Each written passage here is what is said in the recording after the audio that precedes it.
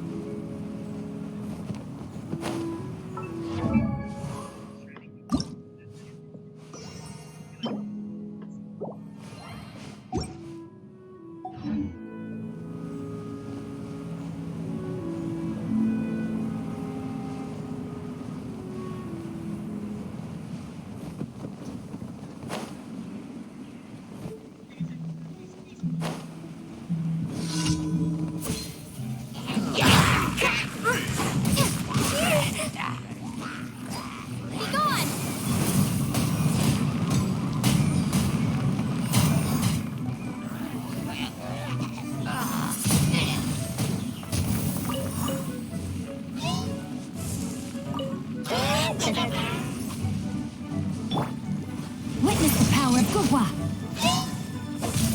Know my sword.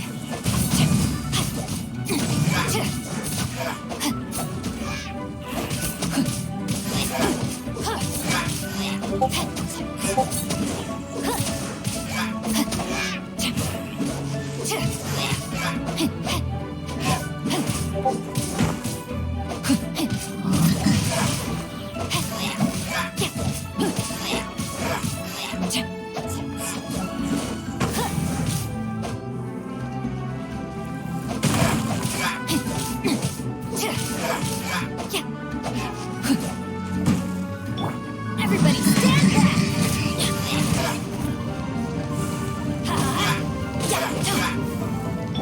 I let my guard down.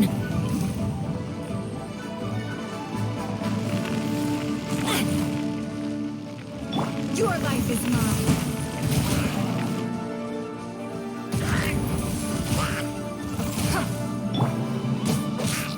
Let's light it up!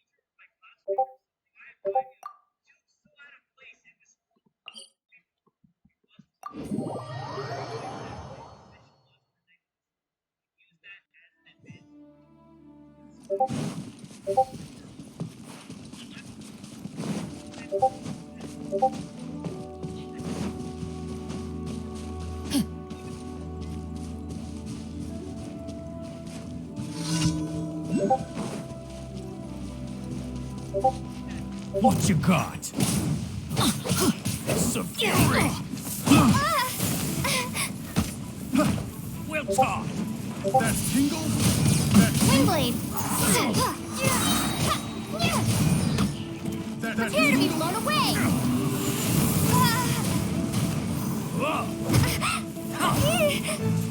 that tingle? Yeah.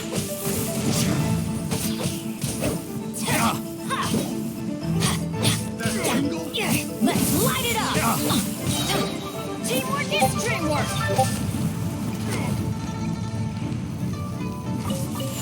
That's gonna hurt in the morning!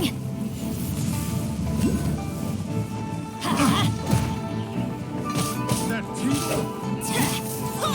Why do they never miss? Let's light it up!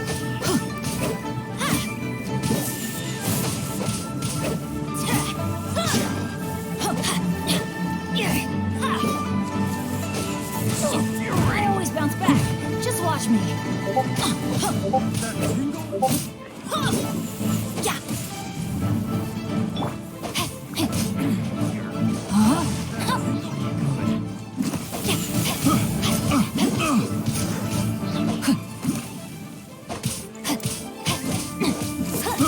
I got you.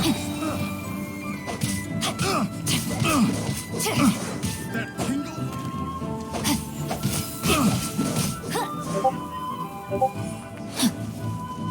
Body and mind. A hunter becomes Let me read you a taste. verse. I got Know you. my sword.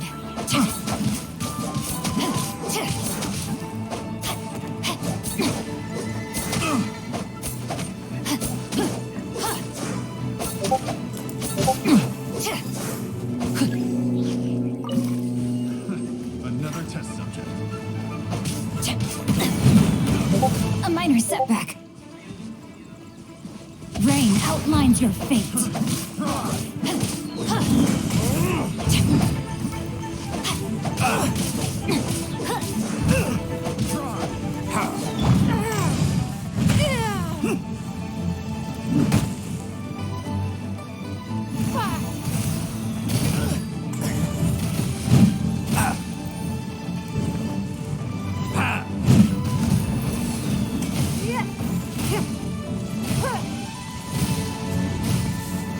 This all for size. Be gone!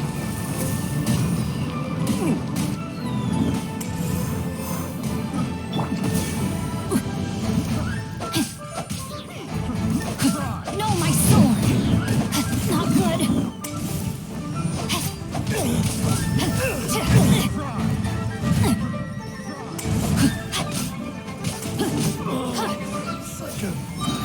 Try. Witness the power, not good!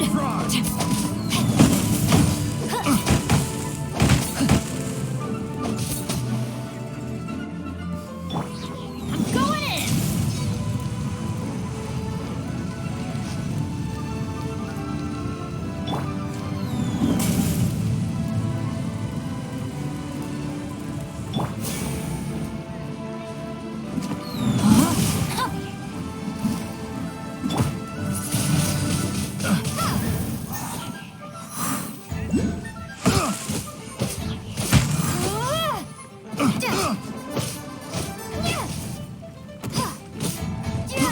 I got you.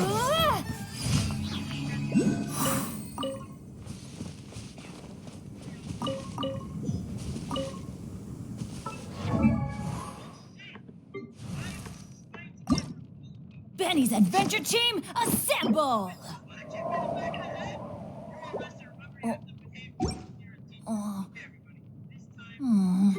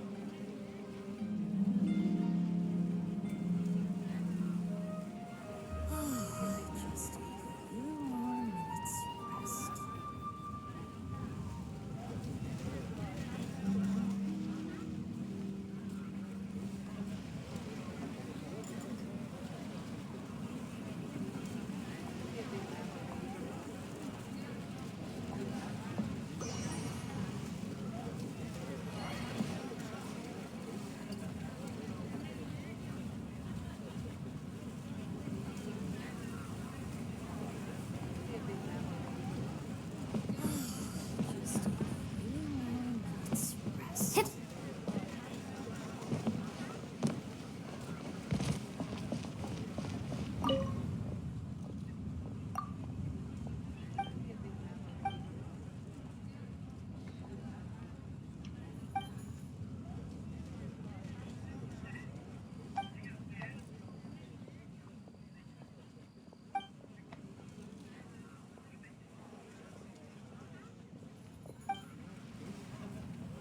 Feel free to take a look around.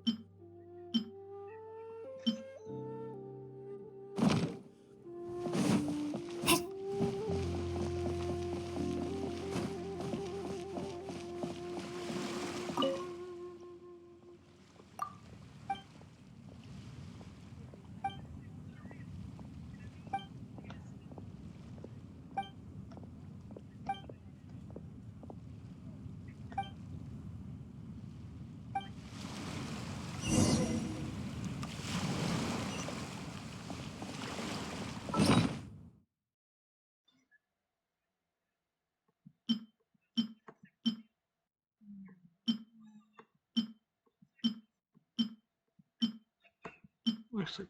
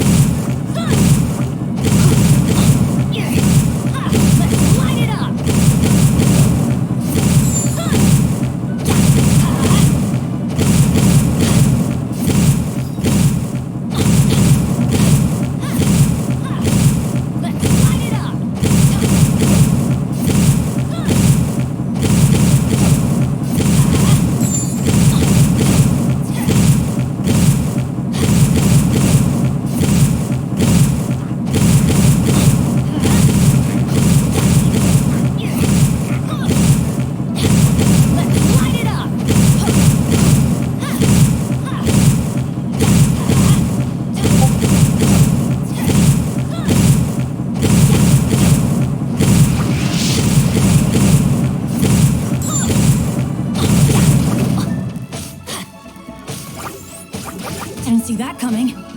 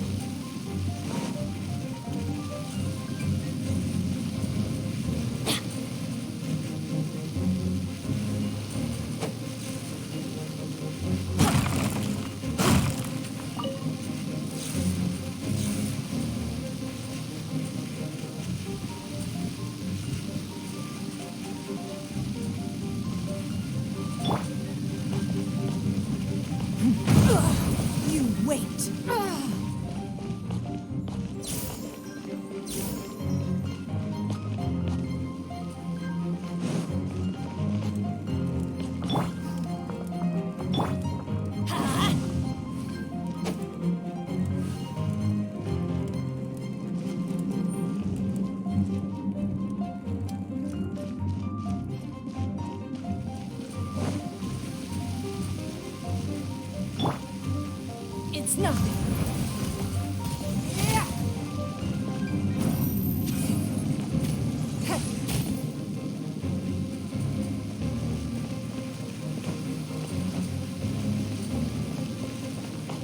Your life is mine.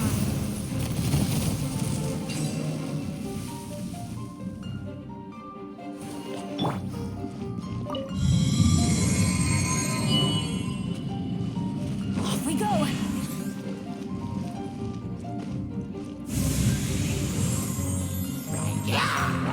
Huh?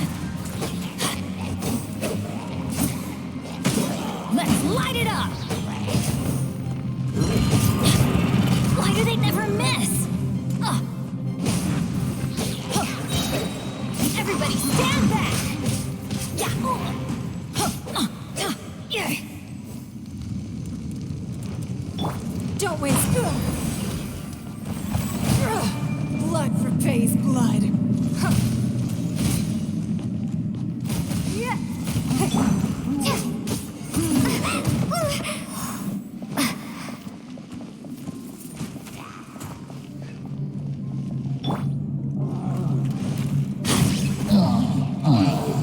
Adventure.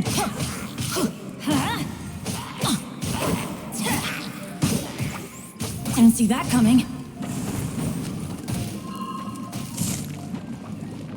Let's light it up. Yeah.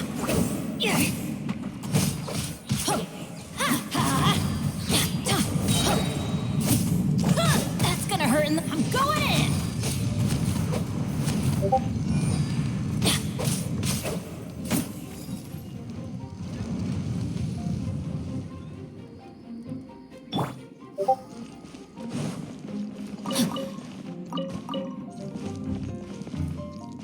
Body and mind. Let's light it up.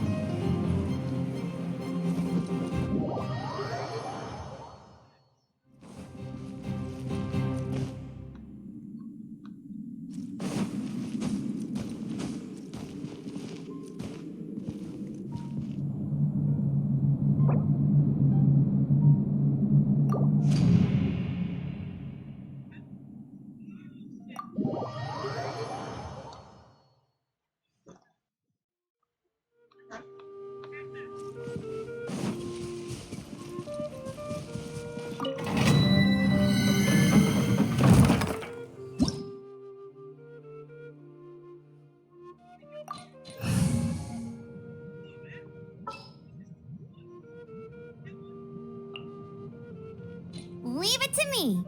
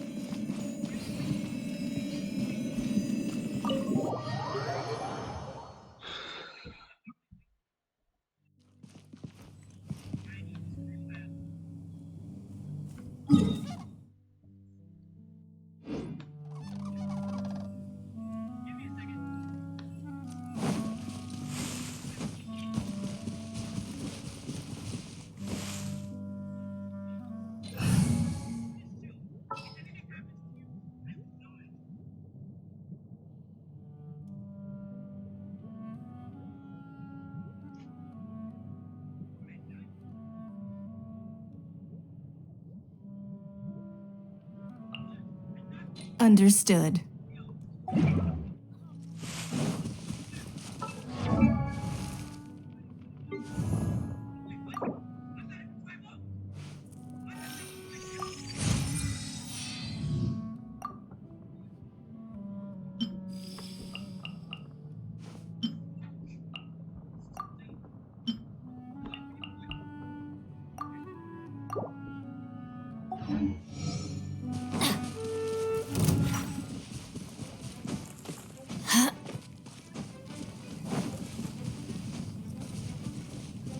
Adventure time!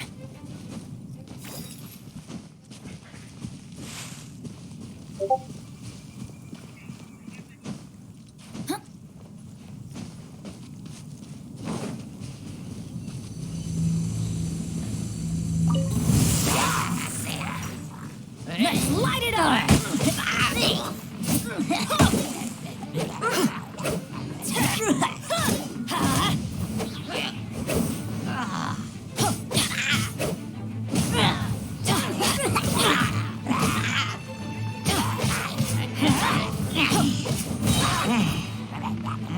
Teamwork is dreamwork!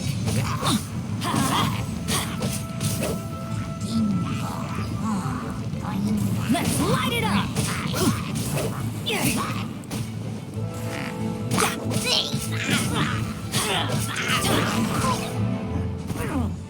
We go!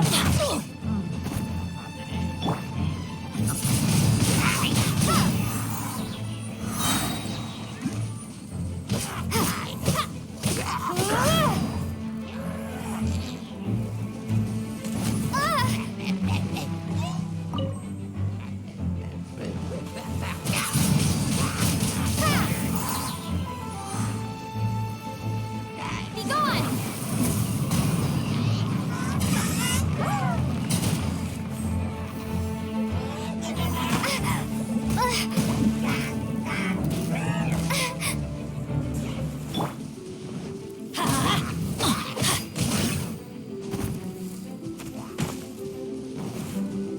Let's light it up! I always bounce back. Just watch me.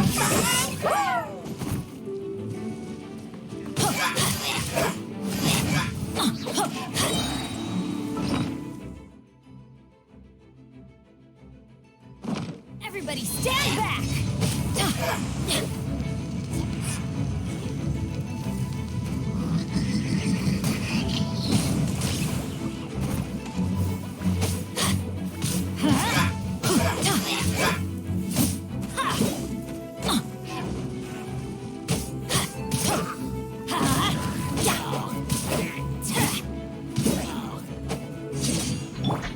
Ring cutter!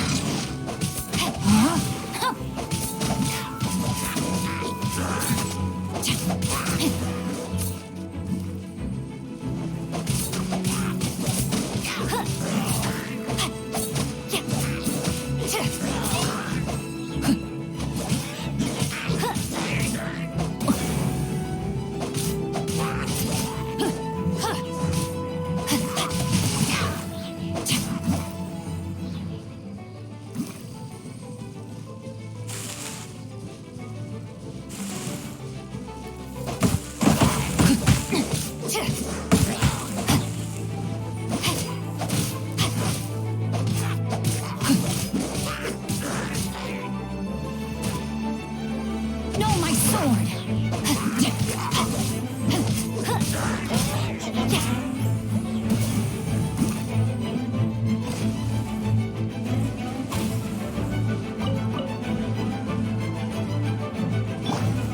Let's light it up!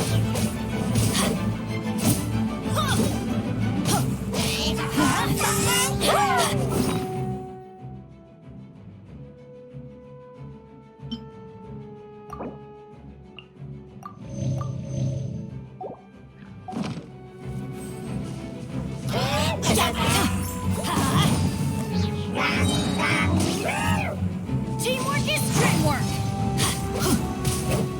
Let's light it up!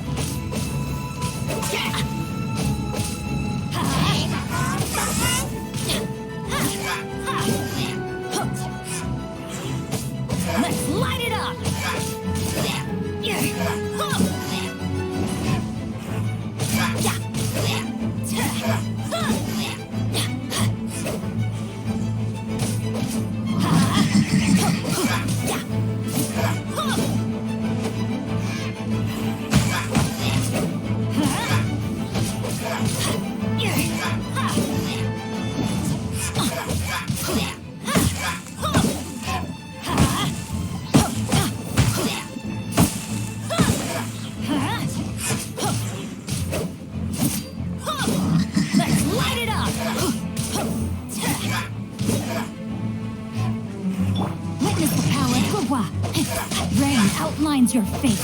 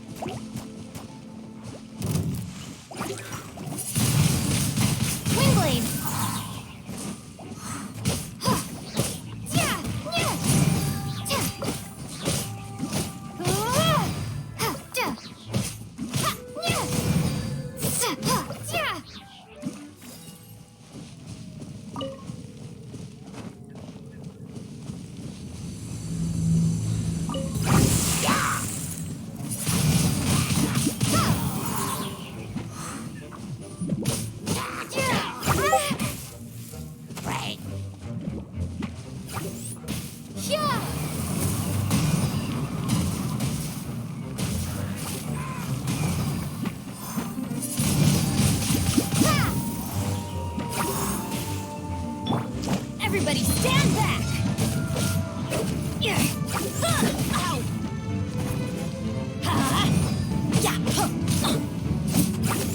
Why do they never miss?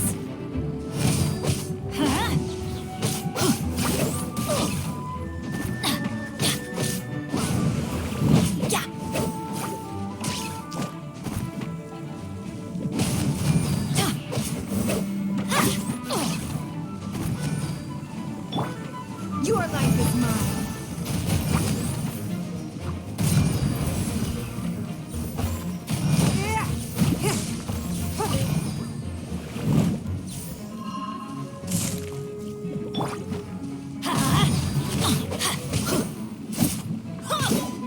Let's light it up!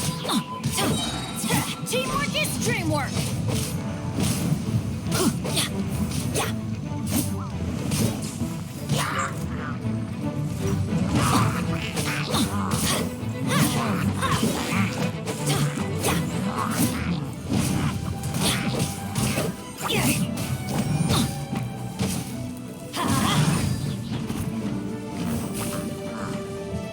Let's light it up!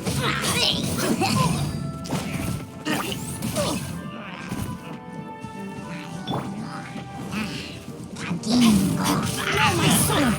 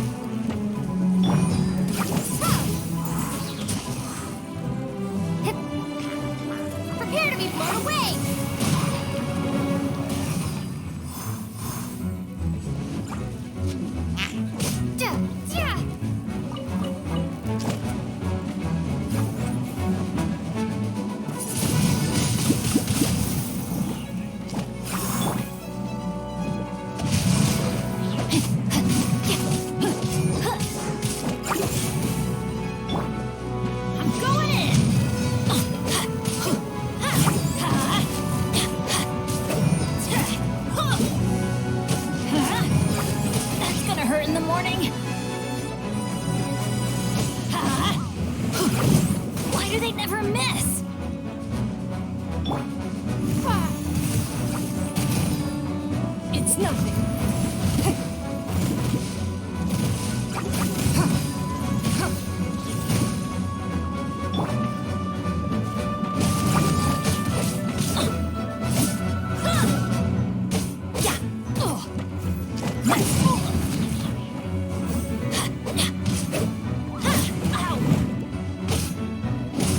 Shoot! I can't afford any more bandages.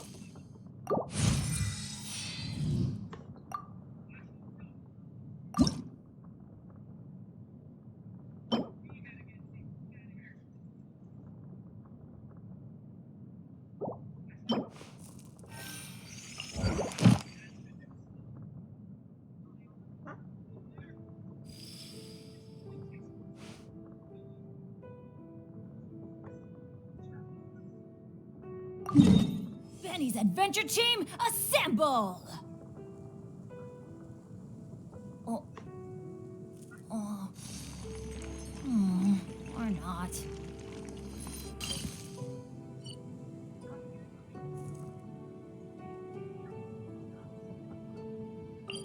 Good things come to those who don't wait around.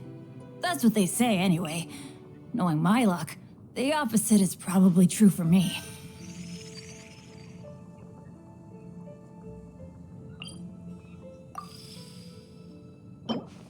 Oh, ow! Where did that come from?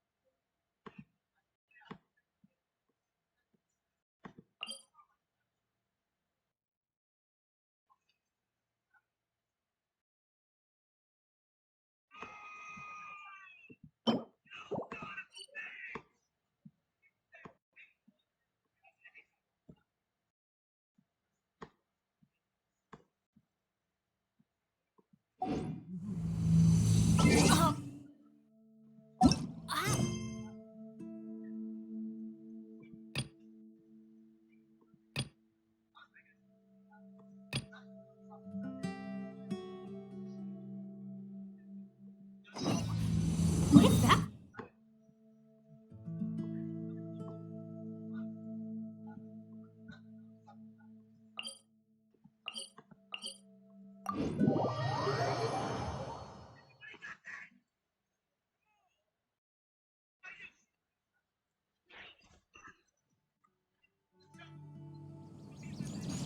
Adventure time!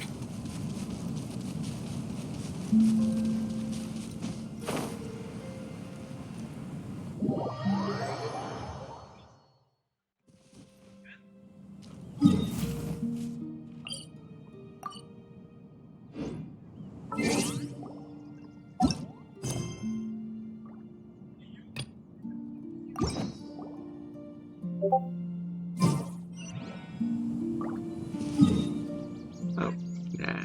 Benny's adventure team, assemble!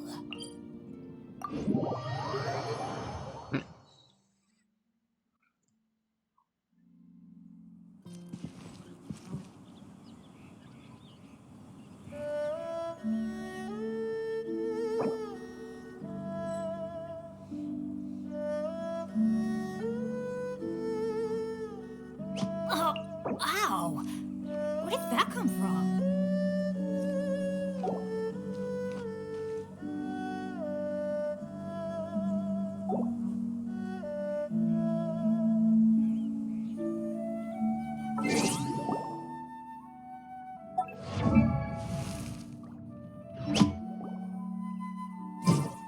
Benny's adventure team, assemble! Oh.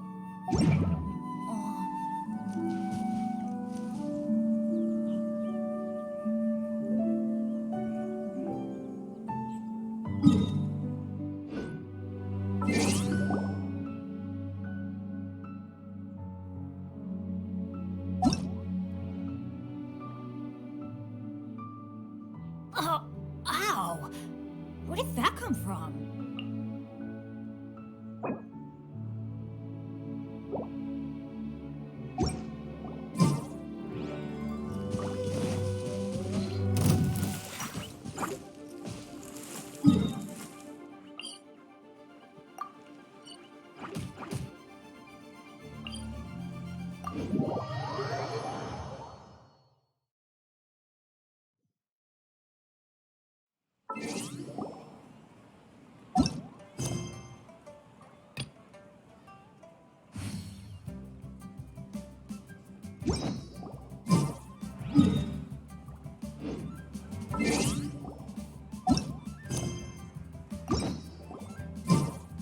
Benny's adventure team, assemble!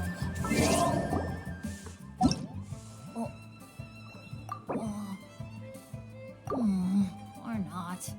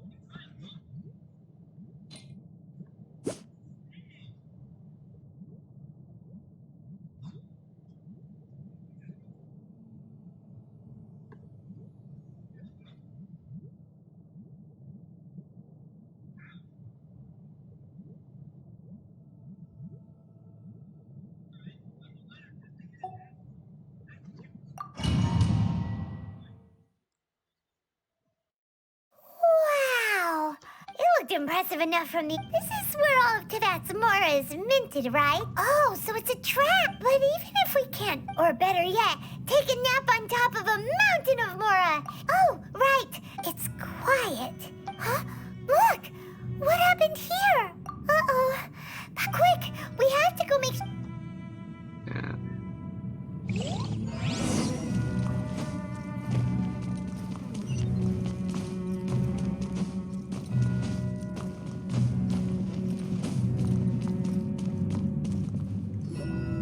You've already fulfilled your task. Huh? Who's there?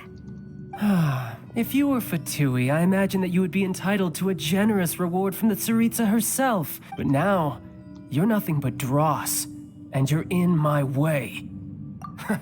Although don't you think that trying to stopping them... So you've been planning to... As one of the... She will get that which she desires. I'm not asking the time for discussion and either way. We now... The battle. Battle? So you... When Signora, instead of confronting you direct, when she faces a worthy... But as for me... We won't let what happened to... Oh, so you... Besides, you could never defeat me. Fighting talk, I love it. This chance is hard to come by, so show me all you've got.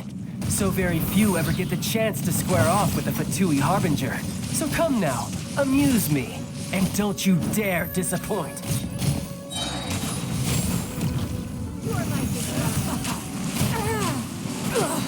You wait. Cowering already?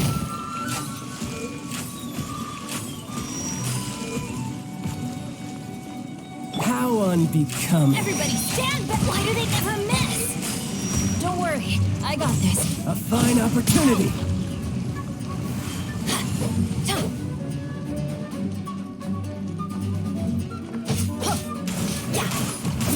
That's gonna hurt in the morning. You're wide open. Why does this just my luck?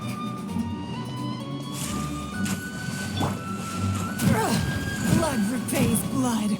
It's nothing. Careful now.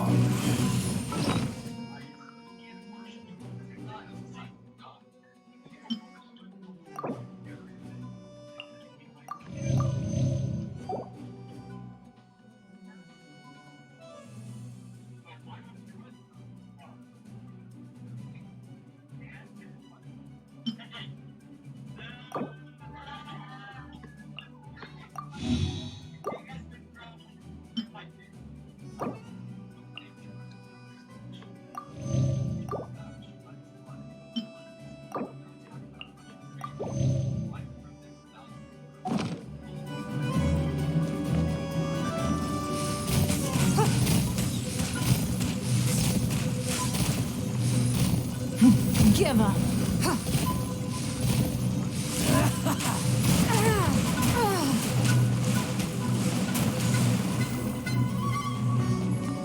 Celestial Voyager.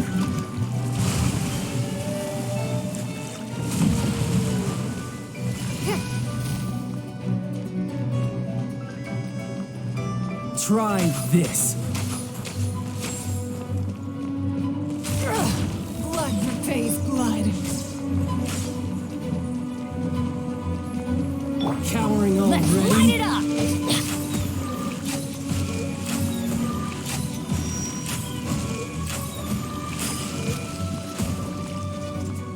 How unbecoming.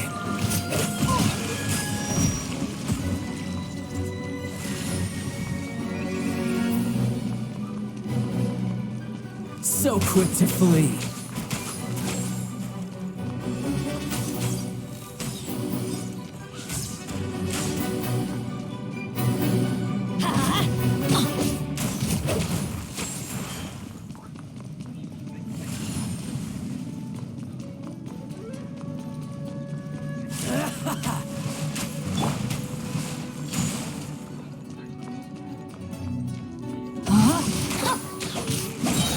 Passable Remedial left. burst.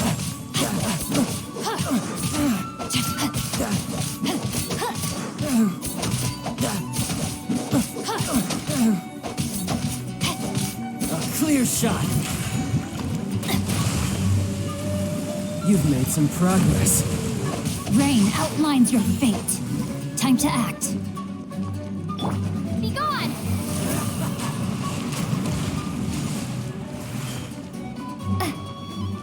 Try this. So quick to flee. Poor timing. Windblade!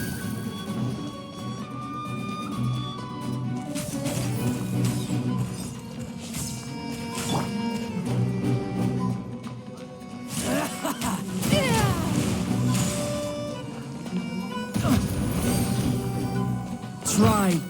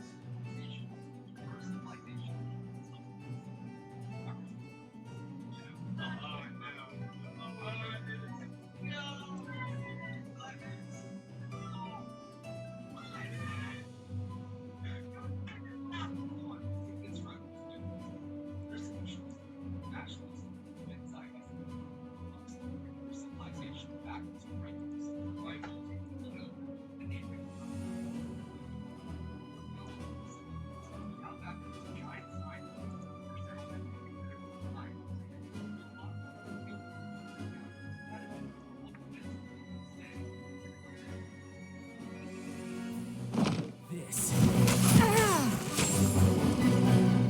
How unbecoming.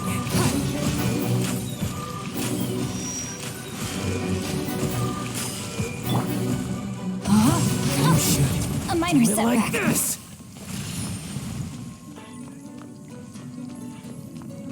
A clear shot.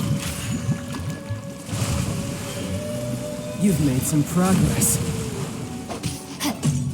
Poor timing. Passable left. Poor timing. Rain outlines your fate.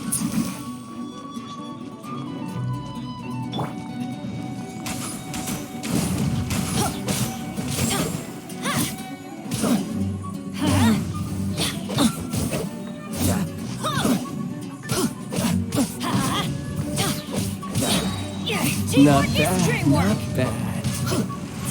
Let's light it up! Off we go!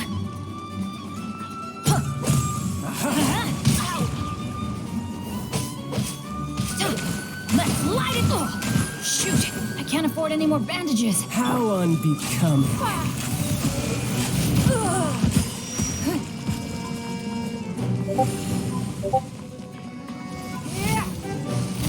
Don't waste my time.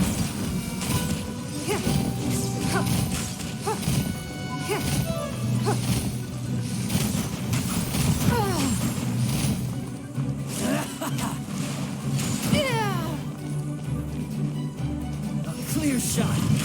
Give up.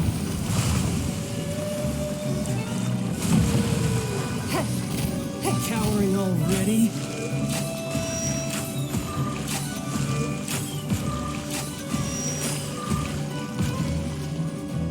How unbecoming. Is this meaning of Genshin?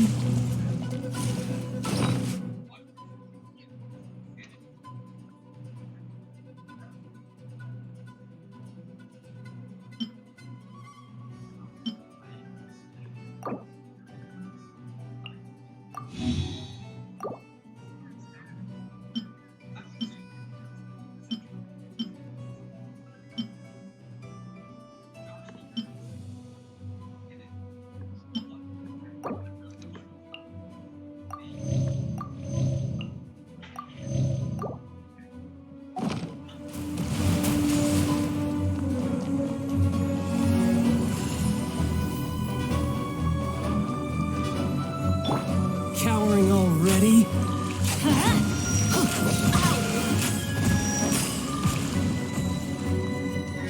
So quick to flee.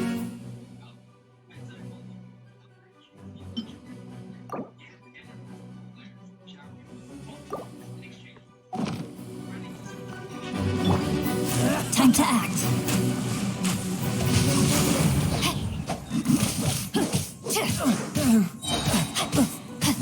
Rain cutter. You've made some progress. Guess I should take you more seriously. Haha, good. No wonder Senora was so wary of you. Well, that just means I can go all out. Brace yourself. This is about to get tough.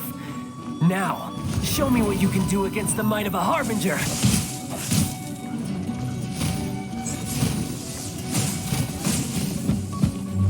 No use hiding back there. Give up.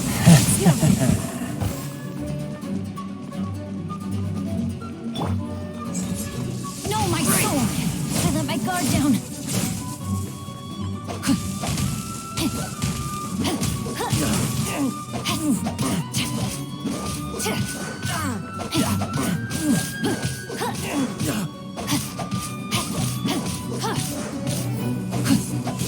This!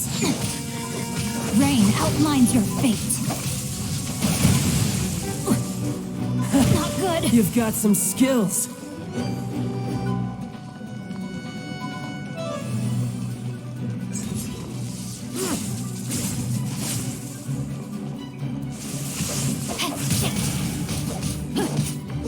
No, my sword.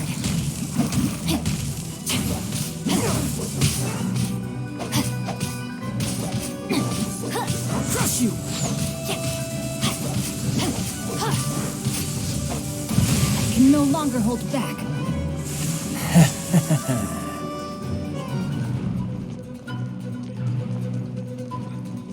Got you. I let my guard down. The brightest flames burn fastest.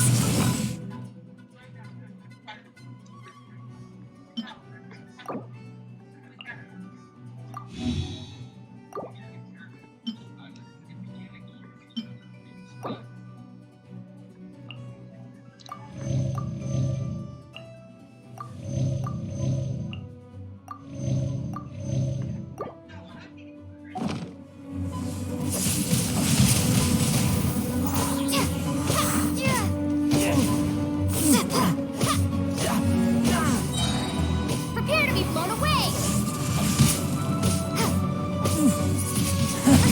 You've got some skills.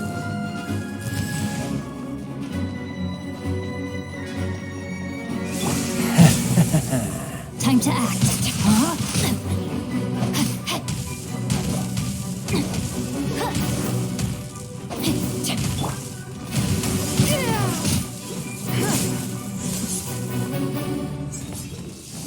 It's nothing. I'll crush you!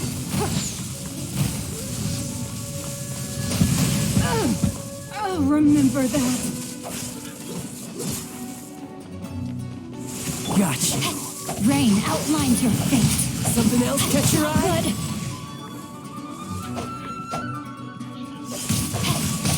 Raging tide! I have taught you everything I know.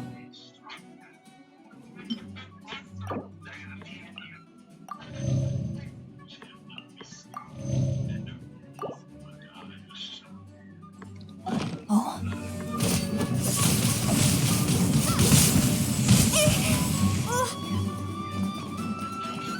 That's gonna hurt in the morning. Something else catch your eye?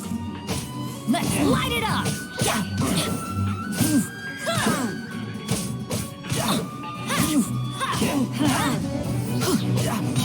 I'm going in. You've got some skills.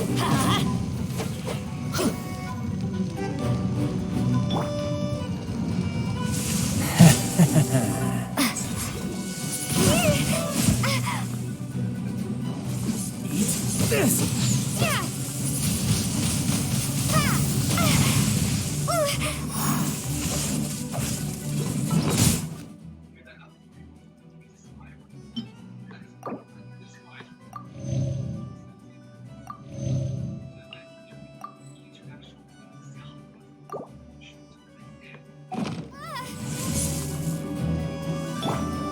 Submit.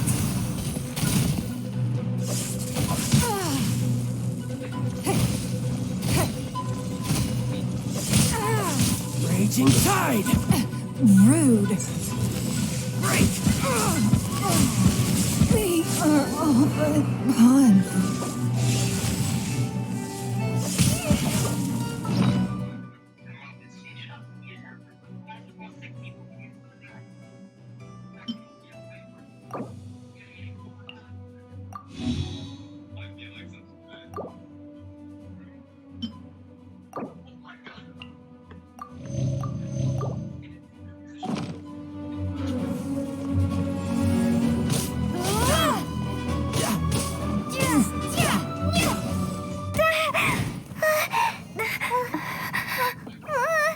Not bad. Your swordsmanship is quite impressive. But that's about as far as you'll get.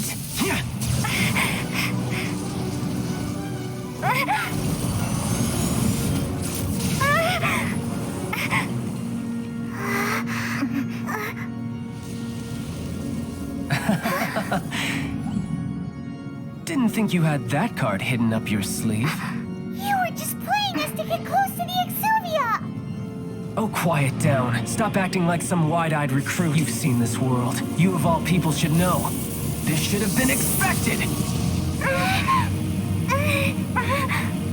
Well then, I'll be taking Morax's Gnosis now. I see. Well, this is most unexpected. You beat me to it, didn't you?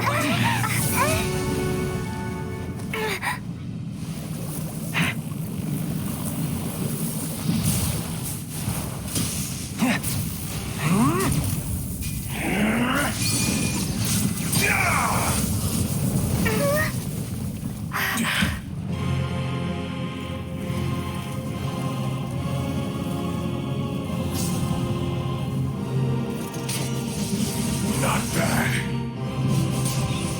But this is going to cost you! Yeah!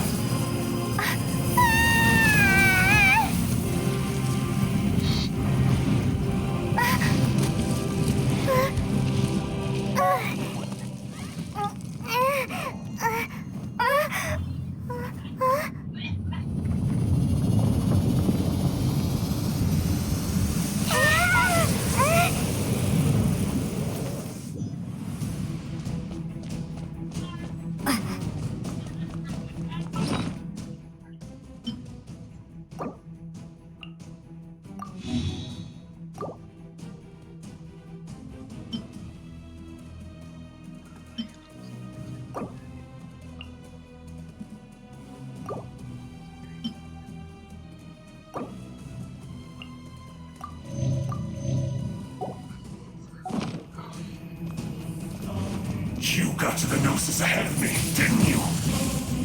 Did you simply move faster? Or did you leak the information regarding the Golden House to me on purpose? No matter. Hand the Gnosis over, now. Don't make me take it from you. We didn't take it!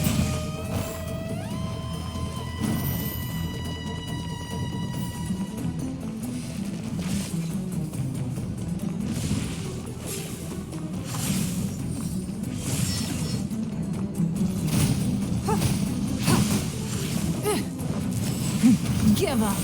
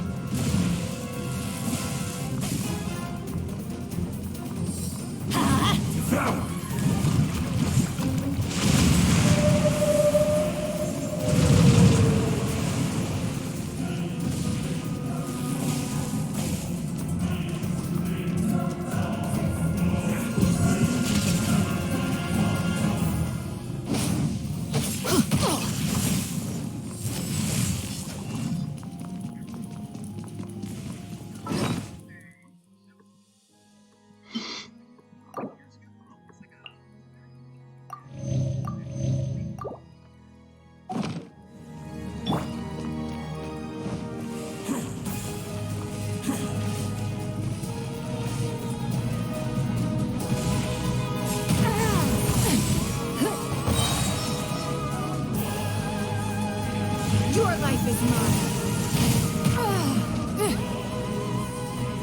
Die here.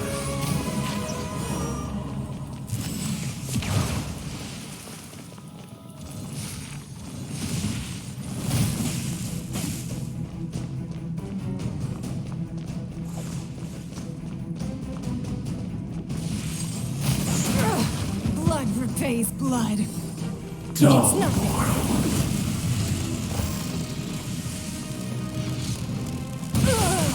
The victor has been decided.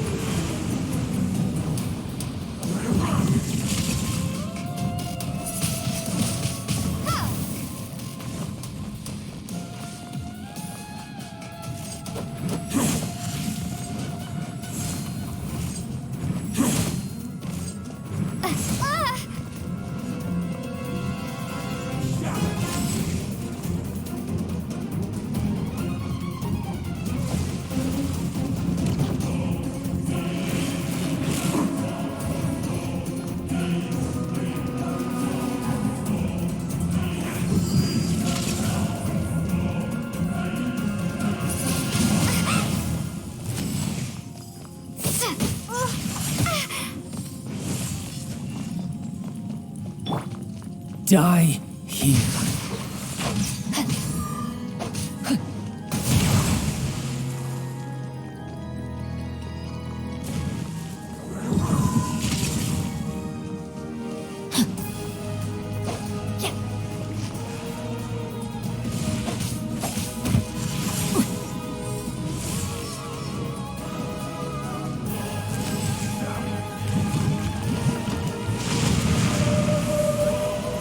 Body and mind.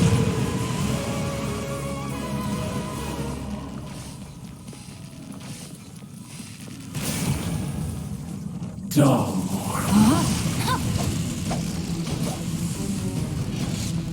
I let my guard down. Time to act.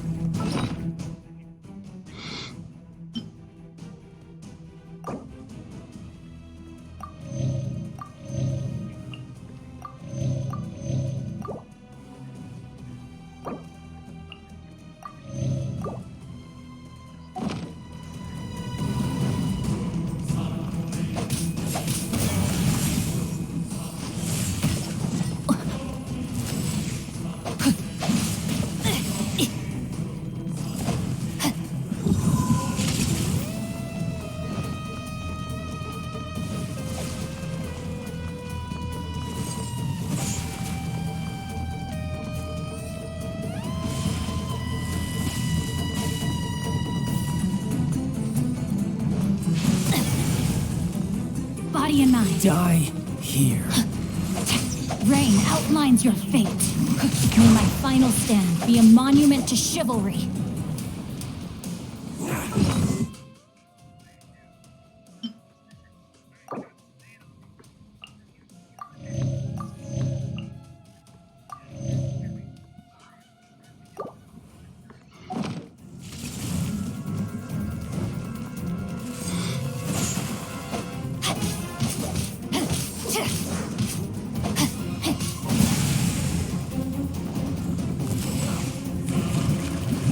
Time to act.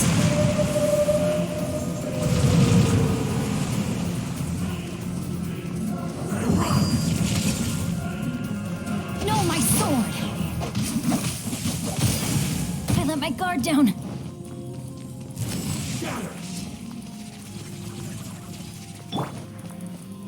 Yeah!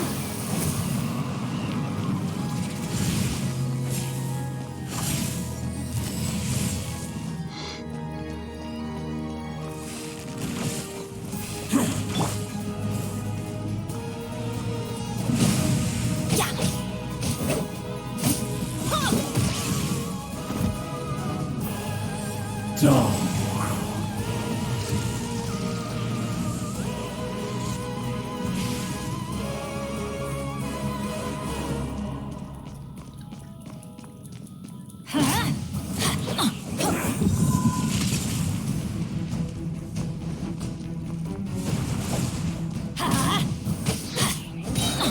Everybody stand back!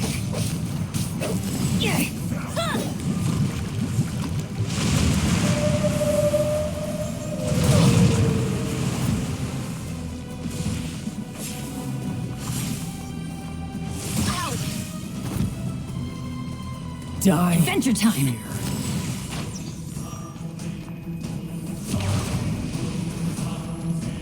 Let's light it up! Yeah. Huh.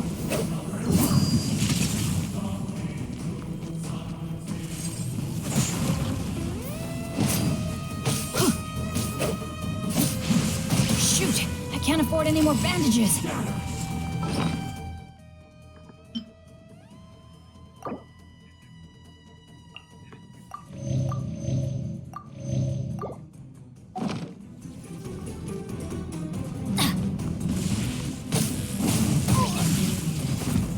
Off we go!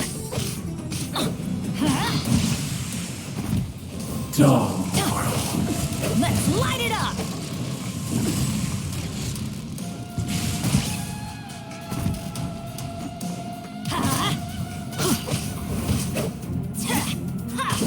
Let's light it up!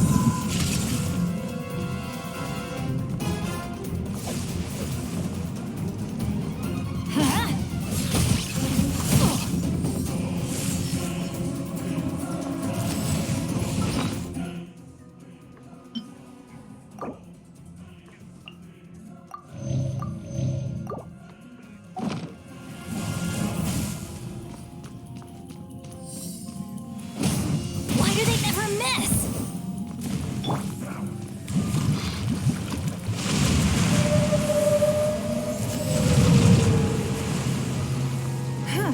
Don't waste my time. Blood repays blood. Rude. Die here.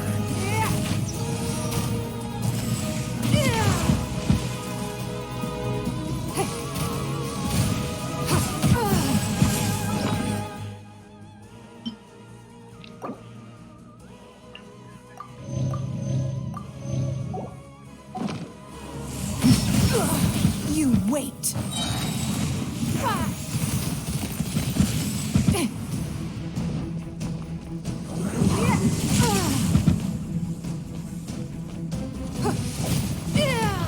We are all but one.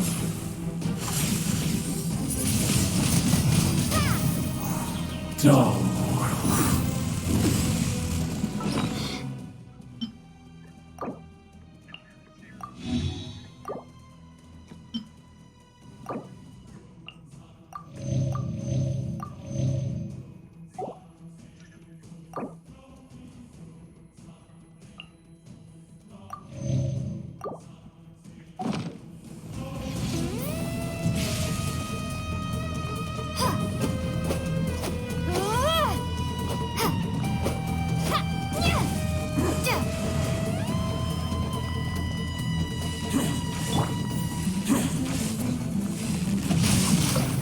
Let me weave you a verse.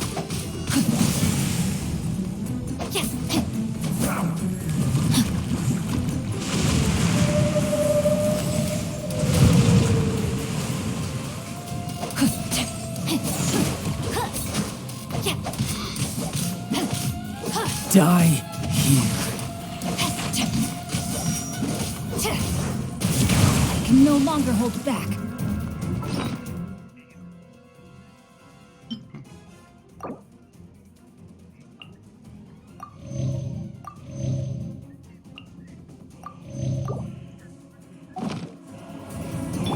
Adventure time! I'm going in! Let's light it up!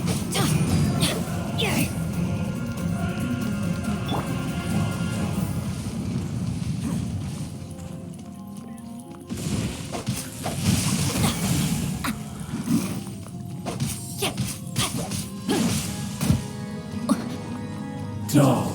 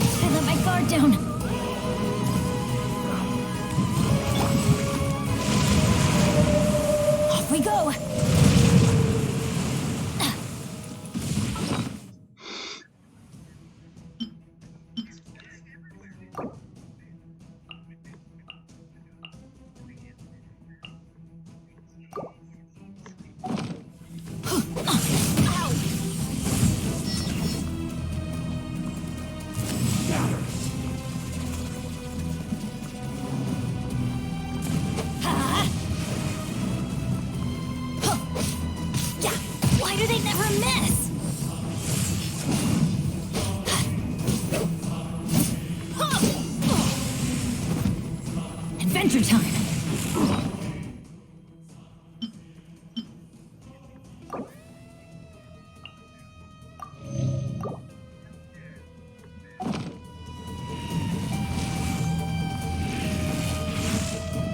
Let's light it up!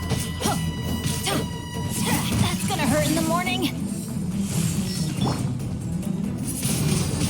Die here.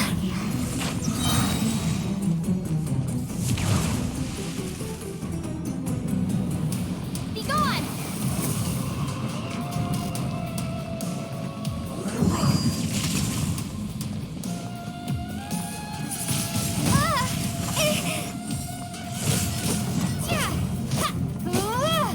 Dark.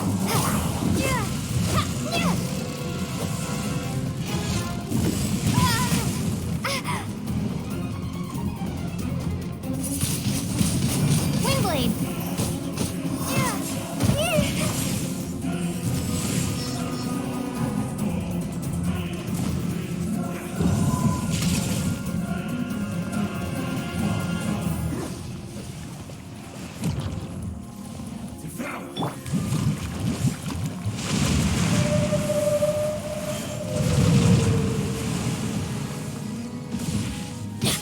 I always bounce back.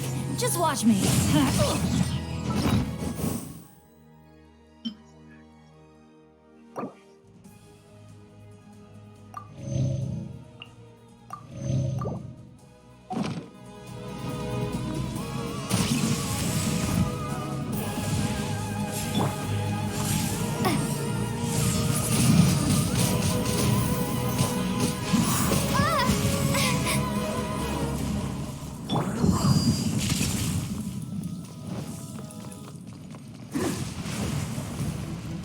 Rain outlines your fate.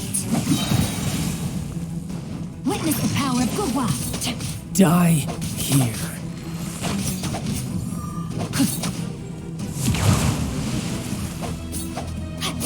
Body and mind.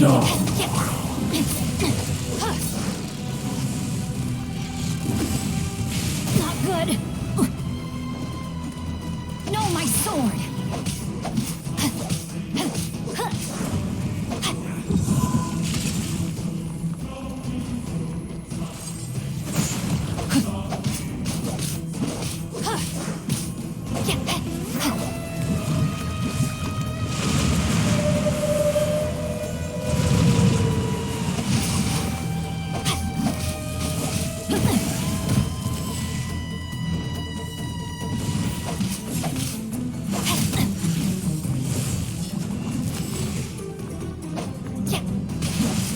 I let my guard down.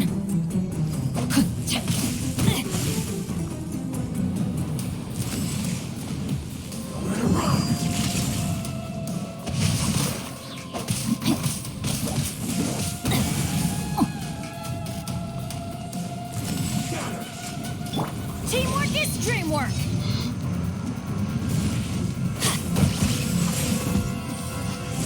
Why do they never miss? Die here. Let's light it up!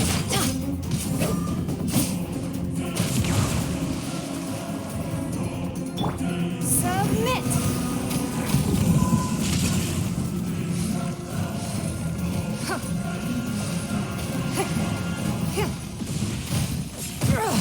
Blood repays blood.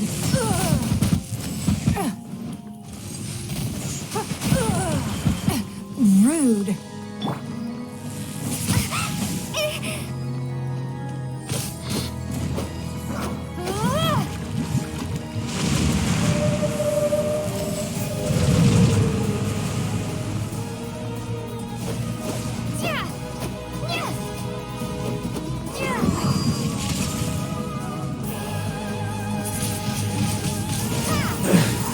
Some you win, and some you lose. Look! Child's back to normal again! Well then, time to cool off. It seems the burden of the foul legacy transformation was too great for my body. I lacked the opportunity to think this through. And now that I consider the matter more carefully, You never had any chance of beating me to the Gnosis. You had no connection to the Gnosis, no matter where it had been taken. That's what we've been trying to tell you. We didn't take it. Your show of ability today far surpasses that of Signora's initial assessment of you in Mondstadt. Tell me, how could that be? You already know the answer, don't you? I can see it in your eyes. But if that is a secret you wish to keep, I guess I'll just have to curb my curiosity. This battle has already left me satisfied. Anyone who strives as I do to grow stronger shall be called a friend, even if our friendship can only be shown in battle against one another. Pretty sure that's not the normal way to make friends. Unfortunately, I must bring this amiable conversation to an end. My quest still beckons. Given that the Gnosis wasn't taken by anyone, then we must look once again to the beginning. Perhaps it was never in the Exuvia to begin with. In fact, it might be that the Exuvia was just a diversion of sorts. What? So you mean that... Yes, it appears so. Interesting to say the least. It seems that the guardian deity of the capital of commerce is also well versed in little maneuvers beyond the boundaries of contracts. As such, we must now look to our backup plan. Backup plan? I had hoped it would never come to this, for the weak will be swept away in the process. The truth is, the world belongs to those who pursue strength. I seldom willingly involve myself with the weak. Unfortunately, we cannot be picky about our methods as Fatui Harbingers.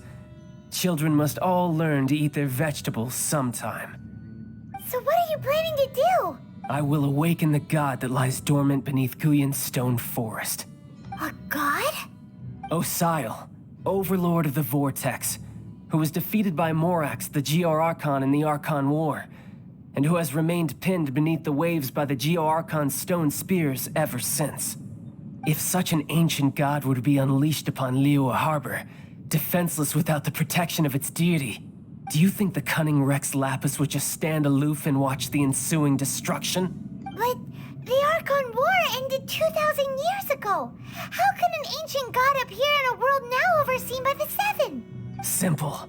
I've already prepared the means to awaken it. Hey, those are sigils of permission. Oh, Paimon remembers now. The Fatui have been researching them. Indeed. The one that was given to you was just a byproduct of our research.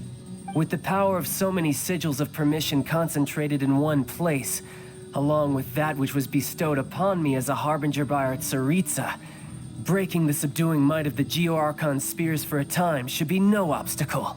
Using the powers of ancient gods in such a situation fails to interest me, and is largely against my principles. But knowing that such an action will not only force the Geo-Archon to show its hand, but you as well, that makes matters a little more intriguing.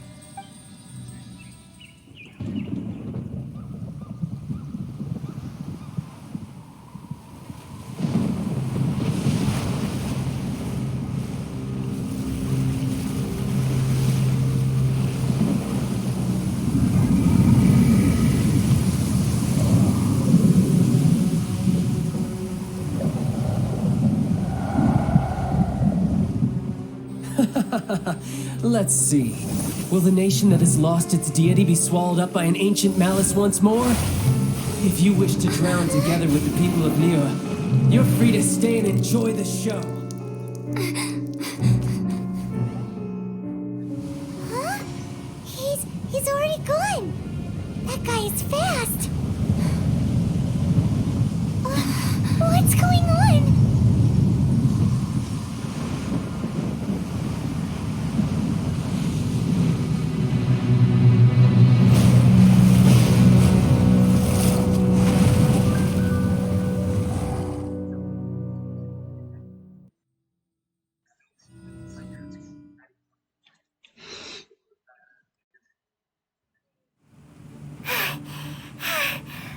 Exhausted.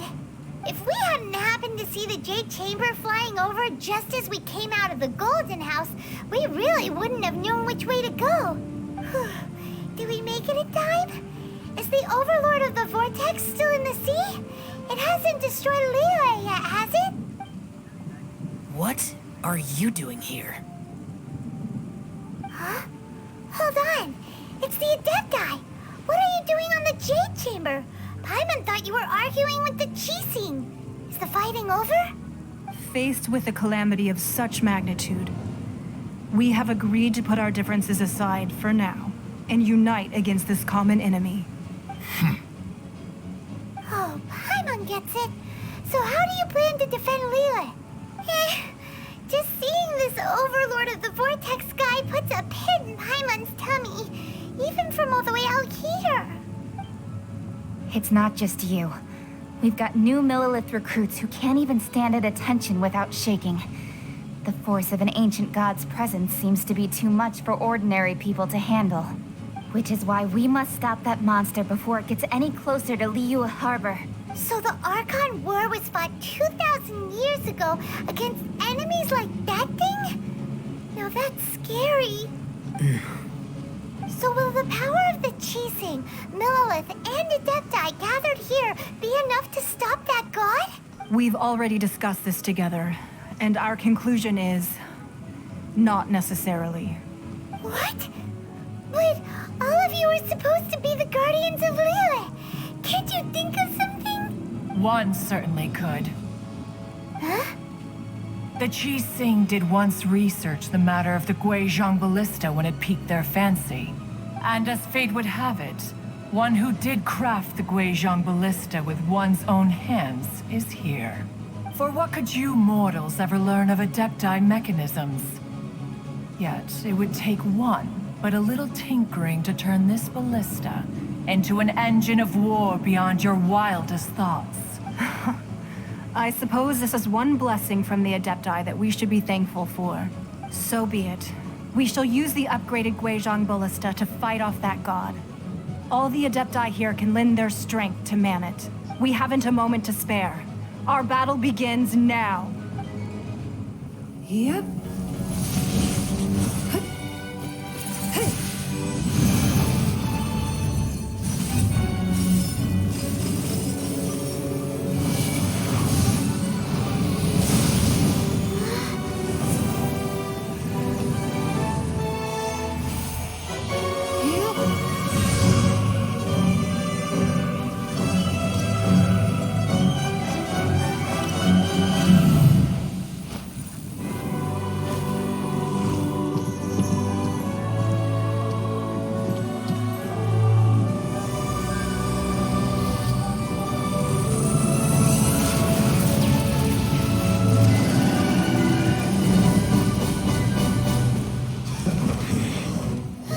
The Fatui! They're attacking the Guizhong ballista!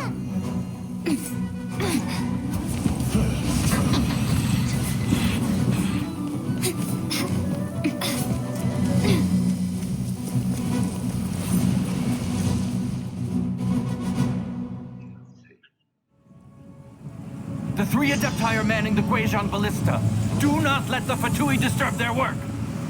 All able Millilith, with me! Let's go help too!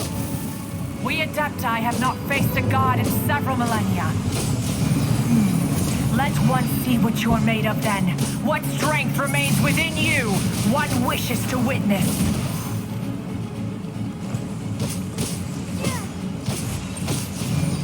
It isn't time for a break yet. Don't be a killjoy! We've only just begun. This should be fun. Take cover!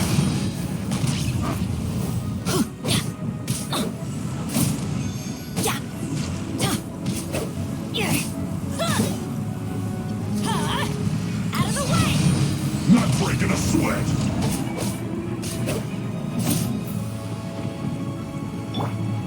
No slacking off.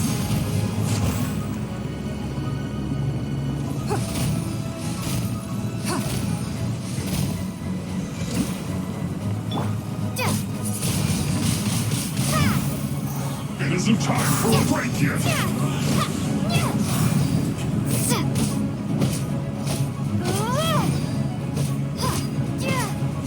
What is that? That is Osial's divine power. I am Careful not to get hit.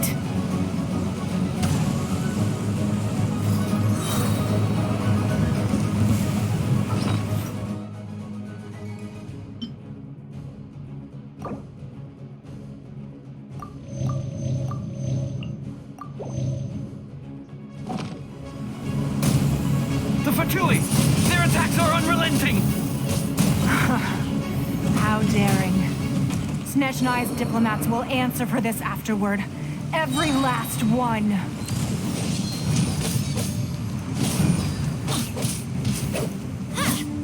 Let's end this quickly. Your life is mine. The ancient god's attacking again! There are so many Fatui too! We can't hold... Were you about to say we can't hold them,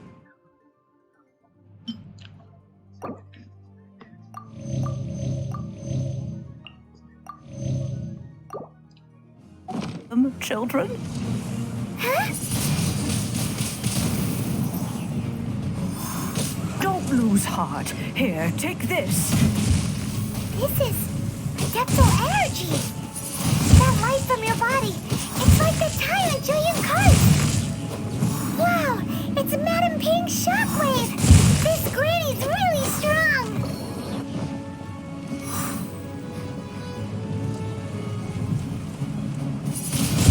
Now you're not going anywhere.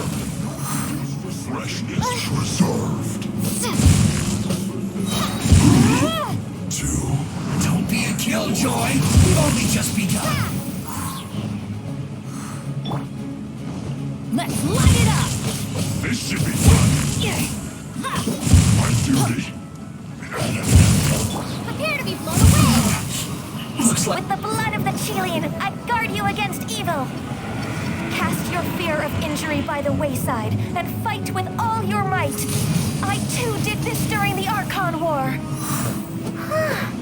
So this is what Ganya's like in a fight! My name means swiftness. Take my power and run as I do. We're going too fast!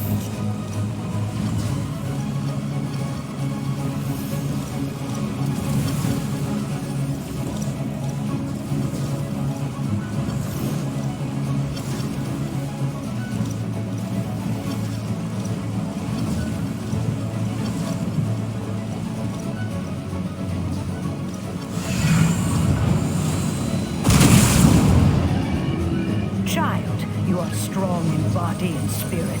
Perhaps you can withstand 3 forms of adeptal energy at once. This will hurt a little. Please bear with us. Once you've adapted, try to use them in battle.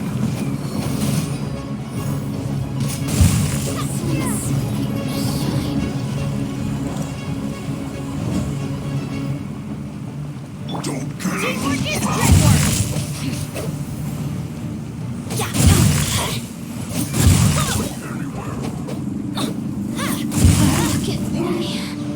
No excuse for slacking. My work finished.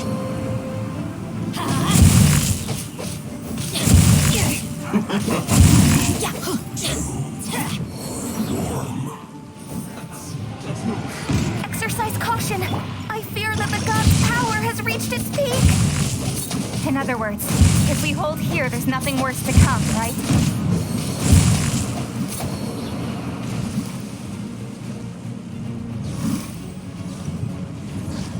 Rain outlines your fate. this isn't good. Witness the power of Gurwa, body and mind. Listens, the shine no longer. Yeah! What's it just said?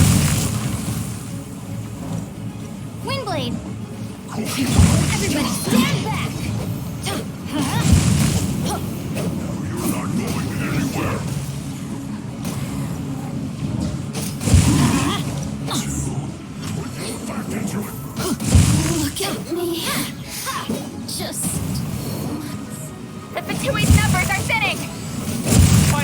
comrades! Once we finish this lot off, the Adepti will be able to deal with the god in peace.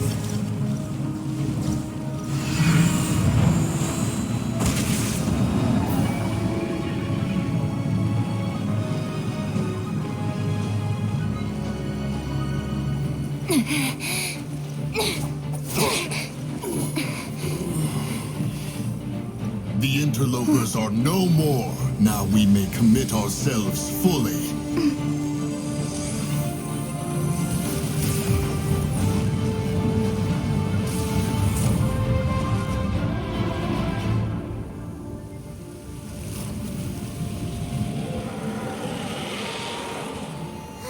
It's working! We just need to keep this up!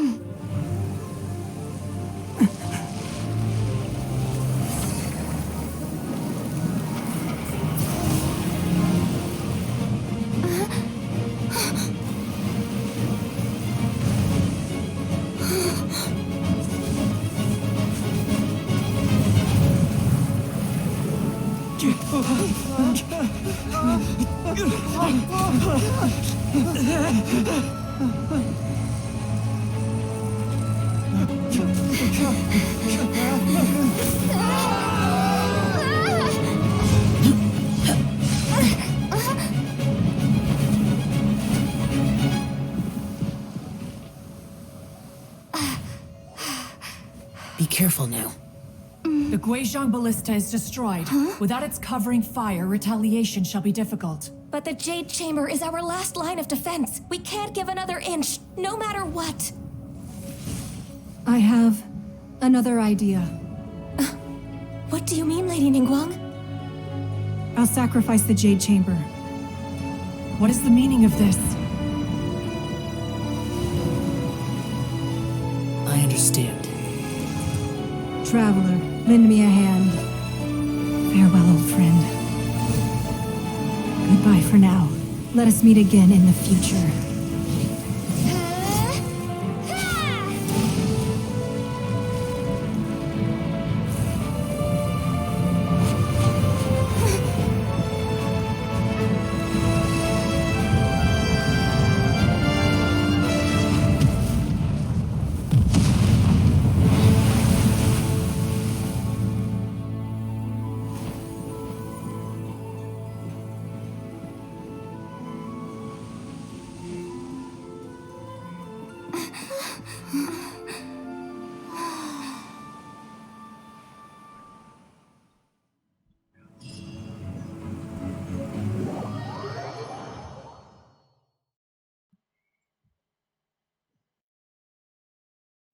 Is it finally over? The ominous aura of that monster has indeed begun to fade.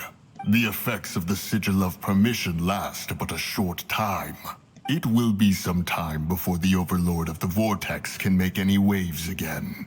We are indebted to you for your assistance. If the Adepti hadn't happened to be here, the future of Liyue Harbor would surely have been in great jeopardy. Save your flattery. We didn't just happen to be here. Surely you won't pretend to have forgotten the reason for which we came. Come now. There's no need for such harsh words, Cloud Retainer. I've heard that when Ningguang began learning to do business, she had already started setting aside part of her then limited income in preparation for building the Jade Chamber.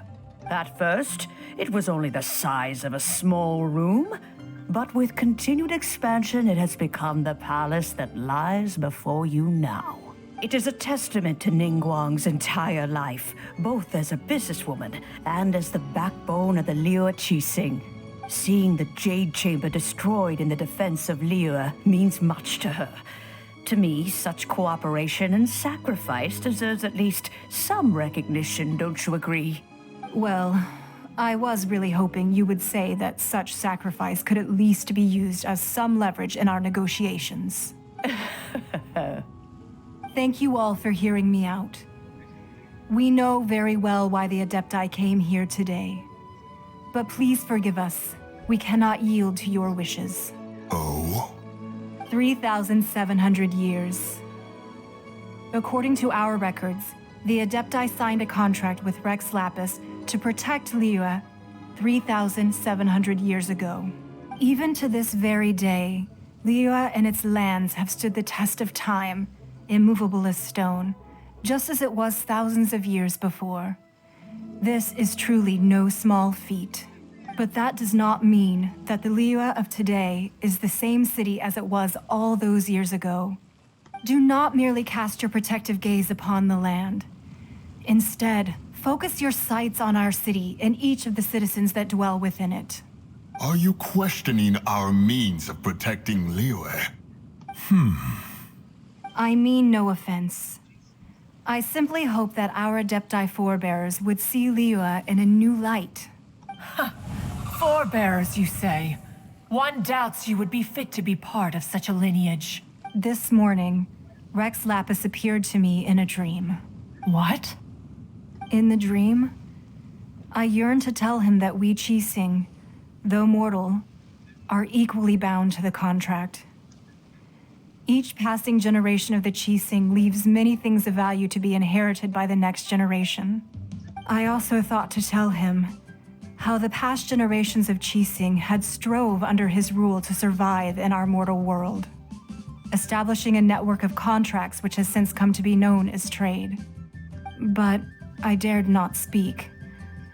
I could only gaze at him in silence until the moment I awoke. Oh, Ningguang. Yet another perspective. What are you trying to say, Outlander?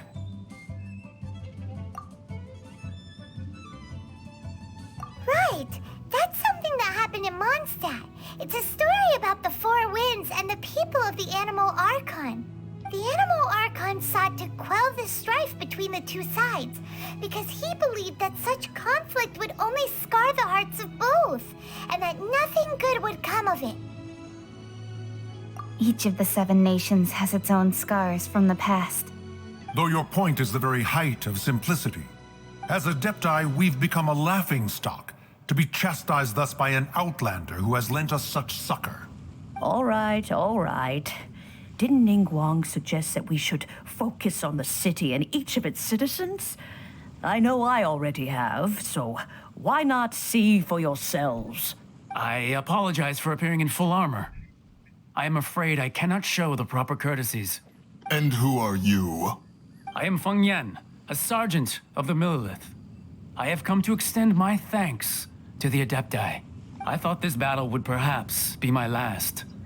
But thanks to the aid of the Adepti, our forces were not as badly battered as I feared we might be. Although I am a mere mortal soldier, I promise to hold the line and never betray the grace given to us by the illuminated Adepti this day. Huh? Why does everyone look so down? Didn't we just beat that big monster? Weren't you frightened, dear? It was quite the predicament. I wasn't afraid. All the strong Millilith guards were there, and those powerful heroes with their visions were there. Everyone was there.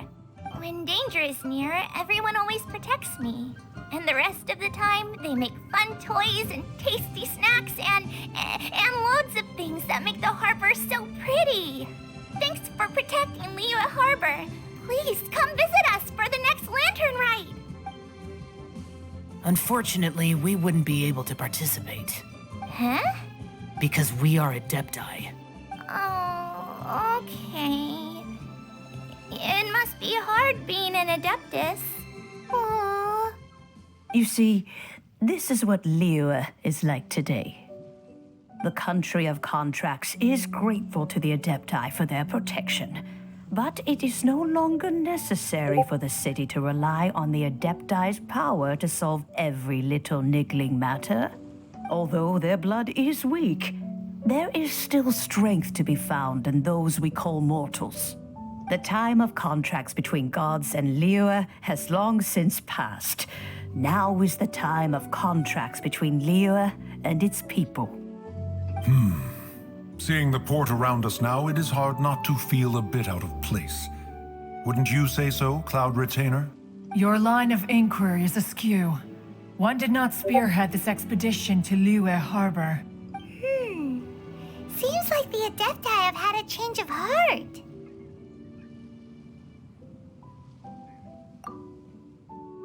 Let us return now.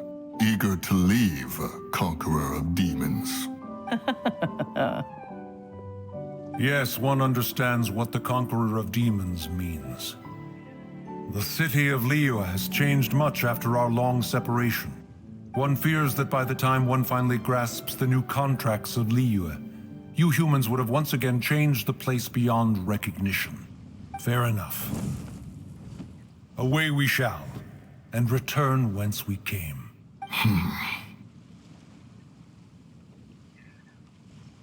Since we Adepti have consensus, then one shall persist no further.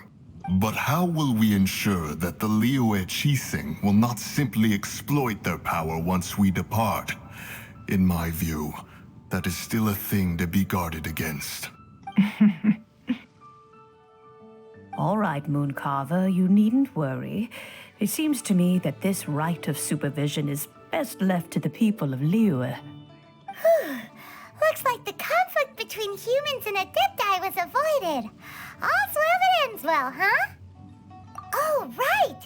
It's nice that we've got peace and all, but we're forgetting one thing. Childe wanted to unleash the god so he could lure Rex Lapis out. But we were able to handle the Overlord of the Vortex on our own. So Rex Lapis never showed up. Oh, and speaking of that, don't we still need to get to the bottom of that Archon's death, too?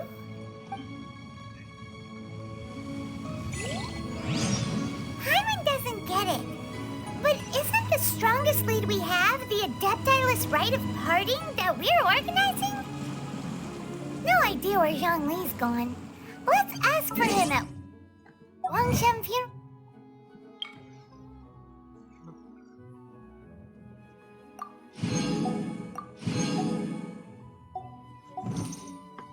Parlor.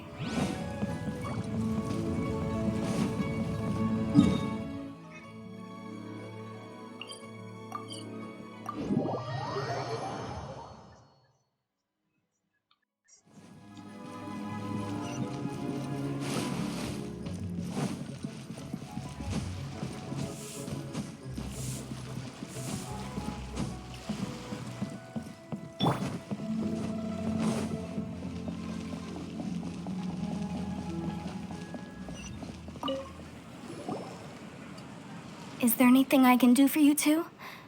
I'm afraid that Wangsheng Funeral Parlor isn't in the best state to receive guests. We've come to see Zhongli. Could you please tell him we're here? Unfortunately, Zhongli isn't here at the moment. It seems he went to Northland Bank. Doesn't the Northland Bank belong to the Fatui?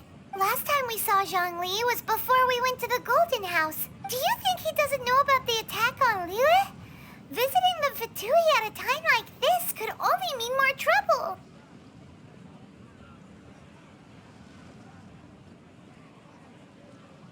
We had better go and make sure that everything is okay.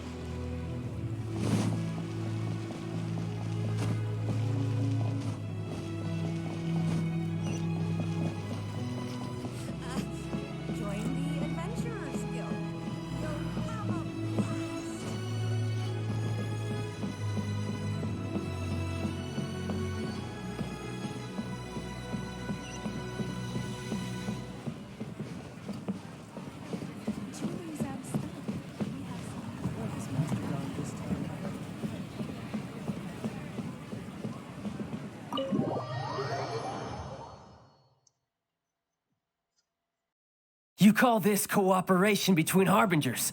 Cooperation involves communication, you know. Don't take it to heart, child. Besides, aren't you happy that you got to skip the formalities and bring chaos to the land? I'm sure you must have enjoyed that. Oh, it seems that some of your friends have arrived. Hey, it's Zhongli and Child. And you! You're also one of the Harbingers? It's you two. I believe we've met once before. In the City of Bards, was it? I'm glad you still remember my name. Ah, right. I imagine that it must have been rather hard to forget watching helplessly as something precious was snatched away from your friend. Well, if it isn't you two. This is our first time seeing each other since Liyue was nearly wiped off the map. This is certainly a bit awkward, wouldn't you say? Paimon knew that we should never have trusted a Fatui Harbinger. Oh, now don't say that. Sure, I may have misled you, but I never had anything against you personally. Besides, I thought we were getting along quite well together, didn't you? Except for that little tussle we had at the end. Nothing personal. We just have different views, that's all. Of course, you may very well hold this against me, but that's up to you. The real deceivers here are Senora and Zhongli. Curse them for leading me on. So actually, I think... Stop wasting time, child. There'll be plenty of time to chat once I'm through here. You remember the agreement, Morax. Now, if you would be so kind. The Gnosis, please. What in the world are you talking about? The contract is fulfilled. That which thou seeketh is now bestowed unto thee. For my promise is solid as stone.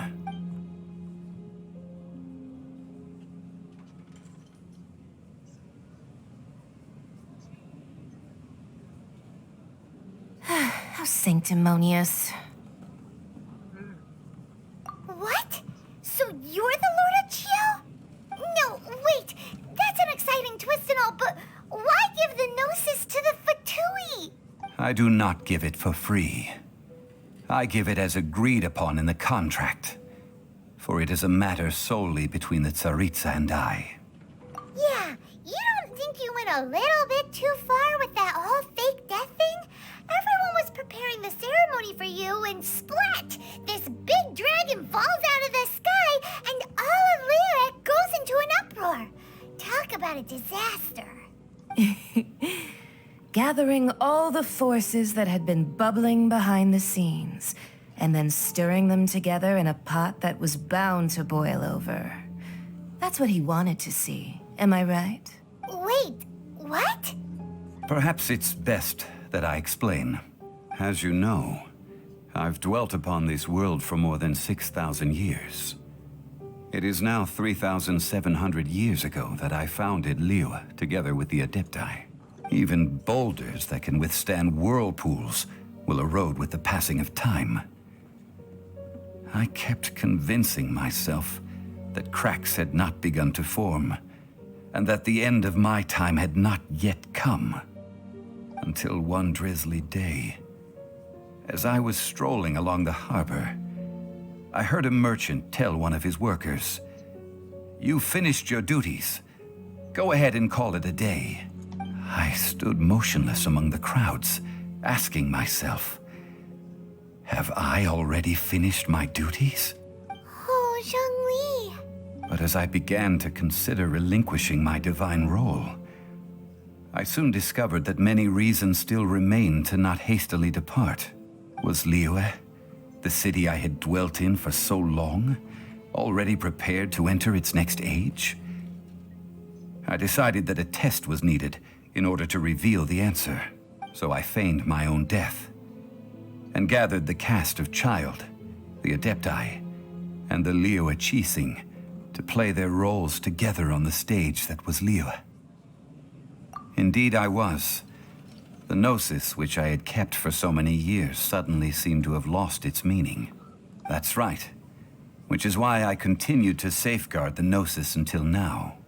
So you mean mean that if the chaos ever reached the point of no return, you would simply appear and use your divine powers to bring Lilith back under control? Of course, and it would have been all too easy for him too.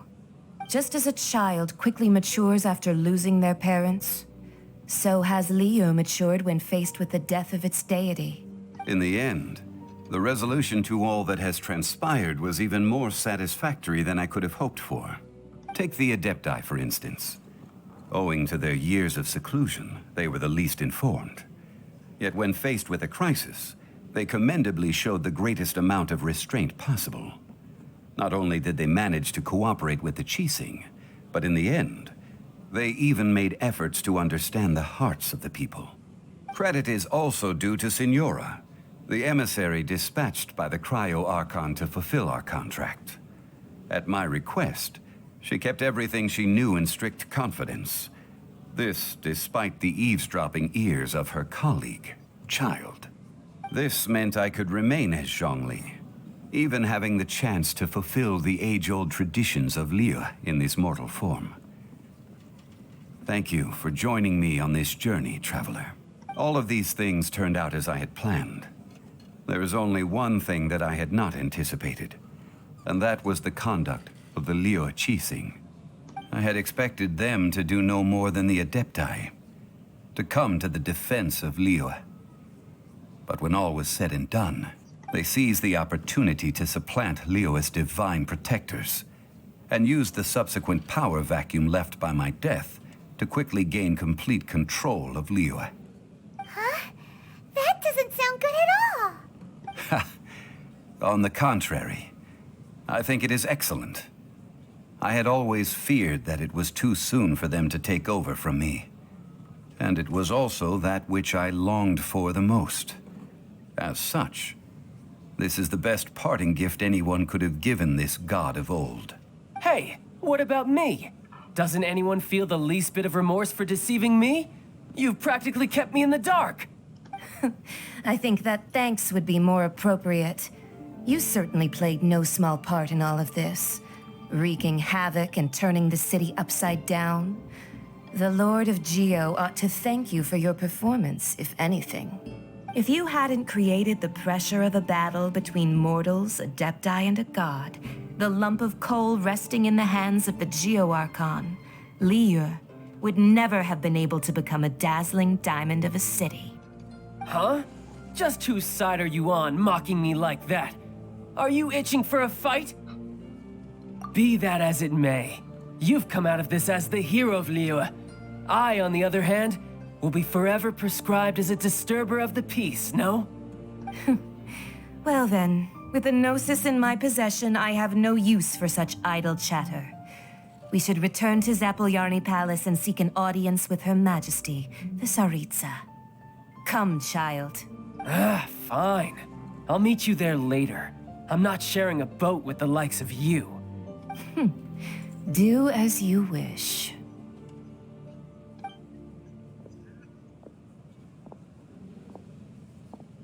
Now then, is there anything else you wish to ask me?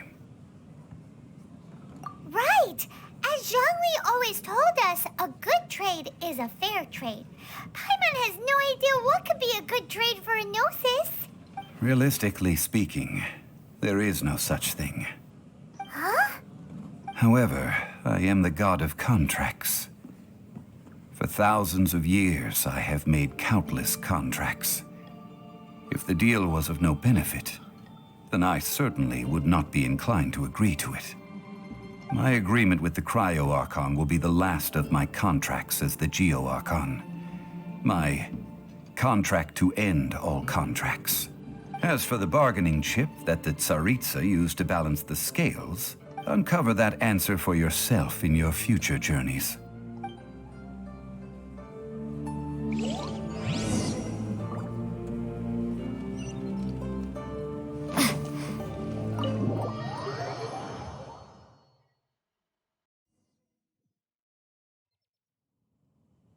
Today's the day of the rite of parting. Although the star of the show is fake, we spent so much time trying to organize it, it would be a real shame not to go there now.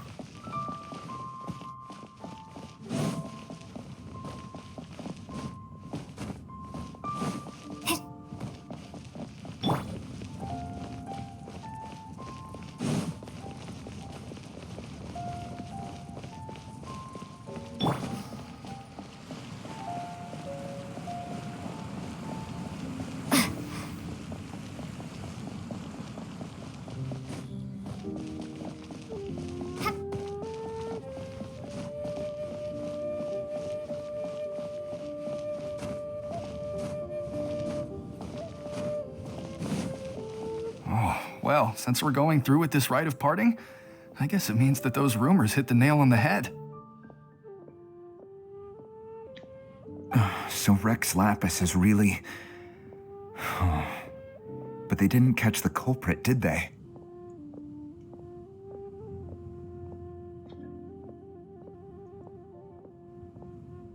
Oh, come on. Do you think that the assassin could have been a normal person? You know what I think. I don't think any of the gossip on the streets you hear from those shady types is worth anything. There's only one real possibility in my mind. I've heard that the assassin was that Fatui fellow. Youngish, pretty high in rank. I think they called him Child. The Fatui? They certainly are very suspicious. Who knows what those greedy, crooked folks... Shh! Lower your voice. If the Fatui catch you in their sights, Rex Lapis won't be around to protect you this time.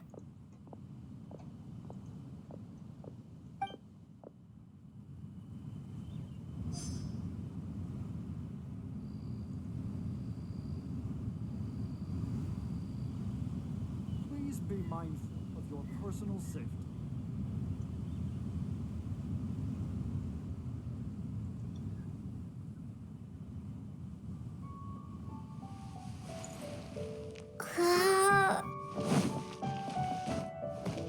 You know that god from the ocean couldn't have just shown up out of nowhere.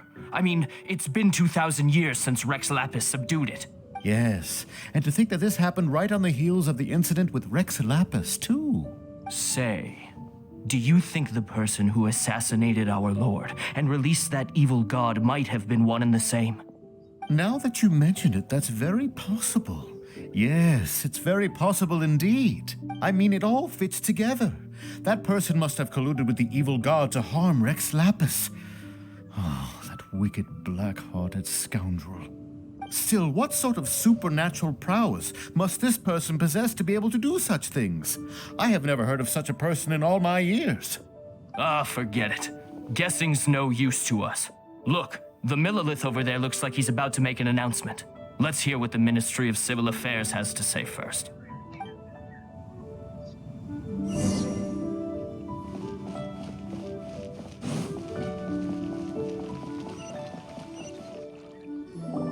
Hear ye all!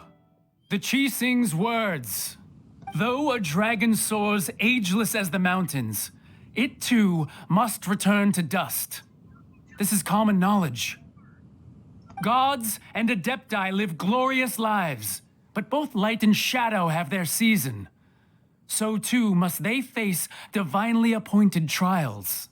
Rumors and hearsay abound on the streets that Rex Lapis was murdered. Now, let the truth be revealed. Having been thwarted in his trial, Rex Lapis's soul has recouped the celestial heights. He beseeches the people of Liyue to grieve not and to let not their hearts be saddened. Nor are they to believe street-born rumors or indulge in baseless speculation.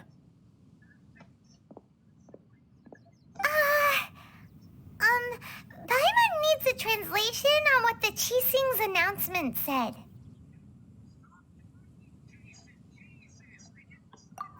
So that's how they're spinning it. Something feels off. Why would they suddenly give up looking for the murderer?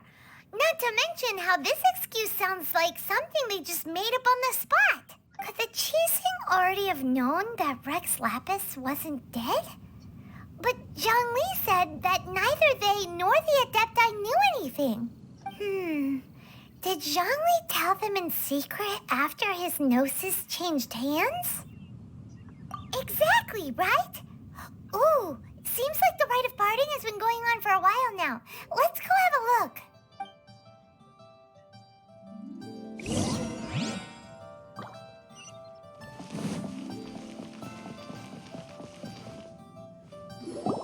Look, it's Ningguang and Keqing. Are they saying something? Are their speeches over? As said previously, Rex Lapis's soul returning to the heavens is the end of the contract. And it is also the end of an era. 3,700 years of contracts burnt and reduced to ash. We, the people of Liyue, were indeed prosperous. But blinded by our prosperity, we forgot that time can be pitiless. The long, unending dream of our Archon walking among us. Now that we have awoken from our dream, we must learn to say farewell. Will you stand with us as we reestablish our contracts? As we build a new age of prosperity? So concludes the words of Her Eminence the Tianquan. Does Her Eminence the Yuheng have anything to add? Huh? Is she looking this way? Traveler. Yikes! She really is looking our way! Is that the traveler who they say defeated the ancient god? So young. The Liyue Qixing always repay their debts. And as you have heard, our eyes see far and our reach is long. Name your price. You deserve that much. Whoa!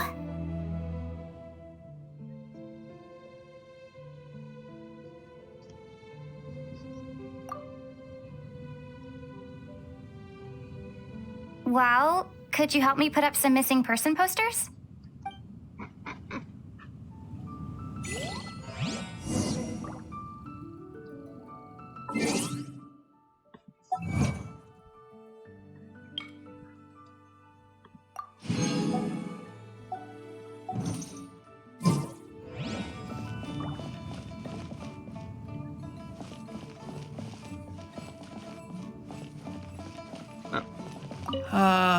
Rex Lapis. Oh, Rex Lapis. Now that I think about it, if everyone's of the same mind as me, perhaps mementos for Rex Lapis might be the best short-term business opportunity.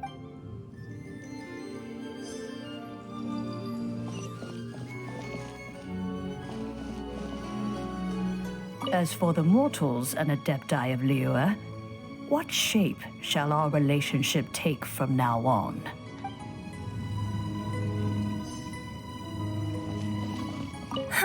And to think I'd put my best perfume on before coming here, thinking you'd like it. But it seems as if those perfumes really were meant to be offered to Rex Lapis. Well, that's fine. Suffer no rivals in love, they say. And that's 3 gone in 1 stroke.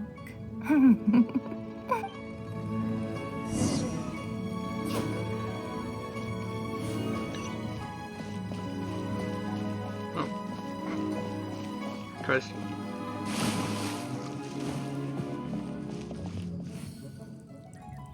Yeah, we gotta be careful.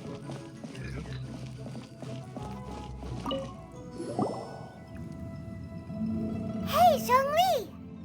Look at this. Everyone in Liyue is caught up in their emotions, thinking that they'll never see Rex Lapis again. And here you are looking all relaxed.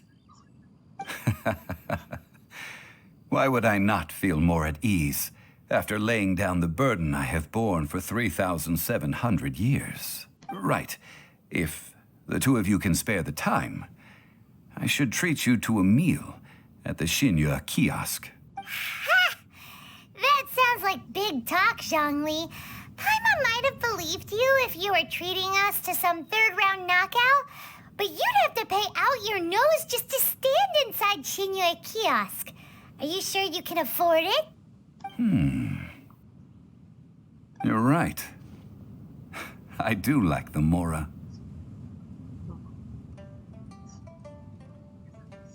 But why would Morax lack Mora? As the Rex Lapis Morax, I can easily create Mora. But since I have chosen to walk this earth as the mortal Zhongli, I should abide by the same rules that mortals do. When I was journeying with you, though I still had the Gnosis in hand, I knew that I must soon retire from my role as an Archon. So I had to rehearse a little for my new life. Oh, no wonder. Paimon gets it now. You didn't look at the price tags when we were spending because you've never had to. But since you weren't used to not being able to just make more Mora as and when you wanted to, you had to try becoming a parasite to society who lives off of other people's credit. Well, we were only spending Fatui money. You don't have to say it like that. In the City of Commerce, we do not merely exchange money or goods. We also exchange knowledge, memories, and foresight, as well as positions, roles, and lives. The Archon Morax could never experience life as the true mortal Zhongli could, no matter how many times he descended to be with his people. I must thank you for that. I will treasure the memories that I made as Zhongli, traveling the streets of Liyue with you. That is true. But there is no journey that does not end. No meetings without partings. Paimon thinks that we should make a move and continue our search for the Seven. I fear that continuing your journey may be difficult. The nation that neighbors Liyue by sea, Inazuma, is presently closed.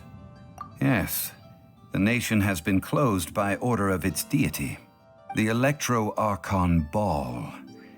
And just as the people of Liyue preferred to call me Rex Lapis, she too goes by another name among locals in Inazuma. Paimon thinks we've heard that one before. Raiden? That is the case. And since Raiden is also the Shogun of Inazuma, people call her the Raiden Shogun. That said, though people at the wharf were saying that the situation in Inazuma is very tense, Paimon doesn't remember that always being the case. It wasn't that bad last year. Zhongli, since you're Rex Lapis, shouldn't you know something about what's happening there? Just how did Inazuma become a closed nation? It's because of visions. Visions? When faced with circumstances beyond their control, humans often bemoan their lack of power. But if a person shows true strength of will at a desperate and fateful moment in their life, the gods will look upon them with favor. This is what visions are. Magical foci bestowed upon those who have been acknowledged by the gods. Uh-huh. That's how people in Teyvat see it. But starting from last year, the Raiden Shogun began promulgating the Vision Hunt Decree. Vision Hunt Decree? Yes. It was an order to seize all visions within Inazuma's borders, and to inlay them upon the hands of the statue of the omnipresent god. They want to seize visions. But why? Aren't visions blessings from the gods? I should think that in the Raiden Shogun's eyes, it is precisely because they are divine blessings that they should be under the sole dominion of divinity. Whoa, that's harsh. The Animo Archon is the god of freedom, and the Geo Archon is the god of contracts. For her part, the Raiden Shogun is the god of eternity. It seems as though she has finally decided to eliminate any unstable elements that could pose a threat to her eternal realm. The fact that even I, the oldest of the seven, have now passed away, will only strengthen her resolve to pursue eternity. Knowing her, she must have again quoted that adage she is most fond of when proclaiming that decree to her people. 7 ideals for 7 gods. And of these, eternity is nearest unto the heavenly principles. All right then. Was there anything else you wish to know? Ah, that was a good one. Failing a divine trial. How they came up with that excuse, I will never know. That said, the reason why the Qixing were so eager to resolve the incident and stop pursuing the culprit was indeed because they received news in secret that Rex Lapis was not dead. I hinted as much to the Adepti as well. How did I accomplish that, you ask? Have you ever heard of this particularly convenient Adepti art known as gifting dreams and visions? All right then. Was there anything else you wish to know? Yeah, about that. Before the Qixing made their announcement, we listened to a lot of people talking on the way. Most of them put the blame for everything on Childe. These are indeed false accusations. But it remains undeniably true that Childe did send people to the Jade Chamber to prevent the Adepti and the Qixing from defeating the ancient god. I've heard that Ningguang is busy milking that for all it's worth on the foreign relations front at the moment, browbeating the envoys of the Fatui. Ha! Those poor Snezhnayan diplomats. If it were not for Childe's exalted position as a harbinger, I'm certain that they would have shifted all the blame to him and called for his dismissal by now. All right then. Was there anything else you wished to know? The time of the Adepti has long passed. If even the Liyue Qixing don't want to face that truth, then what future is there for Liyue? Kuching is absolutely right in saying this. Now, though I did laud Ningguang's desire for power, believing this to be a good thing, and thought as a matter of course that she must have been behind the Qixing's plan to take governing power over Liyue from the hands of the gods and Adepti, could the original person who brought up the idea of seizing power have been... All right then. Was there anything else you wished to know? That's right. Zhongli, now that you don't have your gnosis, what's going to happen to all the Mora in Teyvat? Since Morax is dead, are they all just gonna disappear? Also, isn't the Golden House the only mint in the entire continent? Will it even continue to work? The Mora present now will not vanish. But the Golden House will indeed have to cease operations for a lengthy period of time, since creating Mora requires the use of the Geo-Archon's power. This is terrible! We're all about to run out of Mora! The world is coming to an end! Yes, this is indeed a major issue from a financial standpoint. Well, I suppose we'll just leave such troublesome matters to the Liyue Qixing to debate. Then, did you at least set some private funds aside for yourself? Oh, a private fund. This does seem like a good, logical, common-sense idea. You didn't.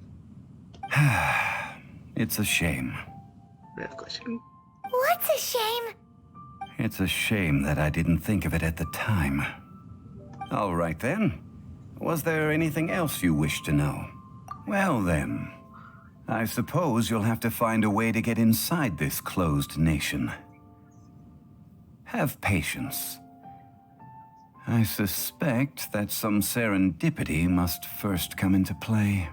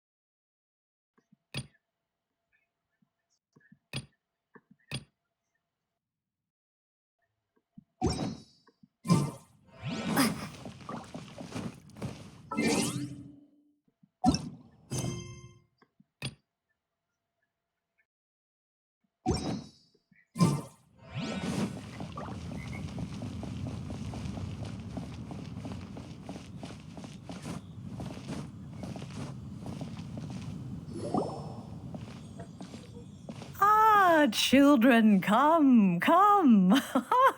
You've arrived at just the right moment. I've been looking for you. Oh, what is it, Granny? Need any help? Oh, no. You've done so much for Liyue Harbor already. I could hardly ask for more. In fact, my old friends and I have been putting our heads together to think of what sort of gift we might give you in return. A gift? For Paimon? Oh, child, You are so very modest. Uncommonly so, even. But you mustn't decline this gift. I simply won't allow it. When you traversed my old teapot in search of the cleansing bell, I heard your little friend mention that you often camp out in the wilds. That simply won't do. Especially since I imagine you still have a very long journey ahead of you. Fortunately, I have not yet grown so old as to see my subspace creation abilities atrophy. Oh, did my friends never mention that to you? Well then, it is a blessing we old folks once received from Rex Lapis, part of our illumination, if you will. I will not go into too much detail, but subspace creation is the ability to create a small, autonomous pocket world. The teapot that you entered previously was a little trinket created using that ability.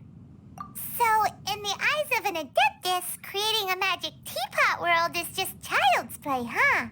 Oh, indeed, the teapot is nothing to boast of. One such as myself must depart from this realm to create a world of one's own. Rex Lapis, on the other hand, moved mountains and seas. That is what one might call an exercise of true power.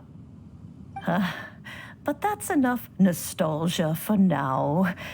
The gift that I have prepared for you just requires a few final materials to add the finishing touch. That's right! Finding stuff's what we're good at, after all. Oh, settle down now, children. There's no need for you to go running hither and thither. I have already found a fleet-footed youngster to prepare what I need. What's more, I doubt that you would know how to find the materials I am searching for. Some of them are very rare indeed these days. Well, for starters, I require some shimmer soil from the banks of Dihua Marsh. Back in the day, it could only be found where the glazed lilies thrived most profusely. You would have to dig downward, following the roots of the glazed lilies, and if you were lucky enough, you just might find a small patch of shimmer soil there. But almost no one has been able to find shimmer soil in this manner since Dihua Marsh came to be the way it is today. Even more difficult to find is smaragdus jadeite, which must be chiseled from the rock of the chasm. Or so it used to be. Ever since the Blackcliff Forge opened for business, they've slowly but surely stripped the mines all but completely bare of it. In any case, smaragdus jadeite is an adepti treasure, and the adeptal power within is not something that most humans can withstand. Extended contact with it is, in fact, harmful to humans. Goodness knows if that child will succeed in finding these items. Well, since you're an Adeptus, Granny, the person you asked for help, they must be an Adeptus too, right? Yes.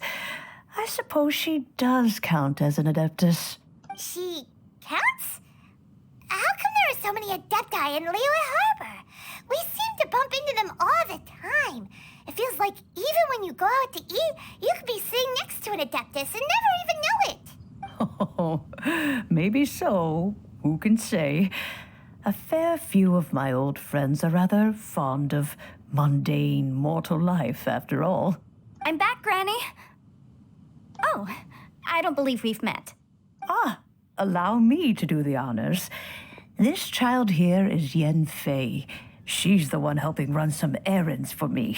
Yen Fei, I believe you've already heard of the traveler and her traveling companion. Of course, who hasn't? Much has been written about you in the Millilith's records. You became one of Liyue's most wanted after the Millilith marked you as a suspect following the incident at the Rite of Dissension.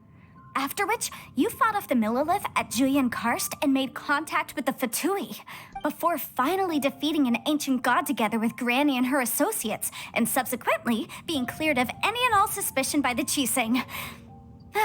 What a shame. A shame that we didn't meet sooner.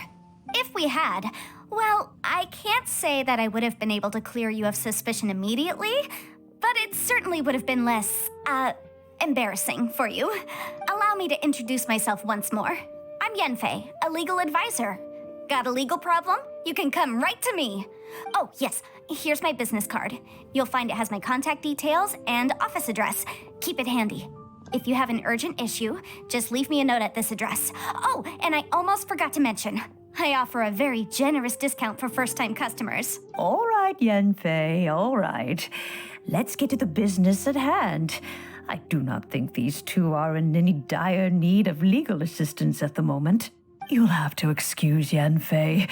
She's always been like this, ever the talkative one when it comes to her own affairs. Paimon was gonna ask the same question. You seem really different from the ones we've met before. An Adeptus? I guess, kinda. My old man said he was one anyway. He mentioned that he once campaigned with Rex Lapis for a long old time, and then after that was all over, he went back and married my mom. They had me, and once I was all grown up, the two of them upped and left on a journey, leaving me with Granny here. Well, that's a bit casual for an Adeptus. Aren't you guys supposed to sign solemn contracts to protect Liyue Harbor and all that stuff? What do you mean he just went back to get married? Well, my dad did say that he'd talked it through with Rex Lapis and that he was fine with it. Even contributed towards the wedding gift, apparently. Anyway, let's not dwell on that too much. So, Granny, I've gotten a hold of most of the stuff you asked for, except for Smaragdus Jadeite. I couldn't find any at all. Is that so? But Smaragdus Jadeite is really rather essential. Yenfei, are you sure you can't find some other way? They have helped Liyue greatly, after all. It is only right that they are duly rewarded. I know, Granny, you've told me 1,000 times already. Well, the chasm's definitely a no-go, but there's still a chance we can figure out some alternative means of procurement. Hold on a moment. Let me have a look.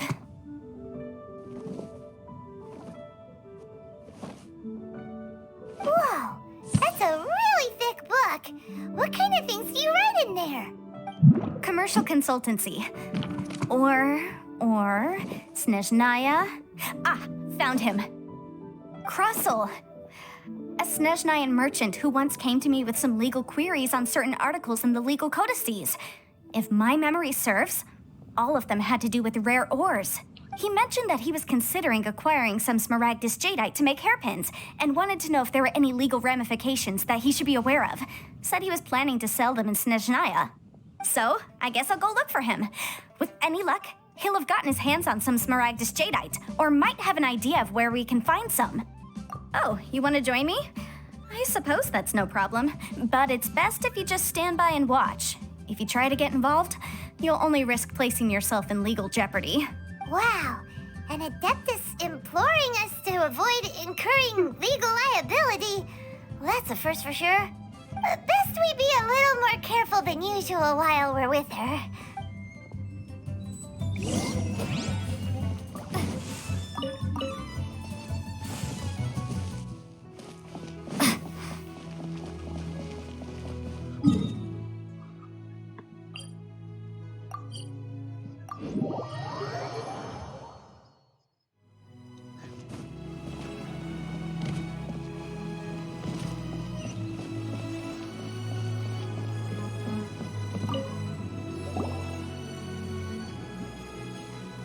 Mr. Krusel.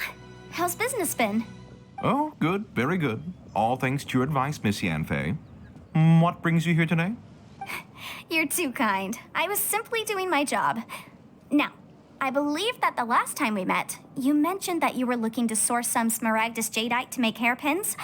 Have there been any further developments on this front? Well, yes. As a matter of fact, in the end, I did acquire a small piece of Smaragdus Jadeite and had it fashioned into a pair of hairpins. Miss Yenfei, might I presume that you have an interest in the hairpins? I must apologize. I've already rented them out to a lady named Zhiqiao. If you'd like to inspect them, you may have to wait quite some time. Wait, isn't Smaragdus Jadeite really rare?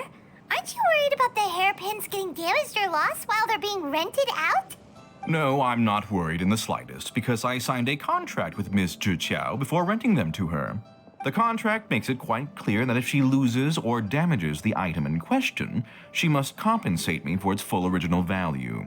In return, I included a clause that guarantees the Smaragdus jadeite is genuine, with a penalty of 10 times the item's value payable by me to Miss Zhiqiao in the event that it is shown to be a fake.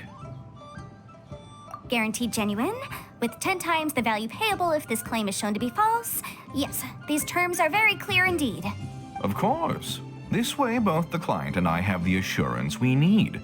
To ensure fairness, each of us has retained an original copy of the contract. In that case, might you know where Miss Zhiqiao lives? We'd like to pay her a visit and have a look at the hairpins. Oh, of course. She wrote her address down when we signed our contract. Here, I'll mark it on your map for you. Thanks a lot, Mr. Crossell. We'll be off now.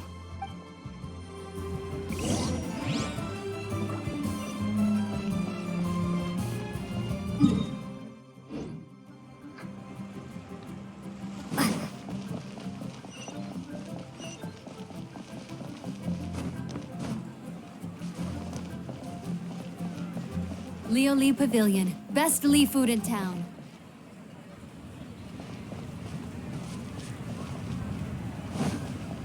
These are a requirement for locomotion on land.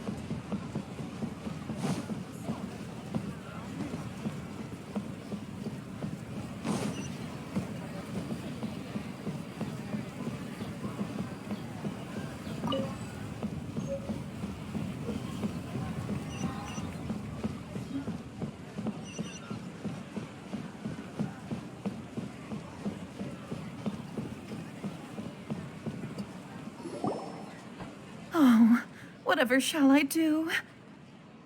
Yes, that's me. Is there something I can help you with? How do you do, Miss Zhiqiao? We understand from Mr. Crossell that you recently rented a pair of hairpins from him. My associates and I are very interested in them. Would you mind letting us take a look at them? The hairpins? I can't lend them to you right now. I've lost them. I don't know how it could have happened. I always kept them right by my side, and I hadn't even worn them yet.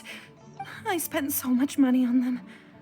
If I have to pay their original value, there's no way I could come up with that amount of money on such short notice.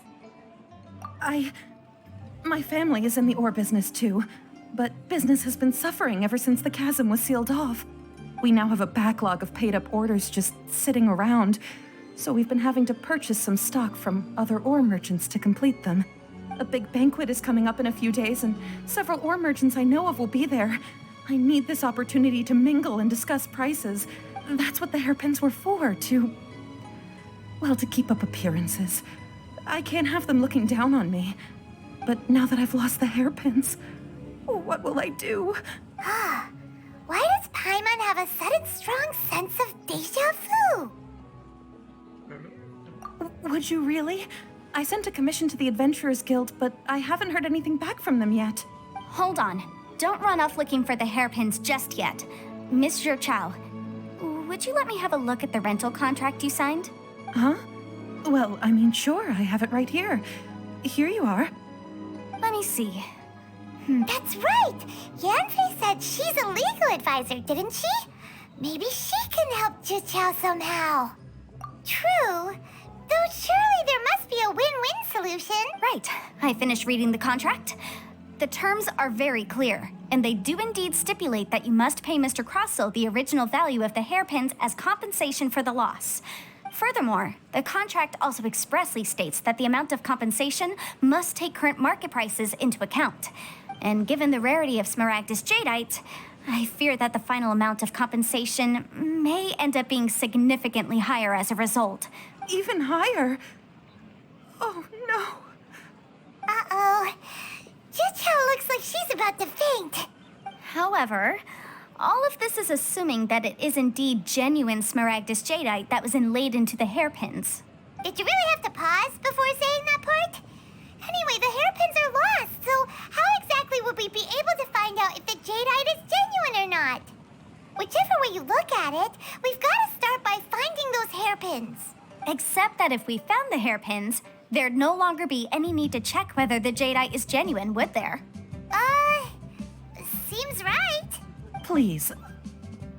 Please, Don't trouble yourselves over this. The fact is, I lost the item and I should pay compensation per the contract. However much it is, I will have to pay it. My family are merchants, after all. It's vital that we keep our word and respect our contracts. Now that it's come to this, I really shouldn't keep Crossel in the dark any longer.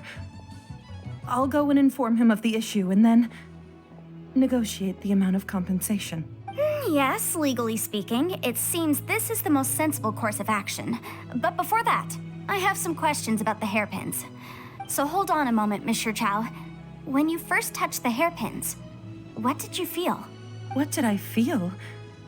Well, I remember that the gemstones set into the pins were perfectly smooth to the touch, like the finest quality jade.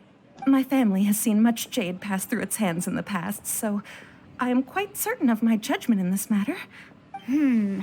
Smooth to the touch. Finest quality jade. No, it's nothing. I just need to re-examine a few things. Let's head over to Mr. Crossel's.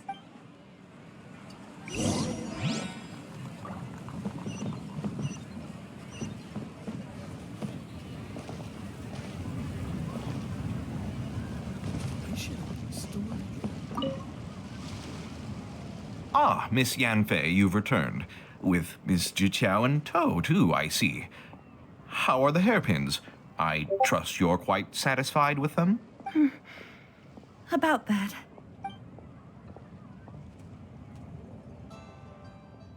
You lost them? Are you serious? Do you have any idea how expensive they were? I'm sorry. Truly I am. I'll pay the compensation as per our contract. Every last mora. Mora? Do you have any idea what I had to go through to get my hands on that Smaragdus jadeite? I just don't... Forget it. Talking won't bring them back. Since Miss Yanfei is here, I suppose we can just have her estimate the amount that needs to be paid. No problem. But before I can give an official estimate, I'll need to do a little market research. Yes, and if I may just confirm again, it was in fact genuine Smaragdus jadeite inlaid into the hairpins, correct? Of course! Genuine article guaranteed, or I pay back 10 times the value. All right, understood. I'll conduct some market research, and once I'm back, I'll provide an official assessment of the sum owed by Mr. Chow in compensation. Please wait here, Mr. Crossel. Thank you very much. How could she lose my hairpins?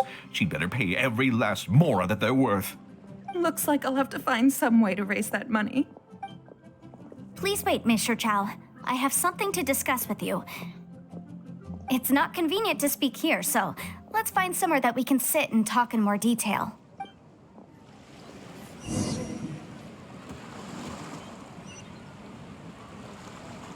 My friend, what?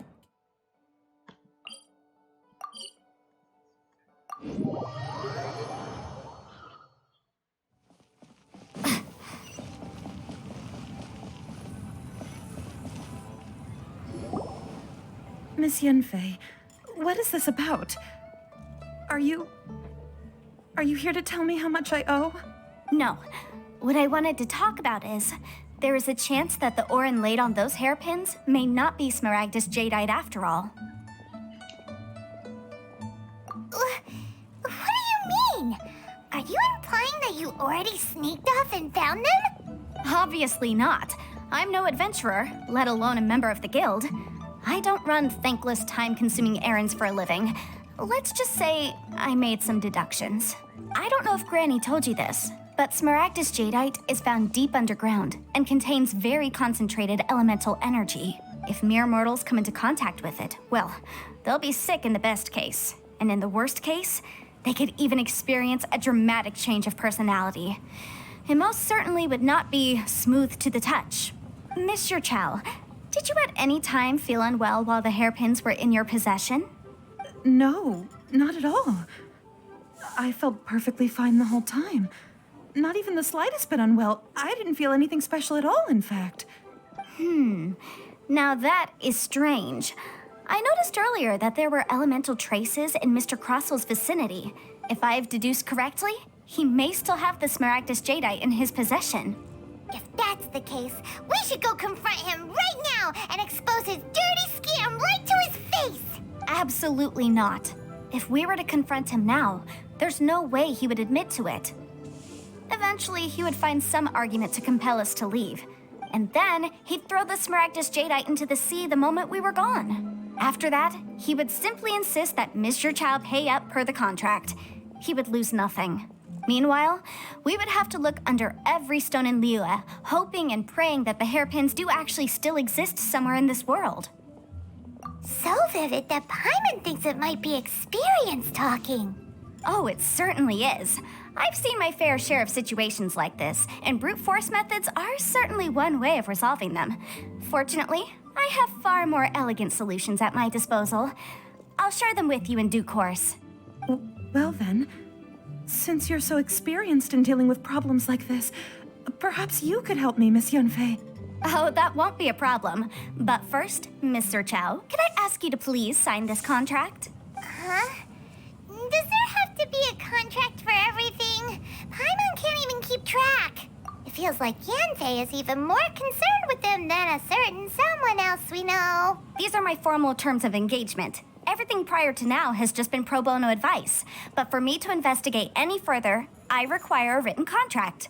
Any work commissioned but not bound by a contract cannot be relied upon. I understand.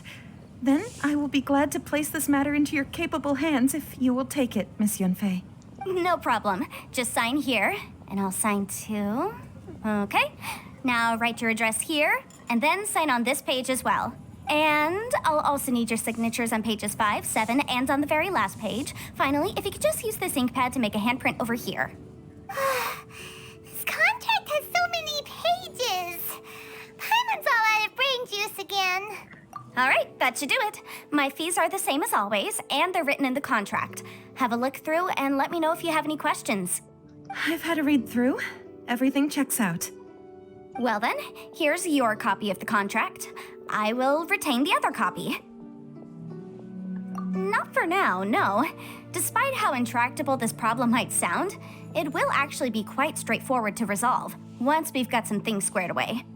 I don't believe you have been part of an investigation like this before, in which case, hopefully this should be quite the experience. Miss Yunfei, I have to ask, why are you helping me? Because, as it happens, I'm currently trying to acquire some Smaragdus Jadeite myself. I noticed strong traces of geoenergy around Mr. Crossel, so perhaps he has, in fact, secured some. Whether he actually made it into an item of jewelry or not is a separate matter, but either way, it's a lead. As long as we follow it, who knows? We might just be able to get our hands on some Smaragdus Jadeite. Also, the idea of someone abusing the law to their advantage, I won't stand for it. But again, let's not dwell on this. Let's go to... where can we find someone who processes ore? I've got it! Let's pay a visit to Chateau, the boss of the Jade Mystery. He's a professional when it comes to working with stone and ore. If Mr. Crossel had his ore worked on at all, Chateau would undoubtedly have been his first choice.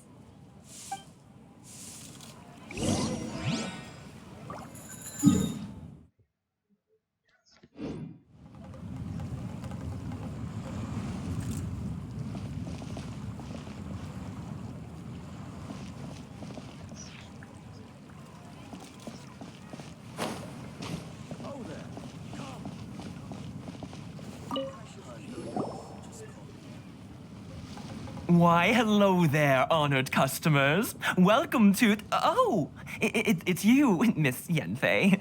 Is something the matter? Surely not more spurious claims that my jade betting is rigged and no one can ever win? Oh, I swear on all that is sacred. No, nothing of the sort. Has a Snezhnine merchant named Crossel enlisted your ore processing services recently by any chance? A Snezhnine merchant named Crossel, you say? I do remember that. he brought me a piece of ore, claiming that it was Smaragdus jadeite. That was the first time I'd ever encountered it, so I had no way of telling if it was really Smaragdus jadeite or not. But if a customer insists, far be it from me to contradict them. He was quite generous with his money, too, so I didn't give it too much thought. I processed the ore as per his request. Do you have any leftover debris from your work on it? Why, yes. It was my first time encountering this ore, after all, so I kept a few loose shavings to study myself later. They're right over there, in fact. Thank you, sir. We'll take a look at them.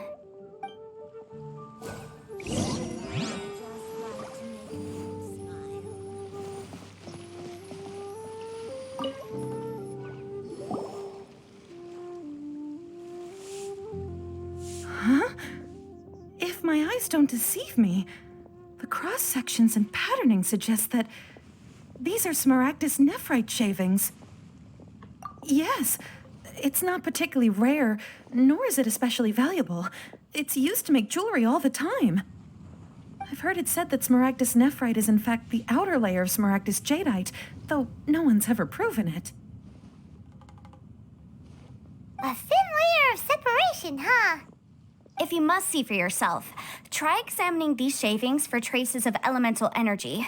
Smaragdus nephrite is an entirely ordinary ore, containing no elemental energy whatsoever. Is that so? Well, we might as well give elemental sight a shot. So, did you find anything?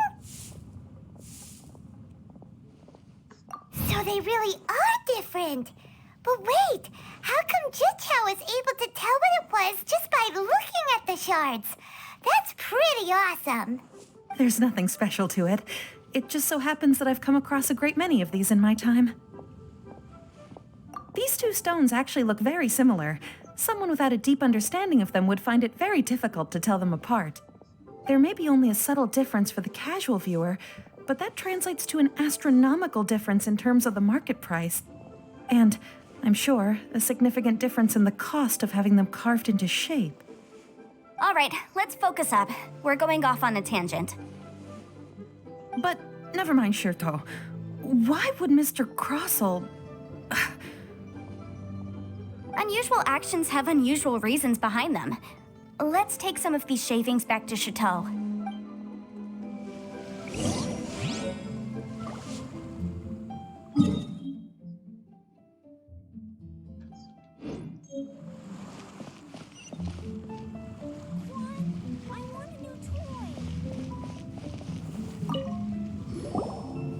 Miss Yanfei? Might I be so bold as to inquire, If you could just confirm for me once more, sir, Mr. Crossell did indeed claim that the ore he brought to your store was in fact Smaragdus jadeite, did he not? Yes, that's right. I still have a record of the job with me, in fact. Here. It says quite clearly, 1 chunk Smaragdus jadeite, uncut. Then I have no further questions. But could I borrow the processing record and these stone shavings? Of course. But might I ask why you need them? Oh, I have my reasons. Ah, yes. Please sign here on this affidavit. This document shall serve as signed proof that these stone shavings originated from the, ore that Mr. Crossell brought to your store. Please read it carefully. Yes, I see. Forgive me for asking again, Miss Yanfei, but might I know the nature of the incident on this occasion? I wouldn't say there's been an incident, just a minor issue. Thank you, sir. I'll take these with me. With this hard evidence to back us up, Crossell won't dare try to deny what he did. On the contrary, this is far from sufficient to build a case. We need to find something a little more compelling. If you want to make jewelry, you need a professional jewelsmith. Let me think. Jewelry. Nope. Aha! Got it! Singxi. She often helps people to find a jewelsmith. Let's go pay her a visit.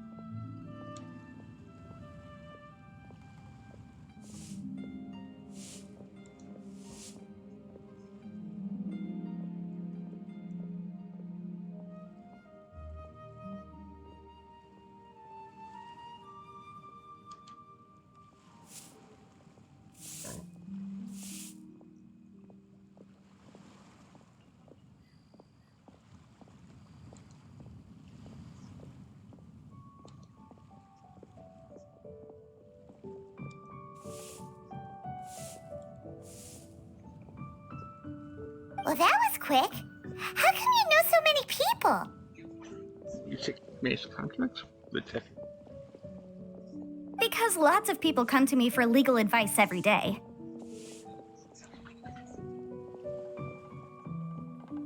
As you know, Liyue Harbor is the city of contracts.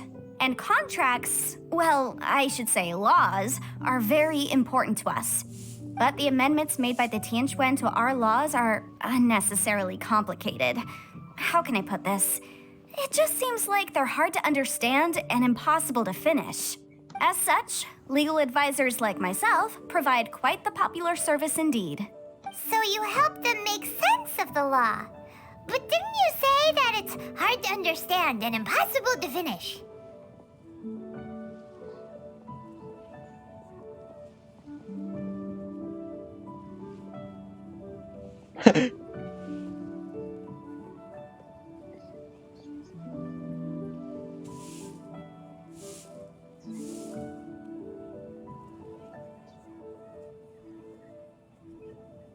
Yes, well, that's no obstacle because I've memorized all the legal codices.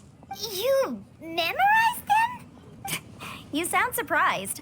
Knowing the law inside out is a legal advisor's bread and butter, you know? Oh, this has nothing to do with being an adeptus. I just like reading things. Again, with that casual tone. Well, that's that then. Let's go look for Singsi.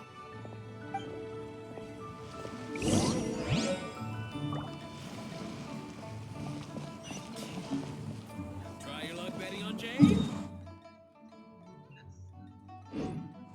I just like to make you smile.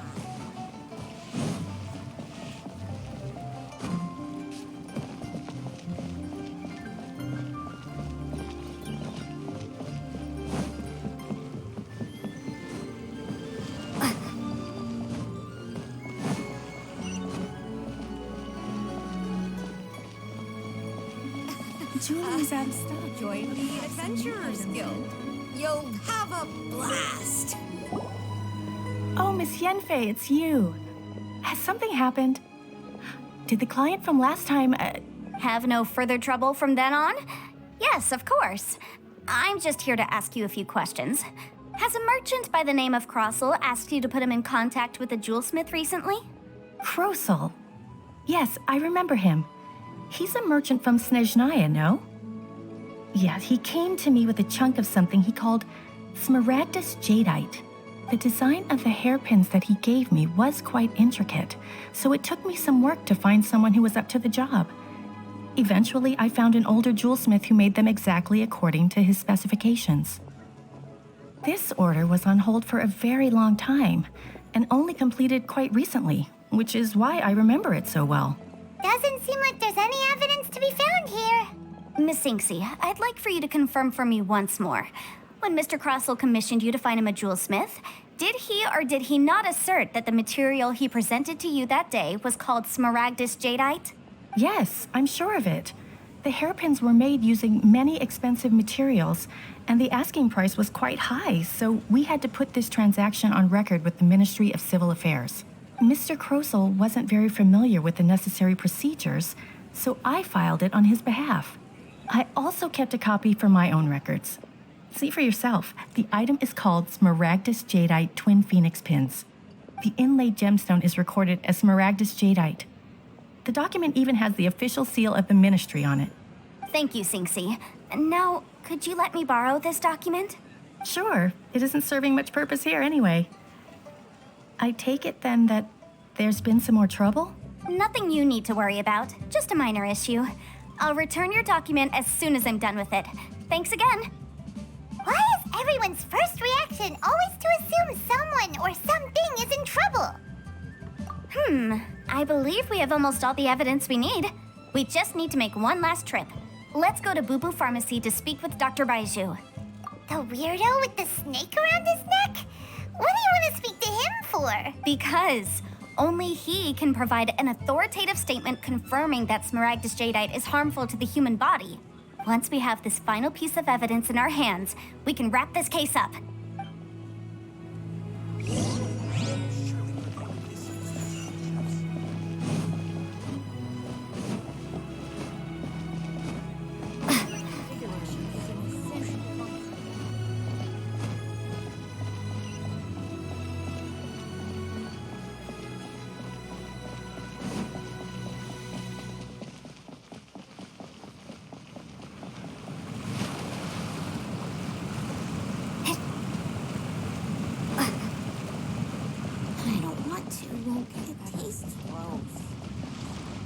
Please, I show can't me your read what this prescription. says. My, to what do I owe the pleasure? Though I'm afraid that if you're looking for our little Chi-Chi, she's out gathering herbs. And if it isn't Miss Yenfei as well, now that's an even rarer honor. What business brings you here, might I inquire? Some charlatans peddling ineffectual medicines again, no doubt? No. I'm here this time to ask if you're familiar with Smaragdus jadeite. Smaragdus jadeite? Why, yes, there is some information about it included in the 6th commentary on the 7 Mountain Treatises. The 7 Mountain Treatises states that this substance springs forth from stone marrow within the mountains and will bring disaster to any mere mortals who touch it. It is abundant in elemental energy, so if someone without a vision is in contact with it for a prolonged period, best case scenario, they fall ill. Worst case scenario, they'll suffer great changes in personality and their illness will only ever get worse. Anyway, I'm sure you didn't come all this way just to chit-chat. Knowing you, Yenfei, and given the specific nature of your question, I suppose that you're about to ask me to write an official affidavit attesting to the pharmaceutical peculiarities of Smaragdus jadeite? That is indeed the case. If you would be so kind, Dr. Baiju. No trouble at all. It's just a single document, won't take me a moment. I would mention, though, that you are not the only one who's developed a curiosity for Smaragdus jadeite recently. A Snezhnayan merchant came to ask me about it not long ago. But after I gave him my reply, his expression shifted to one of remarkable disappointment. I wonder, Miss Yenfei, if your pressing business might be related to this Snezhnayan merchant? You needn't concern yourself about that, Dr. Baiju. Thank you for penning us that document. I'll make sure to compensate you in due course. You're too kind. Take care now. That Baiju guy is as weird as ever. Is it just Paimon, or does it feel like he was fishing for something back there? Dr. Baiju's always been like that. Well, we have the evidence we need. Let's go find Mr. Crossell.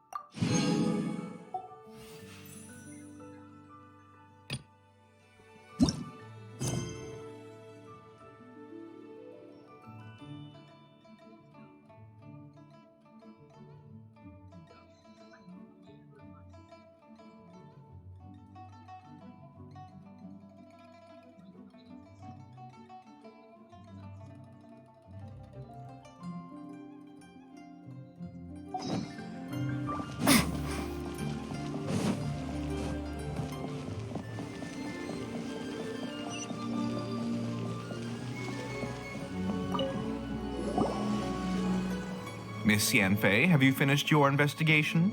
I trust you will now be in a position to assess the compensation due. Yes, my investigation is indeed concluded. I can now provide a final figure for the amount payable. Wonderful. Well then, please, could you do the honors, Miss Yanfei? Of course. According to the stipulations of the contract, Mr. Crossell, you must pay Mr. Chow 10 times the original transaction price in Mora. Sure. Wait, what? Me pay her? Surely there's been some kind of mistake, Miss Yanfei. Not at all. According to my investigations and the material evidence that we've gathered, the substance claimed to be Smaragdus jadeite that was inlaid within the Smaragdus jadeite twin phoenix pins that you rented out to Mr. Chow was, in fact, Smaragdus nephrite. Now, the contract states very clearly that 10 times the price shall be paid should the article not be genuine. Accordingly, you are liable for this sum, which is payable to Mr. Chow in Mora. Material evidence? What material evidence? Why, Miss Yanfei, you cannot frame me like this. I spent a huge sum to obtain that Smaragdus jadeite, and yet you claim that the ore inlaid on the hairpins is somehow fake? I demand to see your evidence. Indeed. Only a testimony from an expert witness involved in the processing of the ore can serve as an authoritative assessment of whether it is genuine. Traveler, please produce the evidence in question.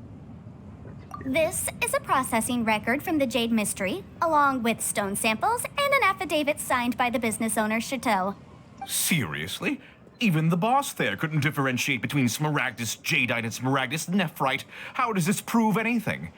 In any case, Smaragdus nephrite is the outer layer of Smaragdus jadeite. So I had him cut away the nephrite, he returned the valuable jadeite core to me, and some nephrite samples remain in the store. What am I missing exactly? That's an unsubstantiated belief. Well, your claim that my ore is fake is just as unsubstantiated. And we are here to talk about evidence, aren't we? Ugh. Looks like our first piece of evidence didn't convince him at all. Seems like he came prepared. What should we do next? Hard evidence, something legally binding. We have just the thing. Show him, Traveler.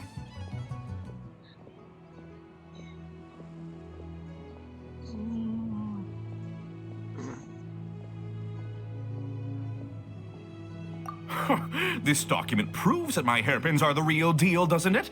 This is the Ministry's seal, after all.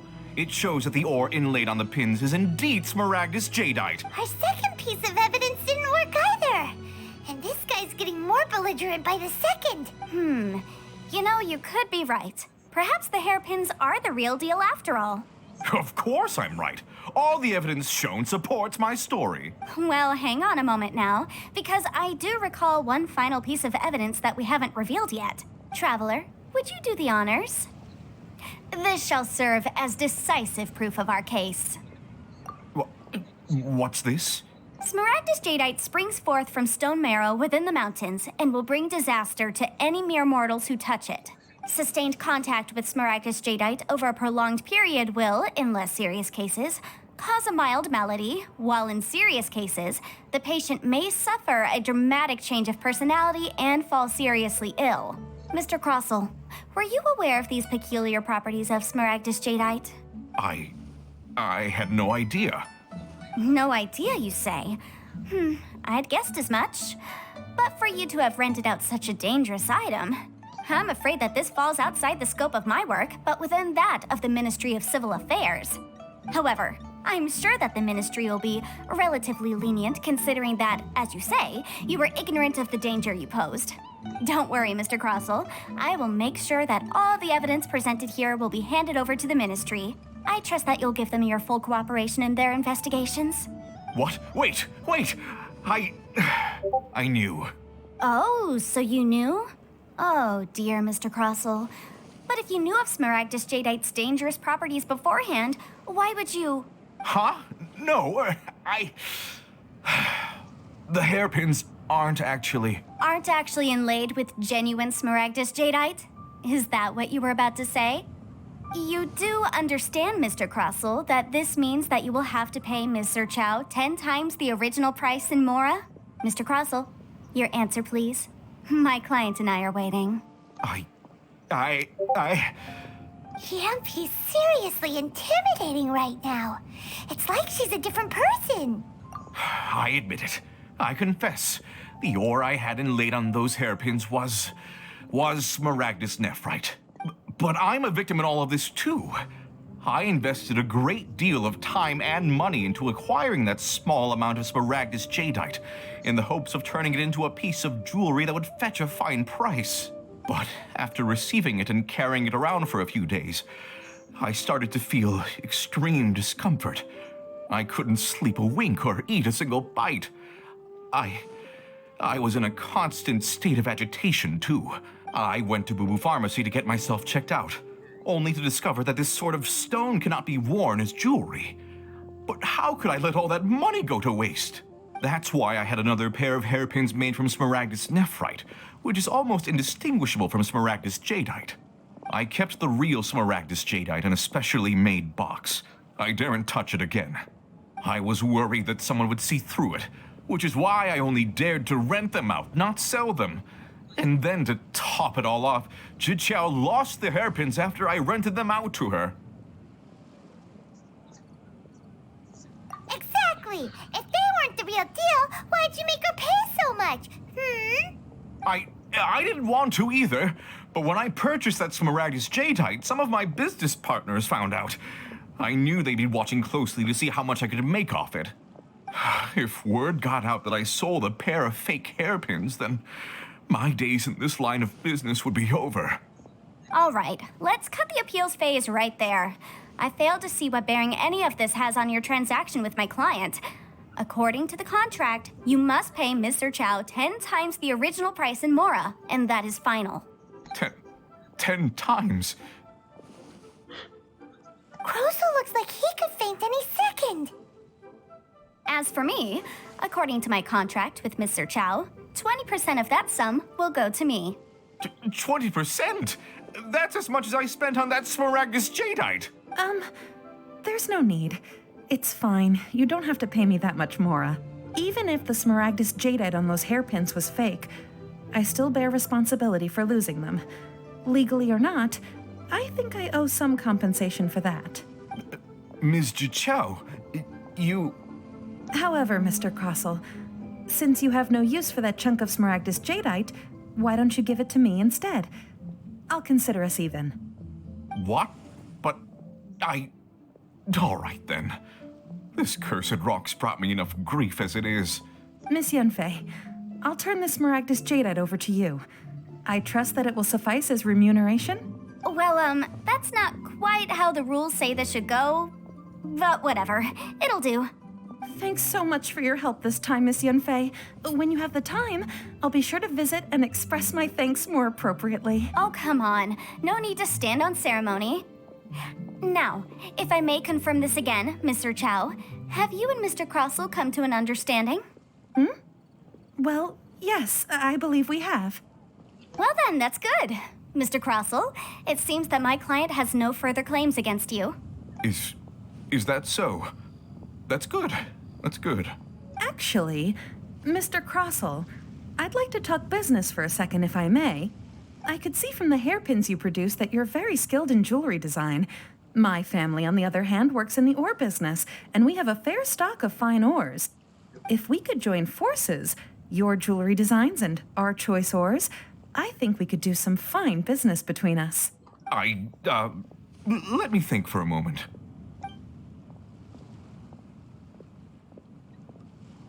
Well, that's that. And we've got the Smaragdus jadeite that Granny wants too. All's well that ends well, eh? Exactly. Usually when someone tells us they've lost something, we end up searching all over the place for it. But this time, you managed to solve the problem with just a big stack of documents. Even though the solution didn't involve actually finding the hairpins. The right solution depends on your perspective on the problem. The objective of my client, Mr. Chow, was to reduce her liability to pay compensation. So, rather than looking high and low for some hairpins, proving that the rented item was nowhere near worth what the vendor had claimed it to be was the more efficient solution. An Adeptus. Speaking of, you took part in that battle, didn't you? In which case, you would have heard what Granny said. Liyue Harbor is now a city ruled by humans. The title of Adeptus means precious little to me compared to my job as a legal advisor. In any case, don't you think that the Liyue Harbor of today needs legal consultancy far more than it needs adeptal powers? Paimon can think of someone who would definitely disagree with your reasoning. Well, since we got what we came for, it's time to pay Granny a visit. I bet she's been on tenterhooks for a while now.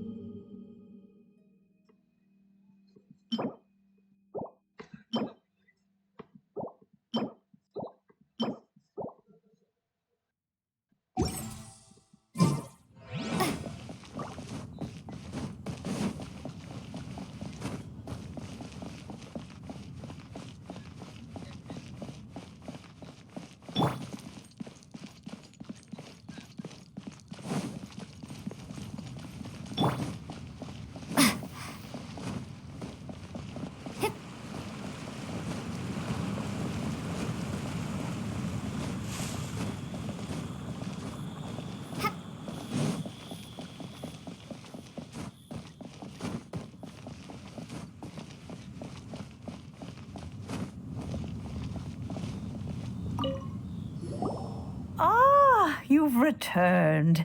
How did it go? Were you able to find the Smaragdus Jadeite? Good, good. Then we have all the materials we need. Well, if we're all set, Granny, I'll get going now. Got a ton of clients waiting for me back at the office. Oh, you? All right then. Go see to your business. Granny should be able to handle the rest. I'm off then. Bye! Oh yes, Traveler.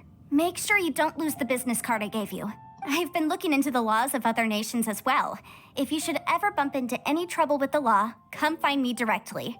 Regulars get discounts too. Come now, child. Are you leaving or are you not? If you have no wish to leave, perhaps you'd like to help me clean my teapot, hmm? I'm leaving! I'm leaving! That child. Goodness knows where she learned to be so rambunctious. Her father was hardly so riotous or fond of talking nonsense back in the day when he stood beside Rex Lapis. Indeed she is. Liyue has changed, and the Adepti must also learn to change. Yanfei might be overly garrulous, but she is also the most intimately acquainted with the city among us all. Liyue is not the same place I once knew. All right, then. Let us speak of this no more. Back on topic. I believe that I still owe you a little gift. Oh, Paimon's so excited! How is it made? It is but a single teapot. It shan't take long at all. Just wait here for a moment.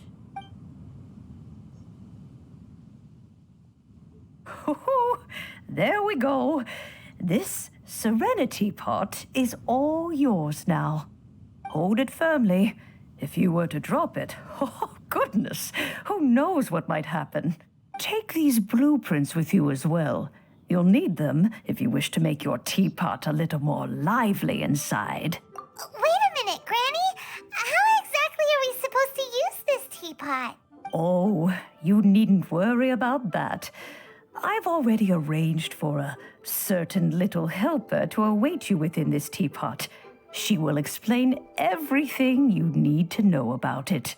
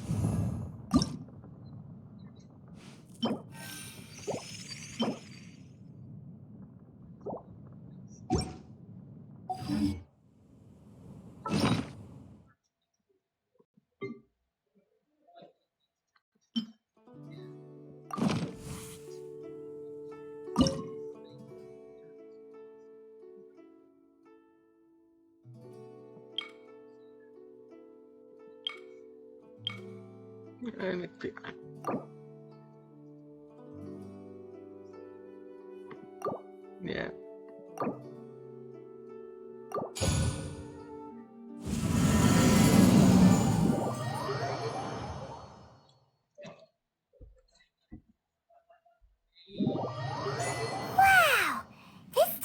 seems even bigger inside than Madame Ping's. There's even a great big house in the middle, too. Huh. But there's just a whole load of nothing around it. Paimon can't do that. Well, you're the one with the sword anyway. You do it. Still, why is it so empty here apart from that house? Oh, wait a second. What is that?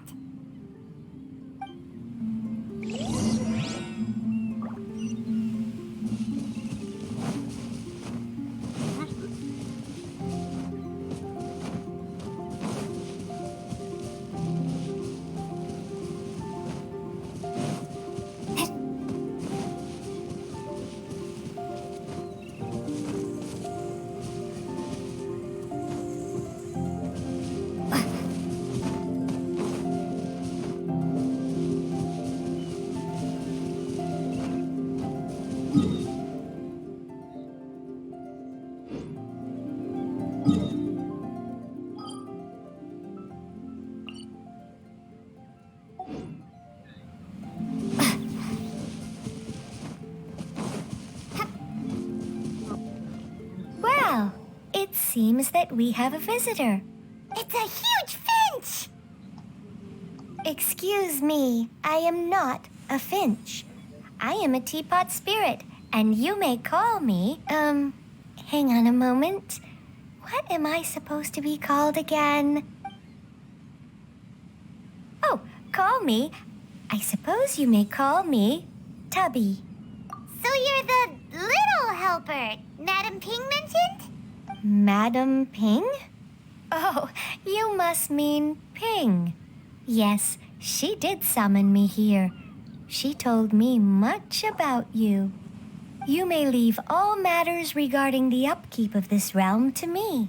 Your journey may be far from over, but at least this way you will not want for a comfortable place to sleep each night. Though it is the Adepti who create realms such as this, they generally do not have the time of day to attend to the banal matter of their maintenance. Thus, we teapot spirits were created to help guard their realms and manage their affairs. You may consider me a butler, if you will.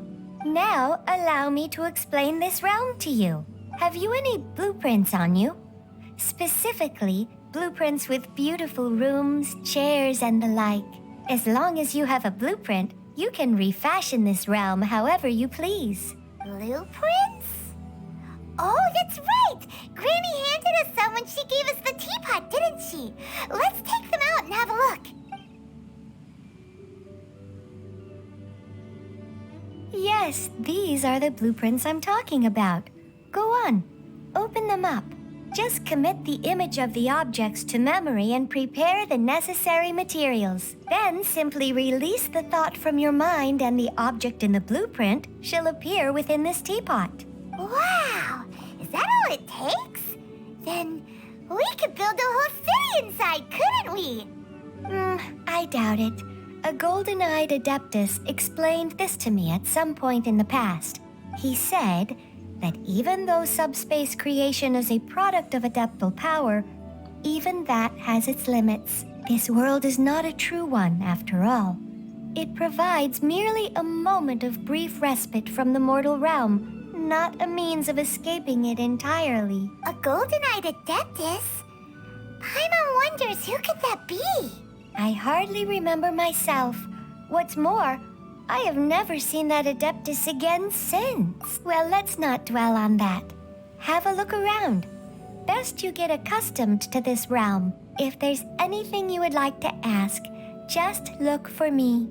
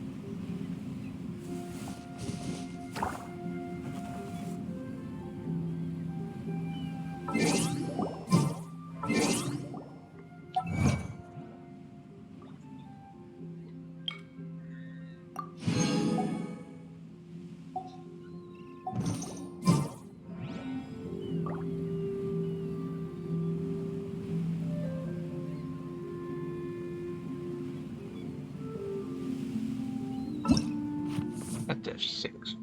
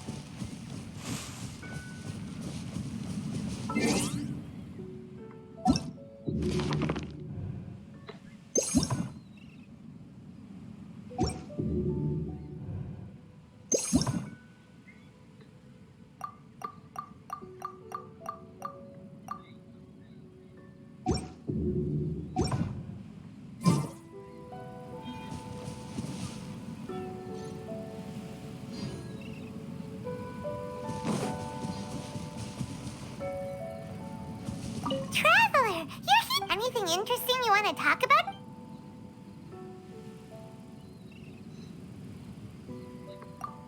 If you want to adventure together with Benny's adventure team, you have to come prepared. Domains are very dangerous, So you should always take care to double and triple check your supplies in advance. Paimon's heard that the Adventurers Guild has compiled a list of 463 different ways of dying in these domains. If Bennett got you killed by accident, Paimon and Bennett would never forgive ourselves. Well, that's because according to the numbers, Paimon can avoid 322 causes of death just by floating. Traveler, you're here! Anything interesting you want to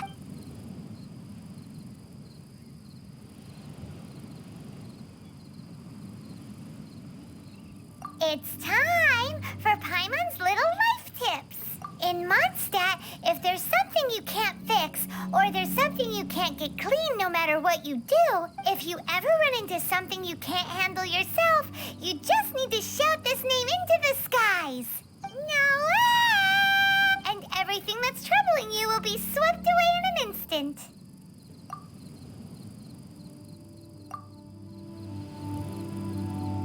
Traveler, you're here! Anything interesting you want to...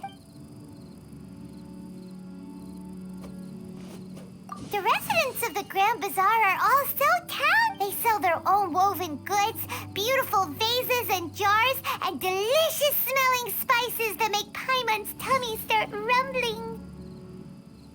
And they all sing and dance really well. Paimon wishes she could do that. What? Really?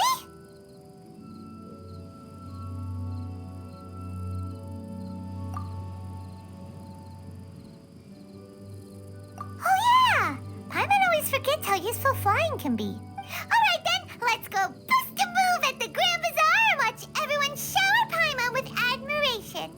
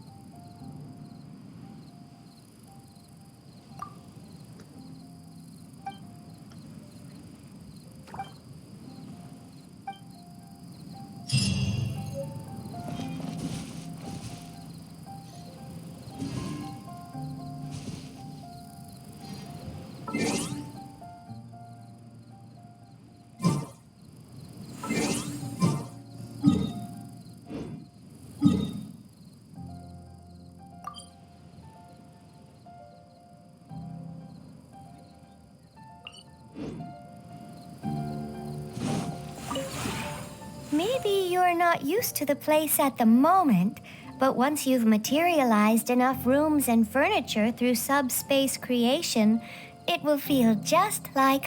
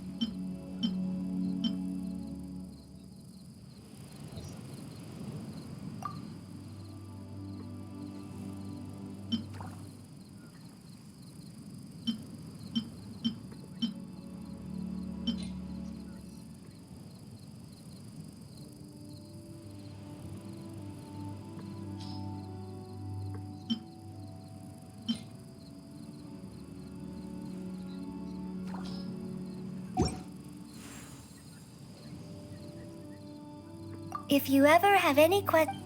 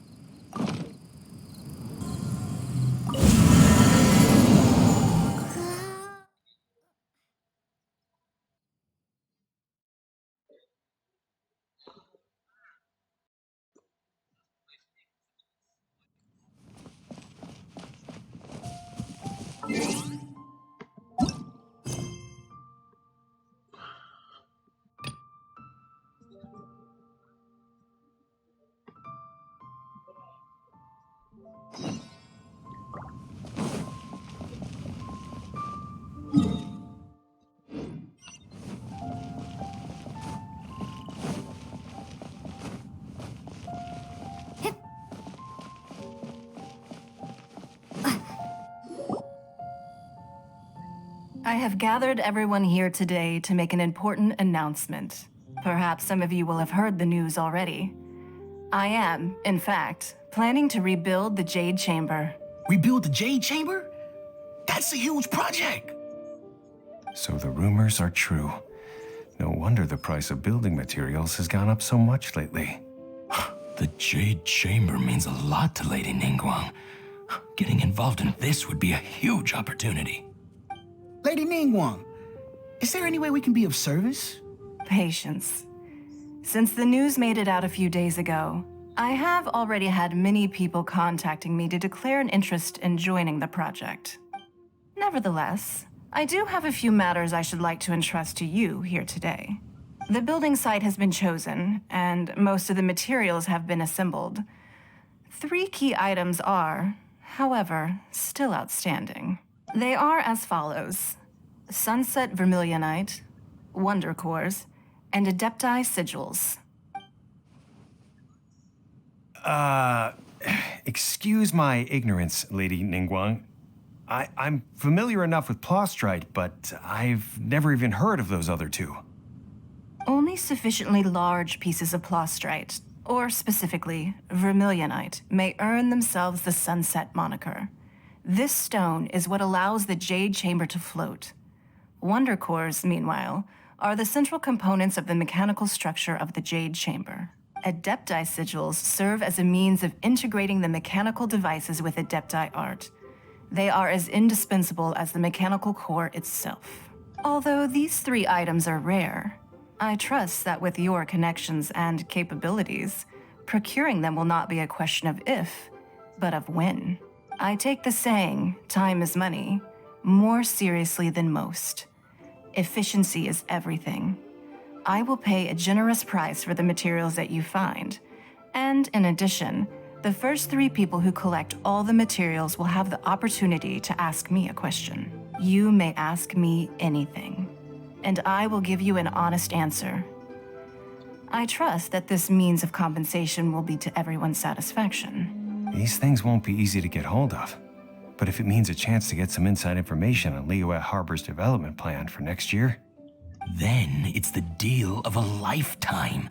Information from Lady Ningguang is priceless. Whoever gets to it first takes the market. Haha, what a coincidence! I won't divulge too much, but I heard some murmurings about some plot strike just the other day. So excuse me all, but, I have some business to do.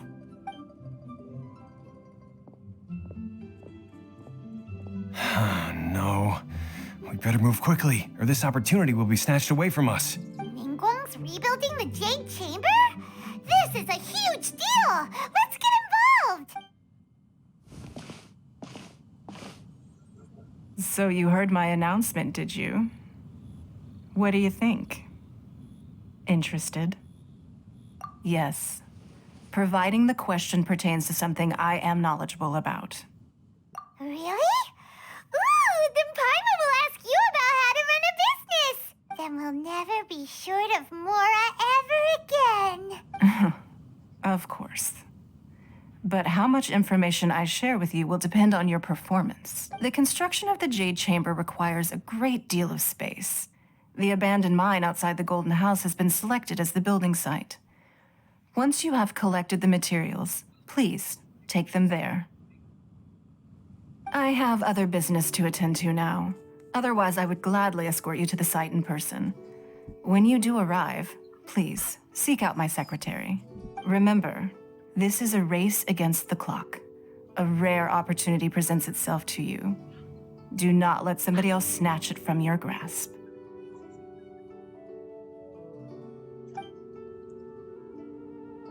Ningguang seems super busy. Come on, we'd better get going. First, we gotta get out of Eugene Terrace. Huh? Look, it seems like there's something kind of fishy going on over there. Ma'am, you seem like an eminent and distinguished young lady to me. I can see that you're easily gonna win this procurement contest Lady Ningguang has set up. As it happens, we have some information about the materials that I really think might interest you. Come on, let's find somewhere a little more private, and we can get down to brass tacks. No, I don't need it. Don't be like that. Hey, come on, don't go! Why don't you stand there? After her! Oh, right, yeah.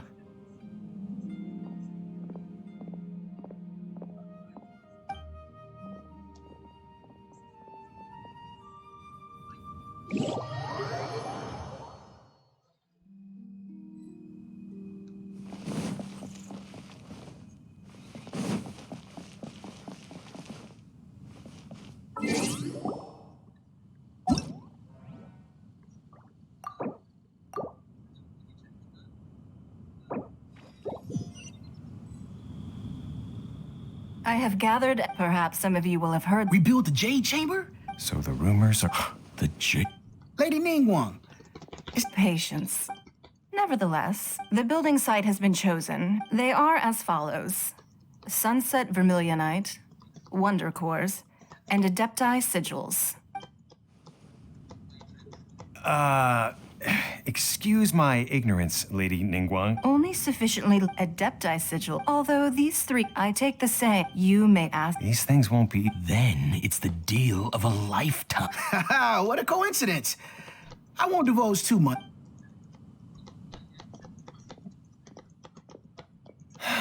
No. Ningguang's rebuilding the Jade Chamber?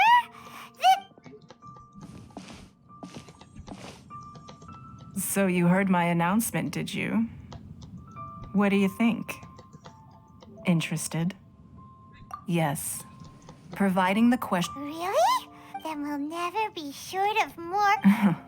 The construction of the... I have other business... Remember. Ningguang seems super busy. First, we gotta get out of Eugene Terrace. Huh? Ma'am, you... As it happens... No. Don't be like that. Why don't you stand... Oh, right, yeah.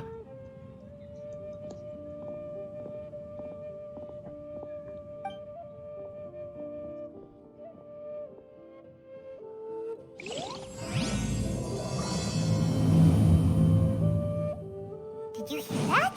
They said they had some useful information. Information's just what we need right now. Let's follow them and see what we can find out.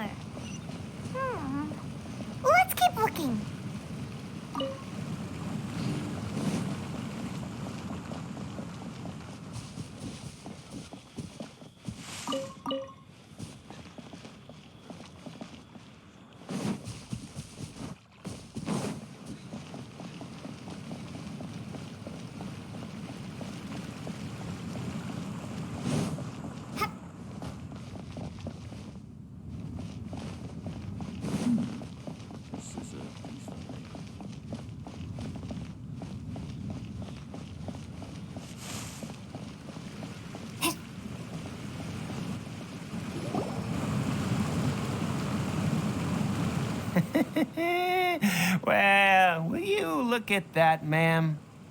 Nowhere left to run. Don't worry, we're not bad guys. You give us some mora, we give you a little info. Everybody's a winner. Boss, I got a bad feeling about this. Look at her, the white hair, the energy she gives off. I'm telling you, there's something different about her. So what? She's loaded. How are we ever going to repay those gambling debts if we just let money walk away from us, huh? I've already told you, I don't need your information. If you still can't grasp that, I'm happy to repeat it in a way that won't be so easy to forget. Come on, ma'am. You seem like an intelligent lady.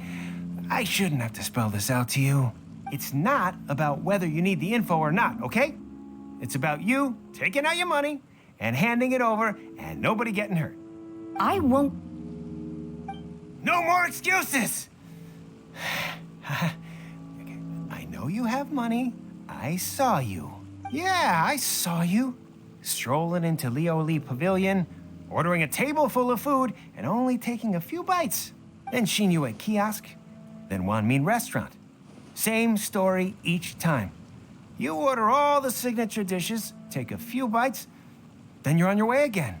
How could you afford to be so wasteful if you weren't from a rich family? And since you're so rich, what's the loss to you in giving us a little spare change, huh? Master warned me not to lay a hand on anyone in Liyue Harbor. But here we are. Perhaps... yes. Let's call it fate. Boss, I'm telling you, something's not right. What are you afraid of? We're just selling information. It's not illegal. If she lays a finger on us, all the better. We'll sue her for everything she's worth. Oh, you again. The Millilith. What are the Millilith doing here? Did you do this? You ought to mind your own business. I swear! Silence! How dare you threaten innocent civilians? You're coming with us. No, don't be angry, sir. Please, let me explain.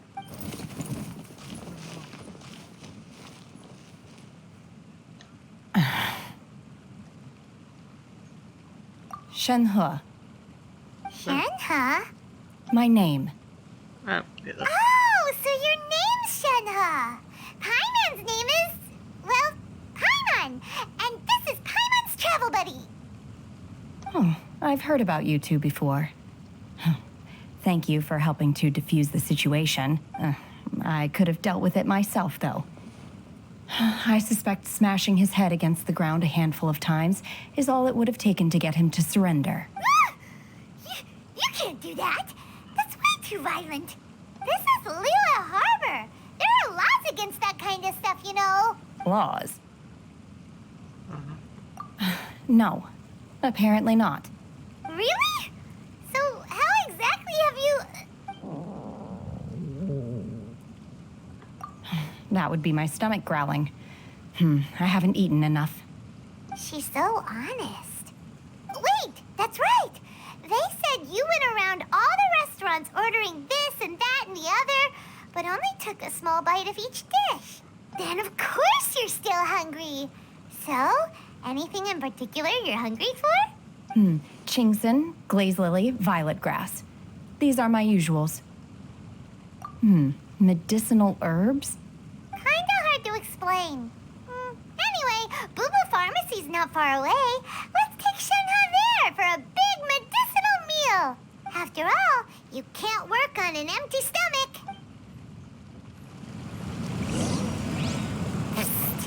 Do you think Shenhe might be an adeptus? It seems like it's her first time in Liyue Harbor, and she doesn't seem to get how things work here. If she is an adeptus, that would explain everything. Where does she fit in with the other adepti, though? Paimon's super curious.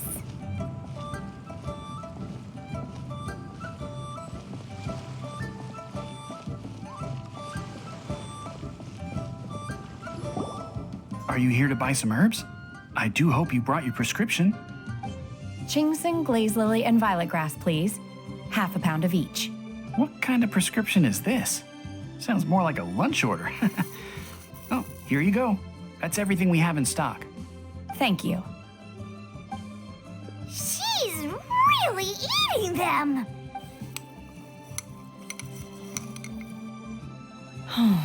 My hunger has now abated. Thank you. Rather awful. Though they were not completely devoid of sweet fragrance. After consuming a large quantity of them, bitterness is all that remains. So, how come you chow down on these and barely touch the restaurant food? If Paimon had enough, Mora, Paimon would go to the fanciest restaurant in town and order a whole table of food and eat it all in one go. Because I'm not sure whether I will remain here in the future.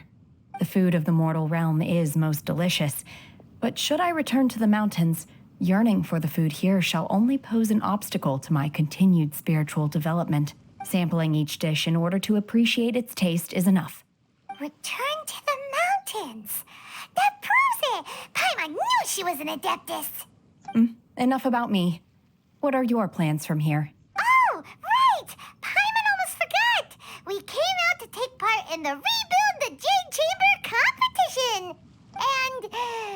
And now we're probably super behind because we've been held up for so long. I see. I heard something about the contest when I was passing by. Yep! You get to ask Ningguang any question you want if you win! Were you interested in the contest too, Shenhe? I came for the rebuilding of the Jade Chamber, but until this point I had no intention of joining a contest. However, you have shown me your kindness, and I would now like to lend you my assistance. Oh, don't worry. I ask for nothing in return. Wow! You really don't have to. But having an adeptus help out will make things a whole lot easier, so... Then let's not delay. I have a plan. Great! Paimon bets this is gonna be the awesomest plan ever! I am not sure whether or to what extent this plan can be classified as awesome.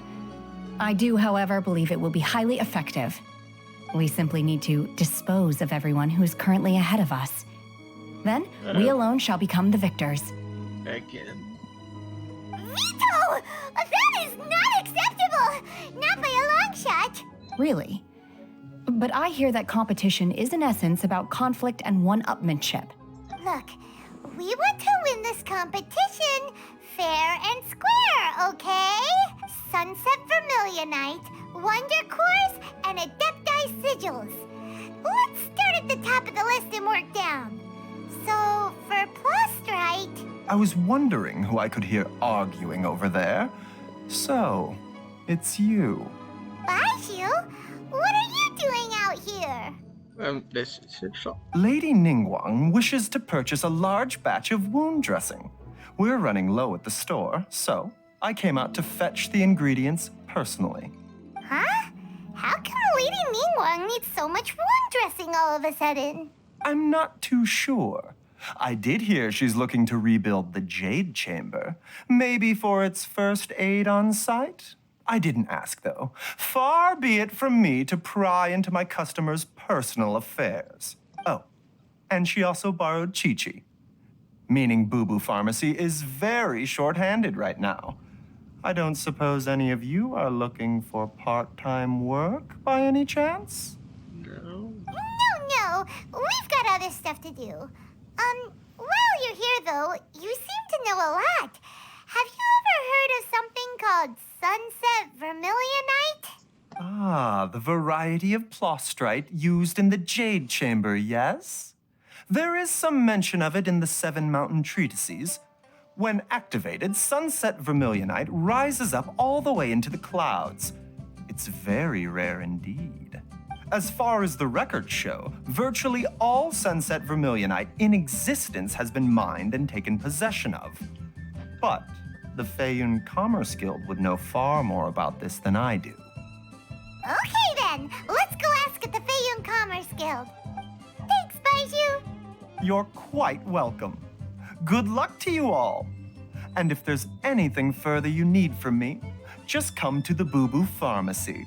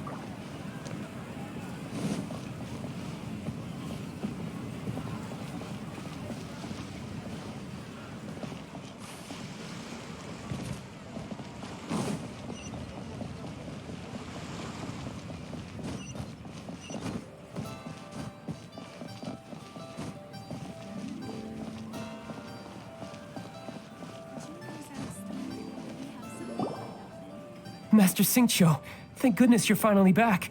Oh? Why do I detect an urgency in your voice? The guild has had a whole string of strange orders in recently. Everyone's been completely caught off guard. Your father gave me specific instructions to ask you to stay and help out if I happen to see you. I see. Have someone sort the orders by type for now. I'll deal with them myself shortly. Oh, how wonderful. Thank you, Master. With you on the job, I can breathe a sigh of relief. Hey, Xingqiu! Glad you're here. We want to ask you for some information. Traveler, Paimon, please wait a moment. Shu, I need to entertain some guests. Please continue with your work for the time being, and we'll discuss the matter of the guild's orders in more detail later on. Understood, Master Xingqiu. Then I will leave you in peace. I wasn't counting on finding you here today. What's going on? And how, pray tell, may I be of service? Xingqiu, have you ever heard of Sunset Vermilionite? Oh, I see. So you've entered Lady Ningguang's contest as well. As well? Do you mean... The truth is, the Feiyun Commerce Guild is in possession of some Sunset Vermilionite, but only one piece. We are holding it on behalf of someone who has asked us to put it up for auction, and a lot of interested parties have already come to us inquiring about the price. At the end of the day, it all comes down to supply and demand. In this case, I'm guessing the final transaction price may be in excess of 500 million mora.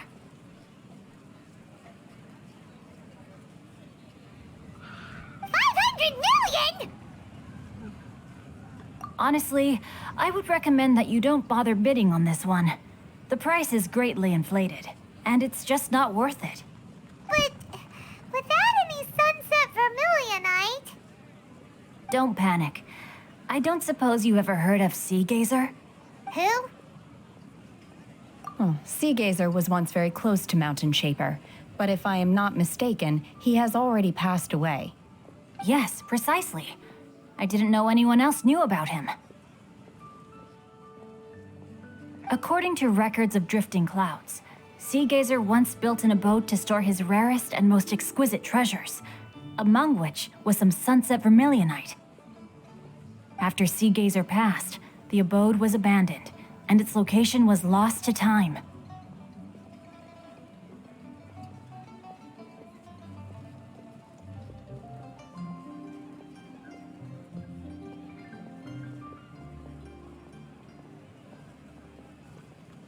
Luckily, I came into possession of a stack of folk history books just recently. They make some oblique references to this lost abode, and after cross-referencing them against each other, I'm now fairly certain that it is situated in the Lisha area.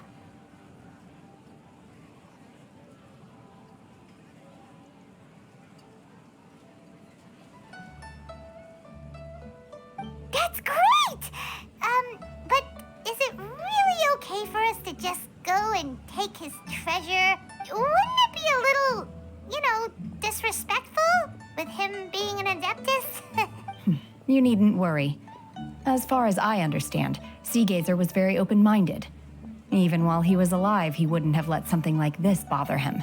Open-minded? I have not heard of Sea Gazer being described in this way before. May I ask where you read that? Just a rumor I heard out in the mountains. All right then, let's go. There's something about this young lady that reminds me of a good friend of mine. Oh, I almost forgot. Adepti abodes tend to have very ingenious designs, especially when it comes to their defense mechanisms. Plus, it's likely to be crawling with monsters after being abandoned for so long. So please, be very careful.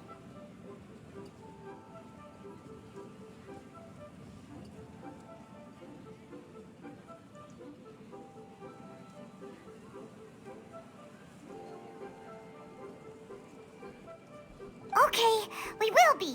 Thanks, Xingqiu.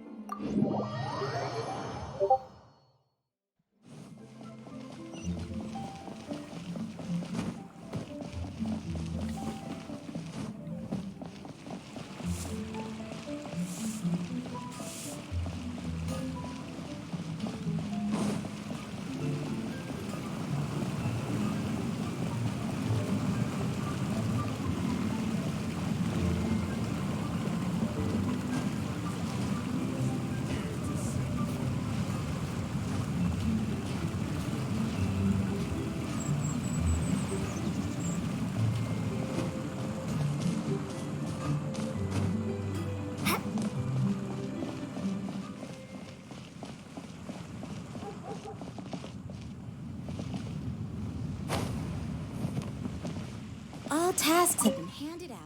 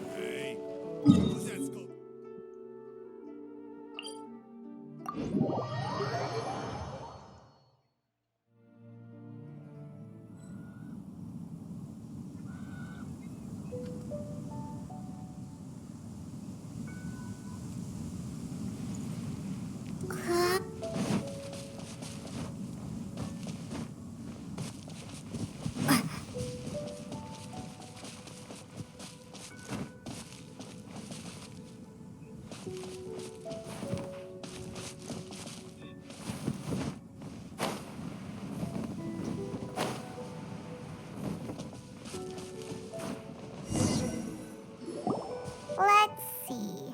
Xingqiu said it should be around here, but Paimon doesn't see anything.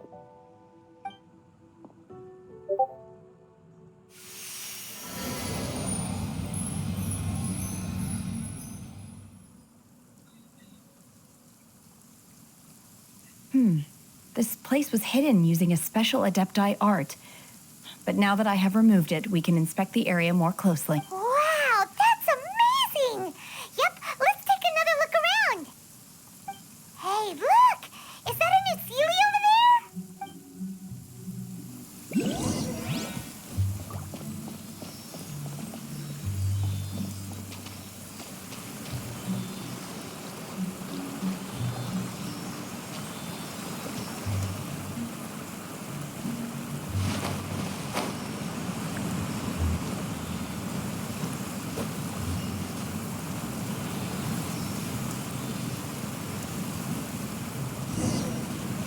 The Sealy got to here and then disappeared. Should we go over and take a look?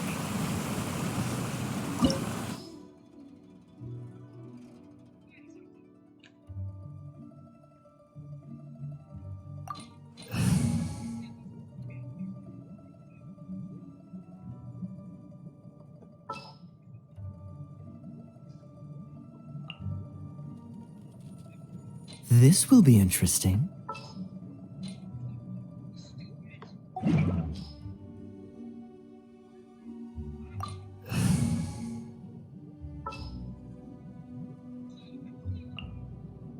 At the ready.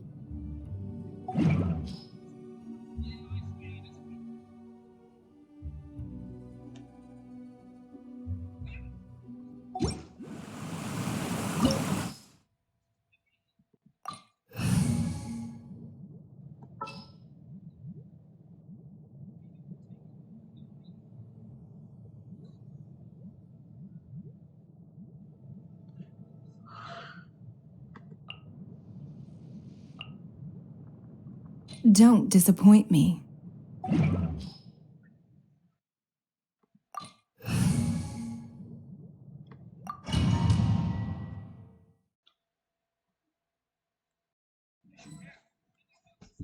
What? Weren't we at a waterfall just now? How did we suddenly end up here? Oh, so many clouds. It feels like we're high up in the sky. I believe this is the abode of that Adeptus. With any luck, the sunset vermilionite we're looking for should be in here. Really? Let Paimon see. Huh? Isn't that the Sealy from before? Look, it's gone and snuck beneath the clouds. And now that Paimon takes a closer look, the rocks and trees here don't seem complete. Oh, could there be something below the clouds? These are not real clouds.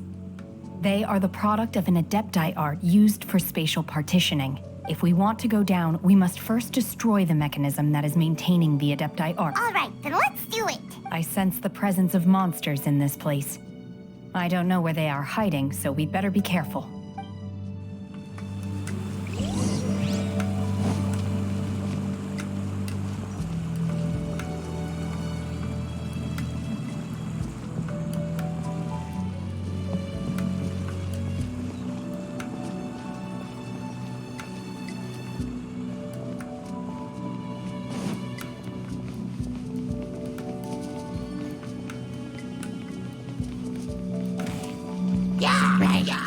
Unleash! Obey!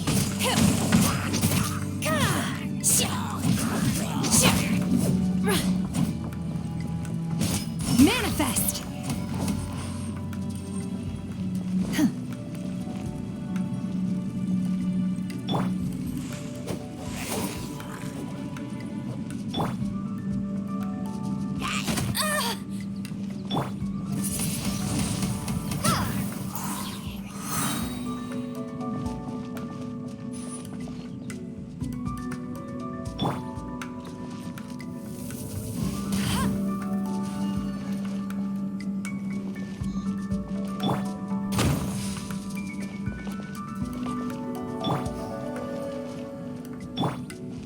Unleash!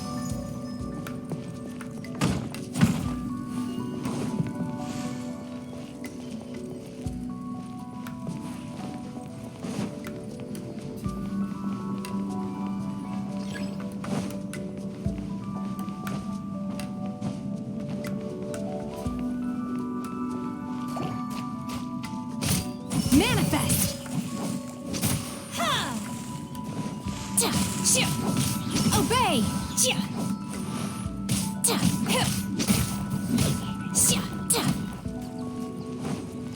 Manifest! Oh!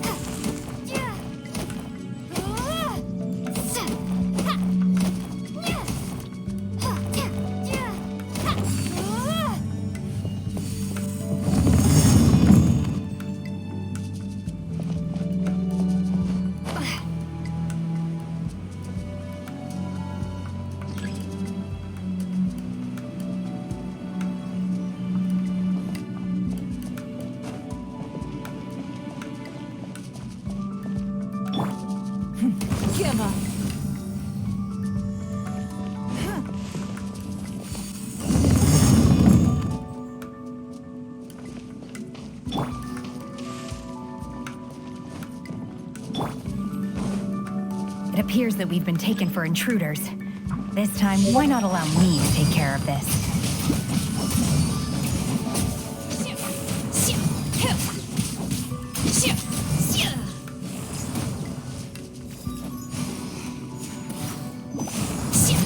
Unleash! Manifest! In your dreams!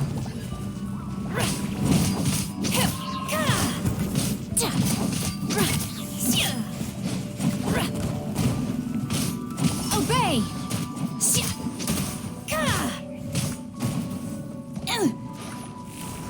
Manifest!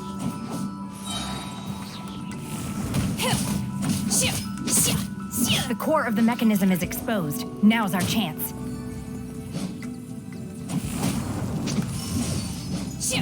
By ordinance divine!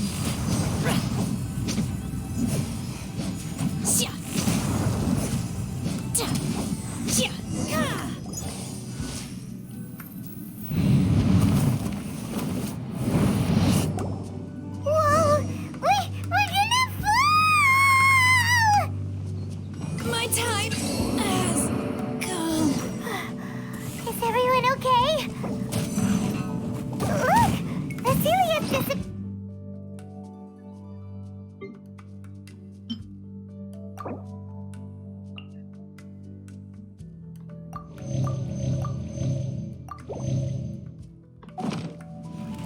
Be gone! It looks like we need to go further down. But before that, let's destroy the guard mechanisms on this level first.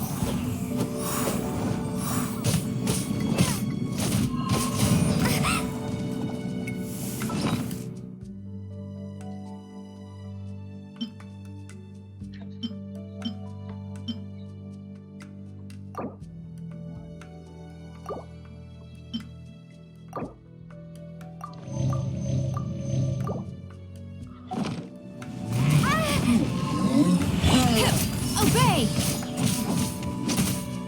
Unleash!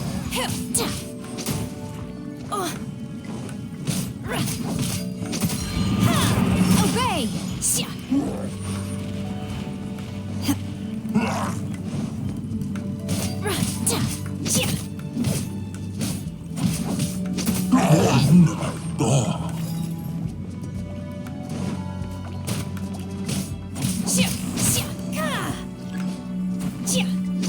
Unleash!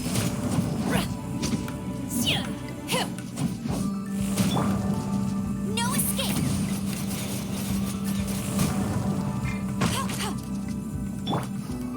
Manifest!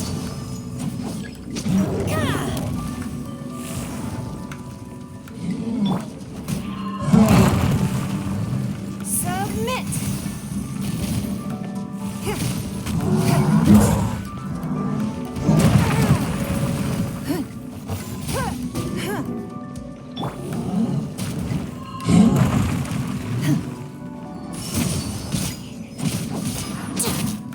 Unleash! Feeble!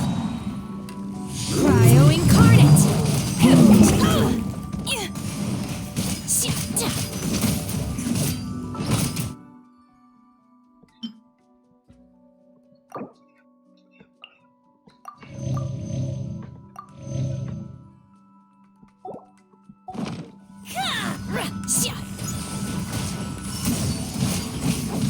Manifest!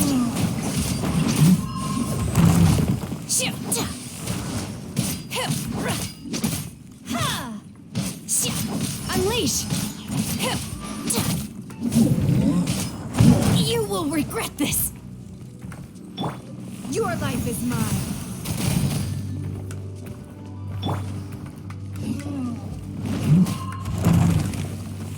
Let it rain. Yeah!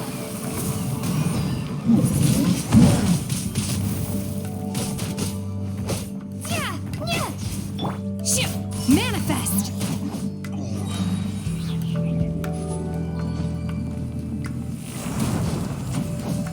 By ordinance divine!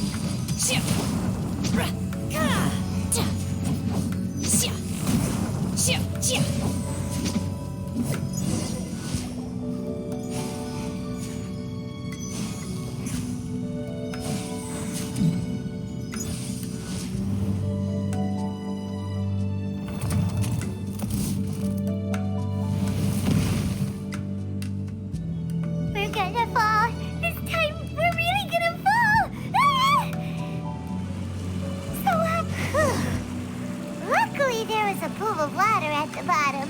Otherwise, that could have ended very differently. Hey! That Sealy's on the move again. Let's catch up with it.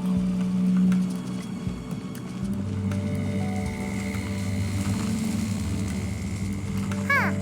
Something looks different about this stone wall. Let's take a closer look.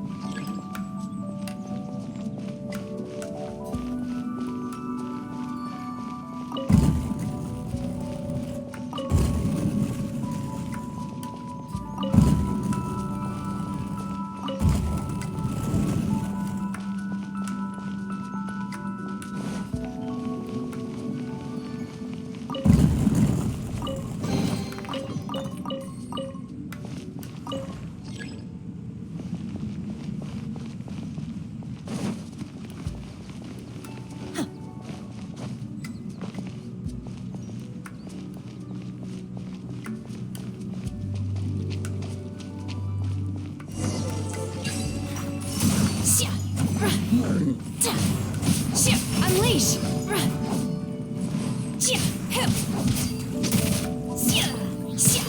Obey!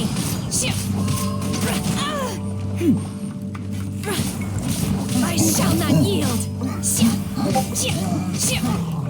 Unleash!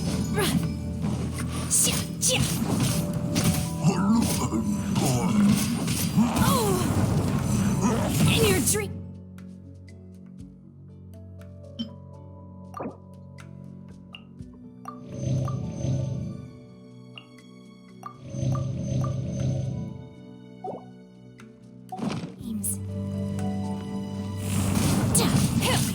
Obey!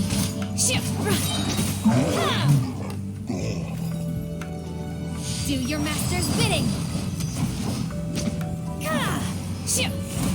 Manifest!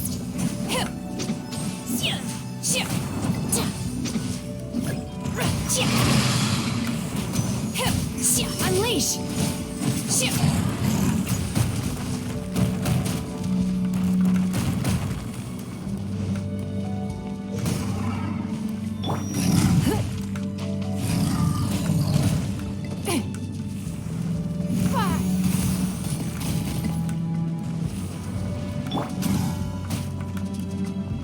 No escape!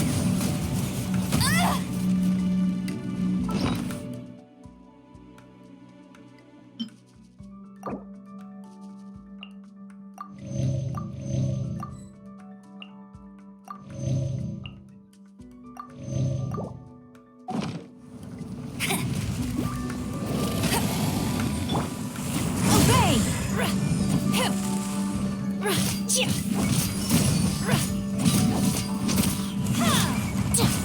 You will regret this! Manifest!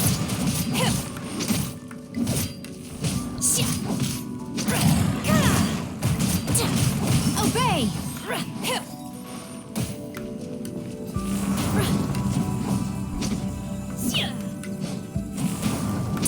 Unleash!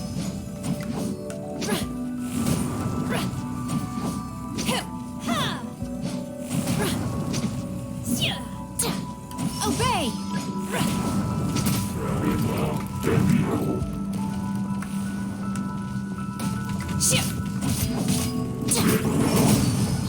I shall not yield!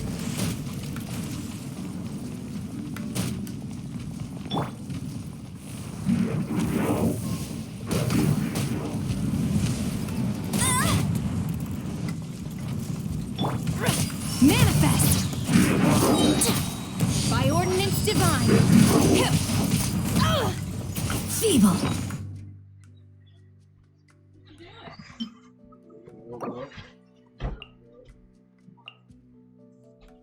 Why didn't you text me?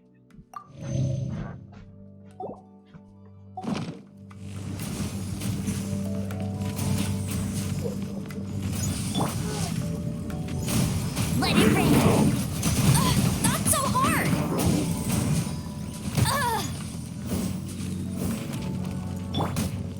Submit.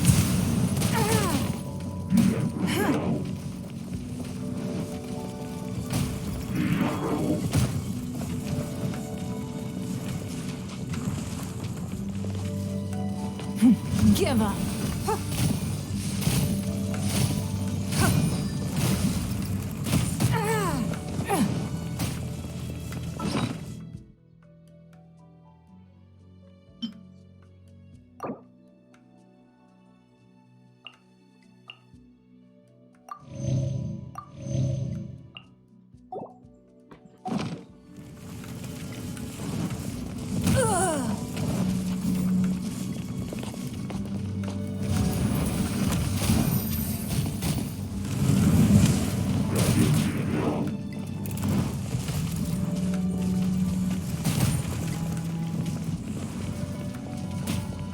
It's no.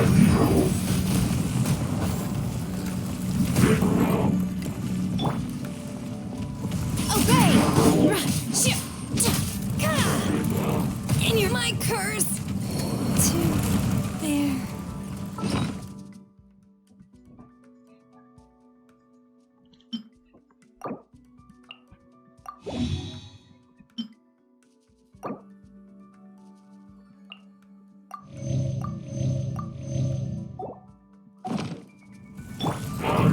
Manifest!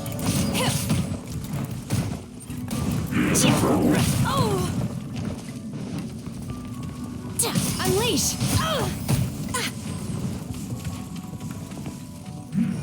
In your dreams, you will regret this. Manifest!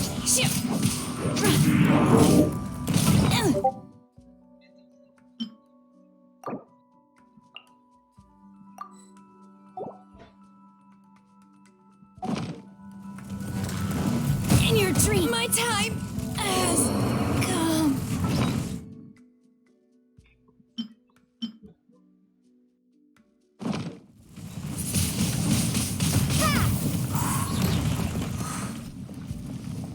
Prepare to be blown away.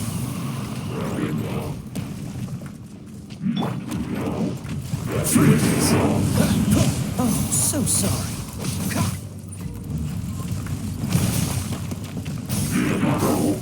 Don't push your luck.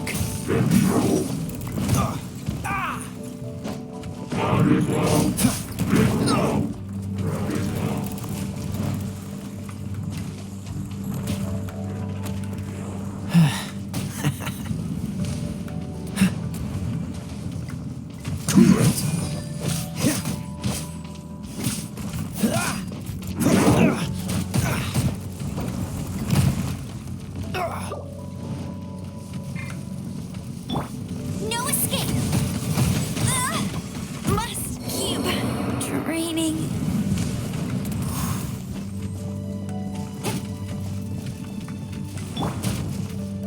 Your life is mine.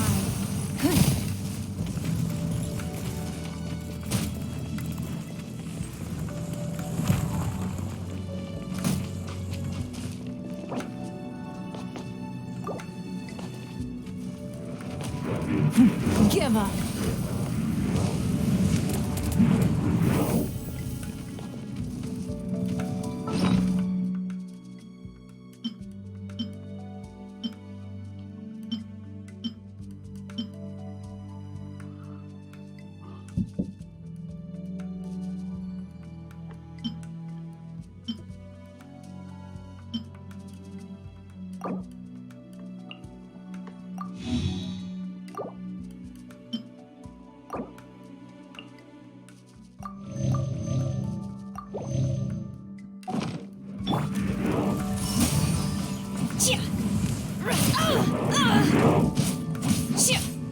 Unleash!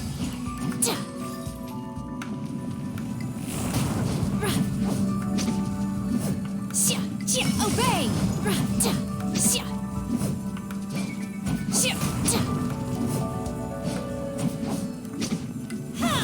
Manifest!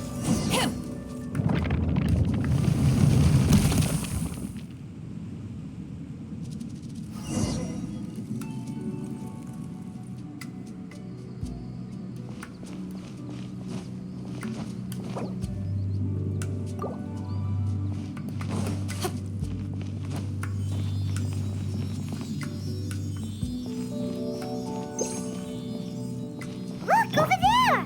Could that be the sunset vermilionite?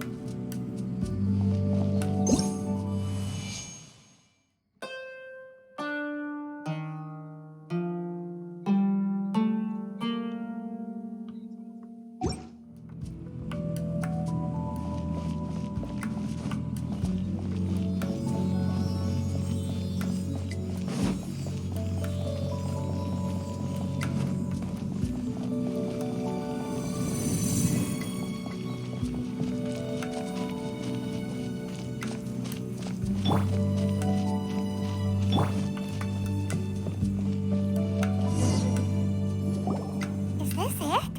Is this the sunset vermilionite? It's so huge!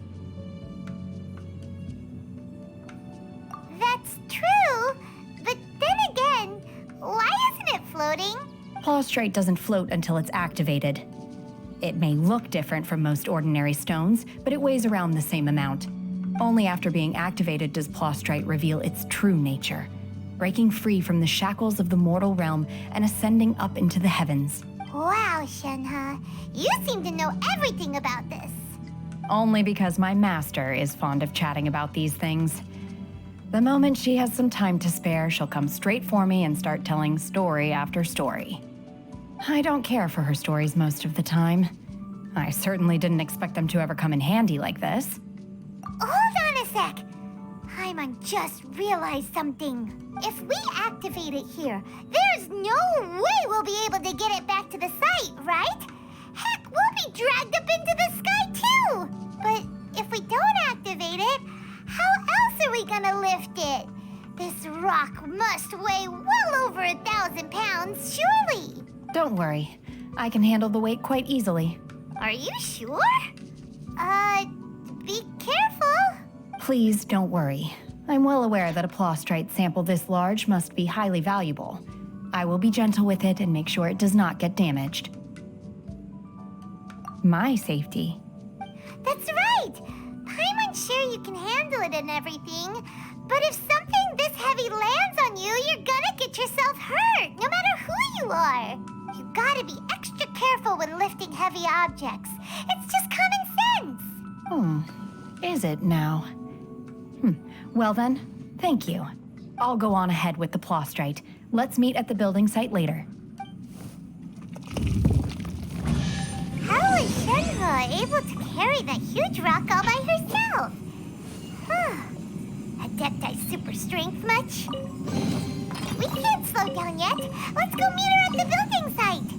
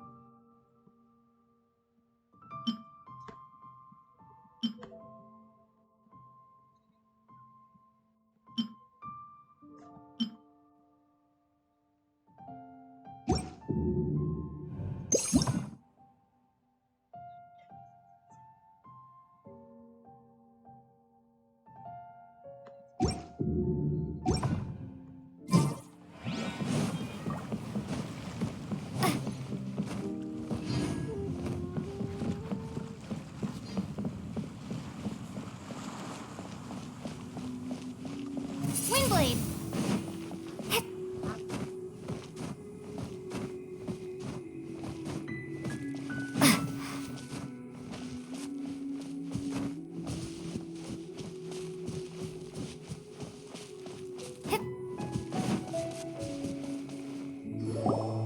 Oh my god, I can't believe my eyes. How can she lift that massive rock all by herself? She's got to be one of those Adepti, surely. Oh, mighty Adeptus, please give me your blessing so that in the coming year I may reap a more bountiful salary. This is top tier in size and quality, and the condition it's in is quite simply immaculate. Congratulations, this item is approved for submission. I'm going to award you full marks for the Sunset Vermilionite item. May I take your name?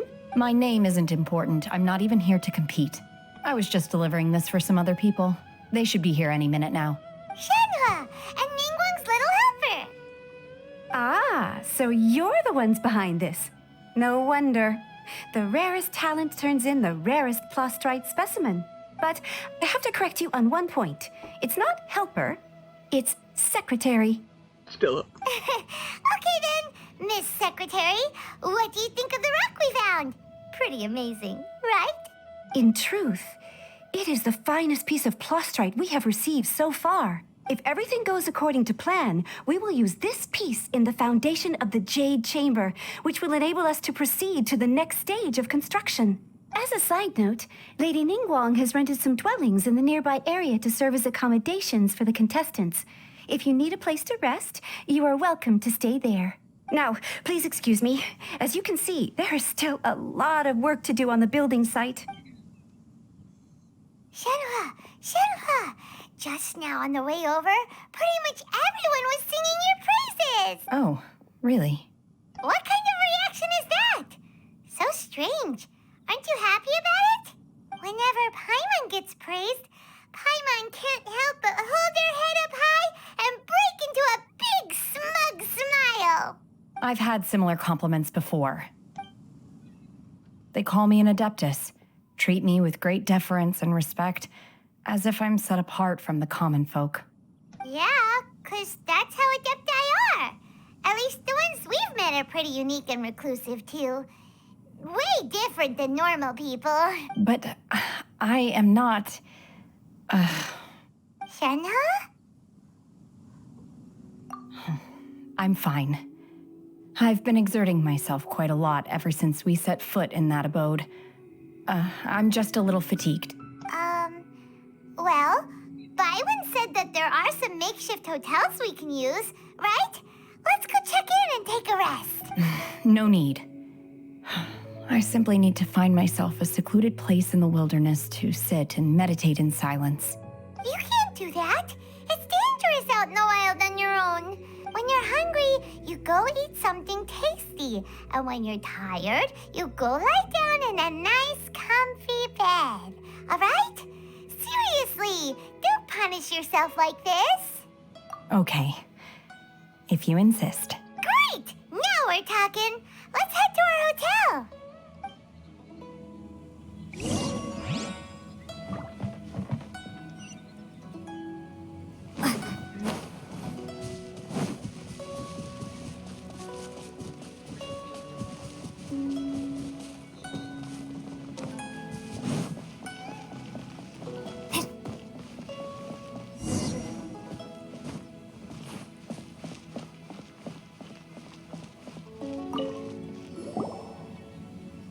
Hi there. Checking in, are we? You're just in time. We only have 2 rooms left. Since this was chosen as the building site for the new Jade Chamber, we've had a constant stream of people in this area. And not just workers either. Visitors, business people, tea sellers, all sorts. So business is booming for me today. Very few vacancies. You're lucky you got here when you did. Great! One of your rooms is still being cleaned. I guess it should be ready within the hour. The other room is just at the door on the left. Here are your keys. All right. Hope you enjoy your stay. Please excuse me, I'll leave you to it. Shenhua, you should go get some rest. We'll hang around outside until the other room's ready. Paimon's gonna go see if there's anything good to eat around here. Paimon couldn't help but notice one of the guests walk in with a huge grilled chicken drumstick before. Let's buy one for Shenhua too. She can have it as a midnight snack. Or save it for breakfast tomorrow. All right. I will head to my room for now. If you need anything, don't hesitate to disturb me. I'm a light sleeper. I will hear if you knock on the door. See you tomorrow. Hey, isn't that Cloud Retainer? What's she doing here? Let's go and say hi.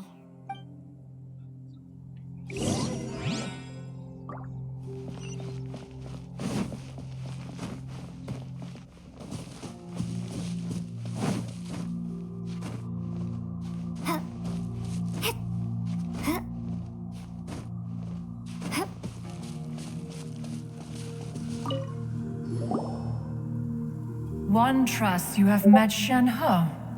So, are you getting along quite well? So far, so good. Yeah. So, you know Shenhua too, Cloud Retainer? Naturally. Save for Ganyu, who spends the majority of her time in Liyue Harbor. All the Adepti living today are acquainted with Shenhe to some degree. Cool. So, what's her Adeptus name anyway?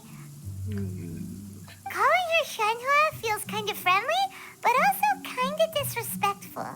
So Paimon's thinking maybe it'd be better if we called her by her Adeptus name instead. Her Adeptus name?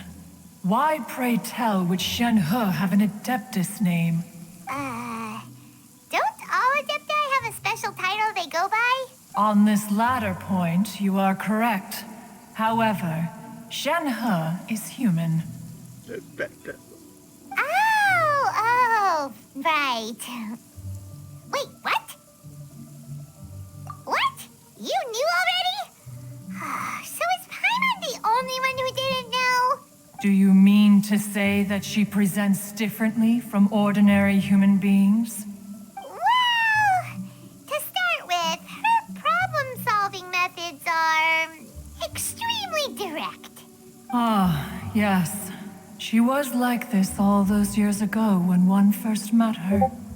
In this respect, she has not changed. One first found Shenhe by chance in a cave. One was passing by and sensed the presence of a god's remains. Being of an ever-vigilant disposition, one entered immediately to inspect the scene. Inside was Shenhe, then aged around 6 years old. In her hand, she held a dagger with which she was confronting a monster that was the god's remains incarnate. That sounds so dangerous. When one arrived, she had already been locked in confrontation with this monster for several days. Most mortal children are fragile, both physically and mentally, and are highly reliant on their parents for survival. But not so her. That she was able to endure such terrible danger was due not only to her strong willpower, but also to the bloodlust and homicidal instinct with which she was born. One dealt with the monster, yet she still refused to lower her guard. She even pointed her dagger in one's direction and remained ready to strike. Only after she was satisfied that one had no intention to cause her harm did she finally relent. She then passed out without uttering a single word. In other words, if you hadn't passed by that day, Shenhua might have... Not necessarily. Upon one's arrival, one could sense that the god's wrath was gradually receding. Even had the stalemate continued, one suspects that Shenhe may have still emerged the victor of the confrontation. That's still so dangerous, though. Why was a tiny little kid battling against the wrath of a god in the first place? Alas, the mortal world is rife with suffering of every kind, and she had experienced her fair share of this, even at a tender age. Seeing that she was homeless, one decided to adopt her. Indeed, it is one to whom she refers. Shen-He has an extraordinary constitution, making her well adapted to practicing the Adepti arts. All the Adepti cherished her talents, and so we were willing to train her. However, her homicidal urges did not subside with age. Rather, they grew stronger day by day. Mooncarver once performed a divination for her. He declared that her fate is to bear the curse of calamity. Consumed by malevolent energy, she is prone to bring harm to those around her. Such is the magnitude of the danger this poses, that her soul must be bound with red ropes to keep her homicidal instinct at bay. The red ropes have indeed served to keep her calmer and more content. They also seem to have rendered her somewhat inexpressive. Perhaps the red ropes are so powerful that they have suppressed some of her other emotions as well.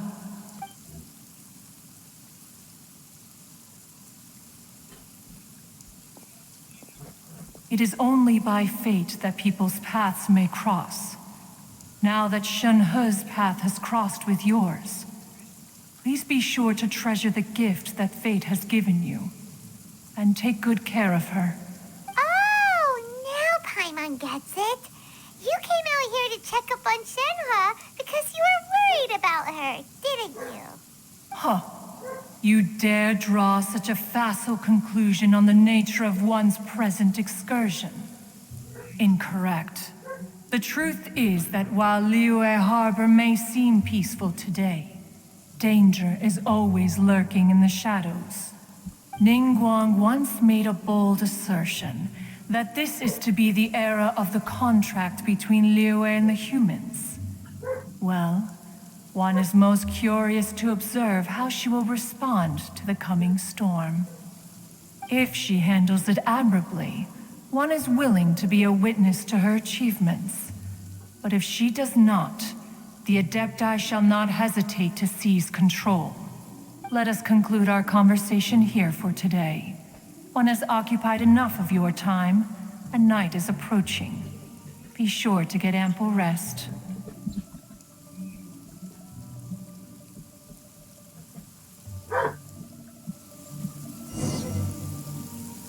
So, Shen-He isn't an Adeptus after all. She just grew up around the Adepti. Oh, no wonder she doesn't like being treated as an Adeptus. Having everyone falling over themselves to show their respect all the time must be kind of hard to deal with.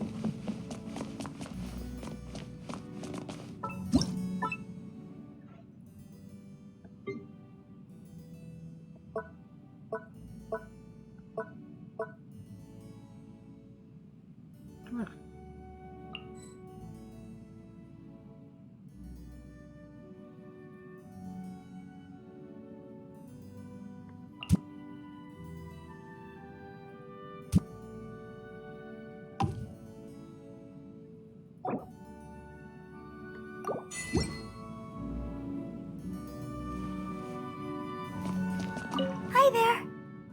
Oh, seeing you so full of life puts my mind at rest. Oh, I love it here. The scenery here is so different from Mondstadt's. I find it really refreshing, and here I can sing at the top of my voice without having to worry if I'm disturbing anyone. It's the best way to practice.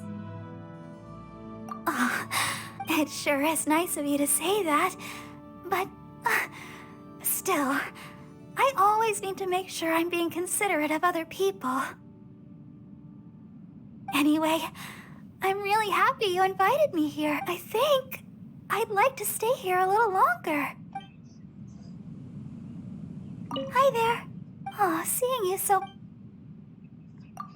Oh, sure. Oh, I just realized that I haven't chatted with a friend like this in a long time. I just feel so blessed all of a sudden. Oh, is that so? Oh, well, maybe. But it's not such a bad thing. The easier you find it to receive joy, the more energy you have to share that joy with other people. Please, no need to shower me with compliments. Only with constructive criticism can we grow, right?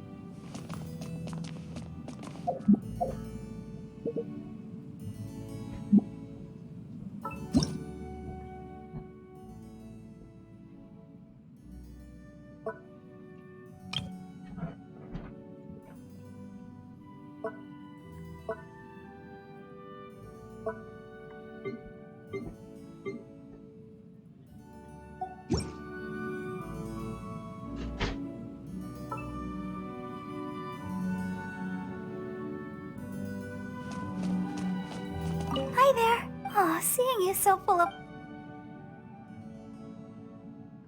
Morning. I'll pray for you.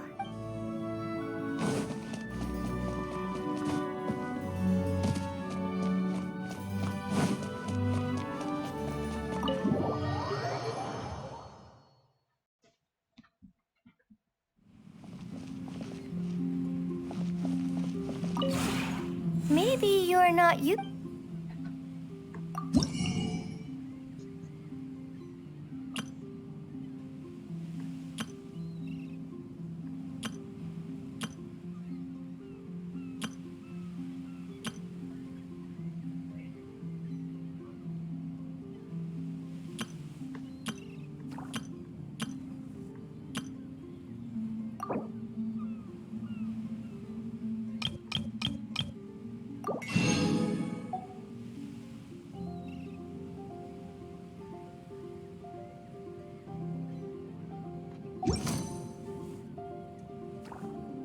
If you ever have any questions...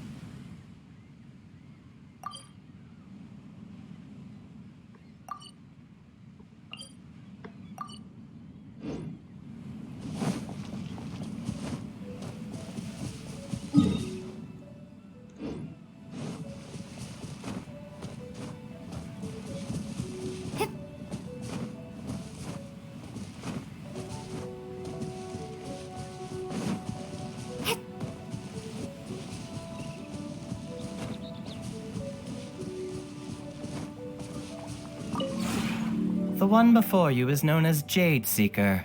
One travels far and wide, seeking naught but to witness all of the treasures this world has to offer. Ah, encounters with fine treasures cannot be forced. This is something that only fate may decide.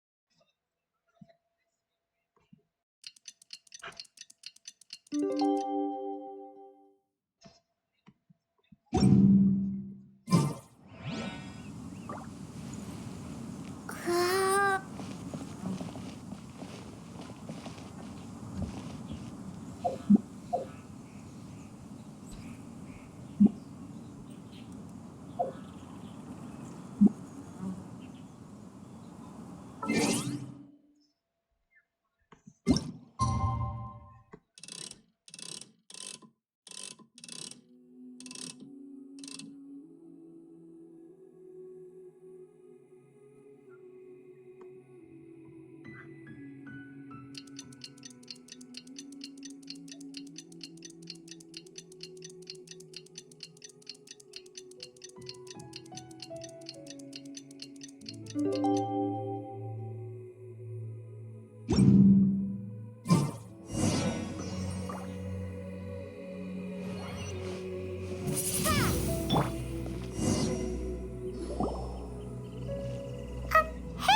so, Shenhua. Master has relayed my situation to you, I take it. Oh? How did you know? I'd intended to wait until you came back before going to sleep, but I didn't hear you come in. I was worried that something may have happened to you, so I went outside to check and caught sight of my master. On top of this, you have been acting very strangely around me this morning, causing me to suspect that my master must have told you everything about me. After all, Master is very talkative. Sorry, Shenhua. Paimon had you down as an adeptus this whole time, but it turns out Paimon was wrong. It's okay. I don't mind. The fault is mine for not explaining everything to you sooner, because in my experience, trying to explain is a futile pursuit. Still, though you mistook me for an adeptus, you never treated me as distant and unapproachable. Instead, you treated me as you would a friend. For this, I am very grateful indeed. To be fair, we've met our fair share of real adepti, too. Anyway, now it's settled. From now on, you're our friend. Whether you're an adeptus or a human isn't the important thing. First and foremost, we're just plain old friends. Got it. Although I don't know quite what it entails in terms of what I have to do, I must say I like the title friend very much indeed. Great! Well, now that we're all rested up, we should start searching for the other 2 items on the list. But before we do that, let's go to the building site and ask Ningguang's little helper how the progress is going. After all, Sunset Vermilionite is so rare. Paimon doubts many competitors will really be able to find any. If it turns out some of them have given up already, we'll be able to take things a little more slowly. Oh, and another thing. We bought some grilled chicken drumsticks on the way back last night. There was a place just outside. Here's one for you, Shenhua. Try it. They're so good. I concur. It has a rich flavor, far more agreeable than those I've cooked for myself in the wilderness in the past.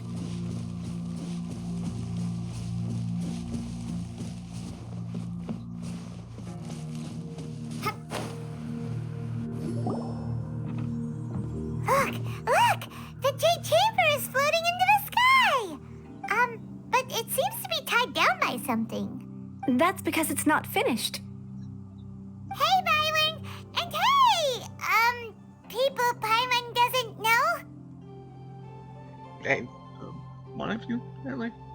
Given the enormous scale of the Jade Chamber, we split the construction work into 2 phases to make sure the structure remains balanced. Before we find some suitable plastrite, we build the Jade Chamber's keel at ground level. Once the plastrite is ready, we place it into the keel and let the partially constructed Jade Chamber rise up to the height of the surrounding mountain peaks. The remainder of the construction work is then carried out at that altitude. Once everything is ready, we release the iron tethers and allow the Jade Chamber to rise to its target altitude. Miss Bywin, we've brought some new materials to submit. One moment, I'll be right there. The construction work has only been able to progress this rapidly thanks to the plastrite provided by you. Lady Ningguang is most grateful and looks forward to seeing more of your work. Wow, can't believe you sourced the plastrite so quickly. It's the key piece of the puzzle. Looks like you beat us to the punch. Wait, I know you. You're the one who fought against the Vatuian Osile, right? Oh, sure enough, your reputation precedes you. Pleased to meet you. I'm Beto, captain of the Crux. Beto? Are you here to join the Jade Chamber contest too? Sure am. I happened to get my hands on a chunk of Sunset Vermilionite on a voyage a while back, so I figured I'd bring it over. Huh.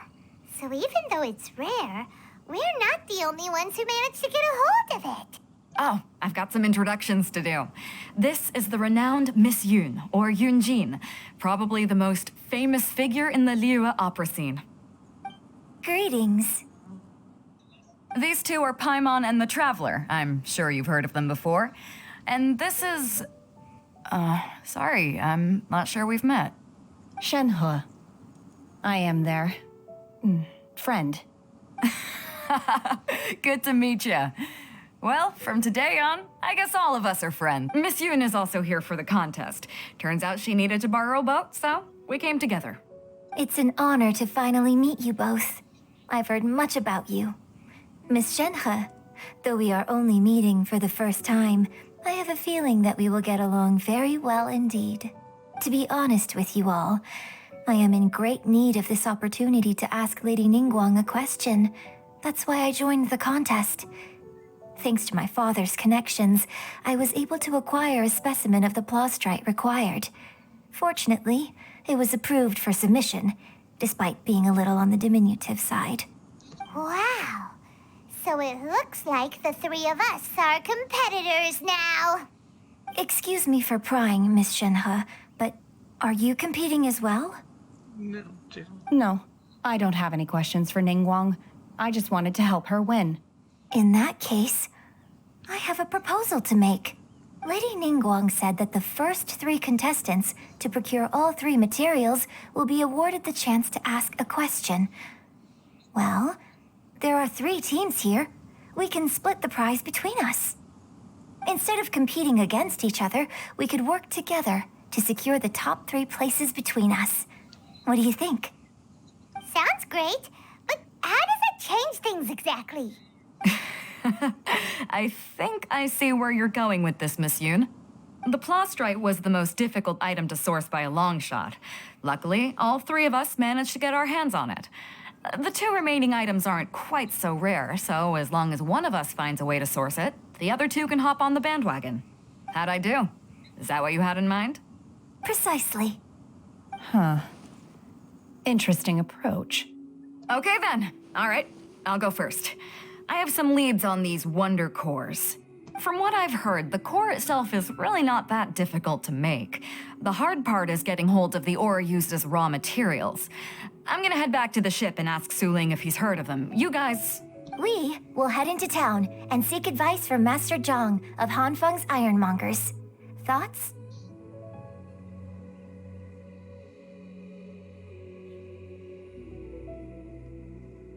Wonderful. We'll split into teams then, and whoever makes progress first brings all of us a step closer to victory. I'm gonna take off.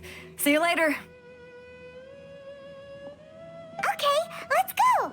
By the way, what question are you gonna ask Ningguang, Yunjin? I'm looking for a venue to host the performance of our new opera. Lady Ningguang has excellent judgment, so I would like to hear her opinion. Ooh, what's the opera called? Paimon wants to go see it. The opera is a labor of love by my father. He wrote it based on a popular urban legend about an evil spirit and an adeptus. It's called The Divine Damsel of Devastation.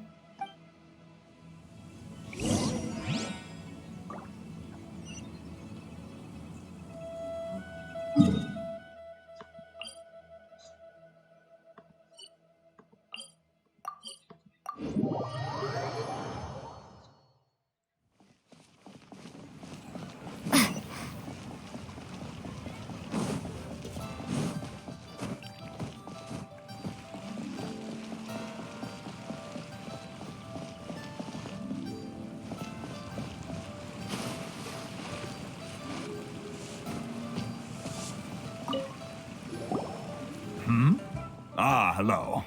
Are you here for something off the shelf, or do you need something forged? Excuse me, Master Zhang. We were wondering if you'd heard of something called a wonder core. Of course I have. Sorry, who's asking? My name is Yunjin. Perhaps you don't know me, but I believe that you forged some weaponry for my father in the past for stage use. Yunjin? Stage use? Oh, so you must be Miss Yoon. Sorry, my brain's finally caught up. It's not used to doing much beyond bashing a hammer all day. Everyone's heard of you, Miss Yoon. Even folks who don't make it to the opera all that often. Like myself.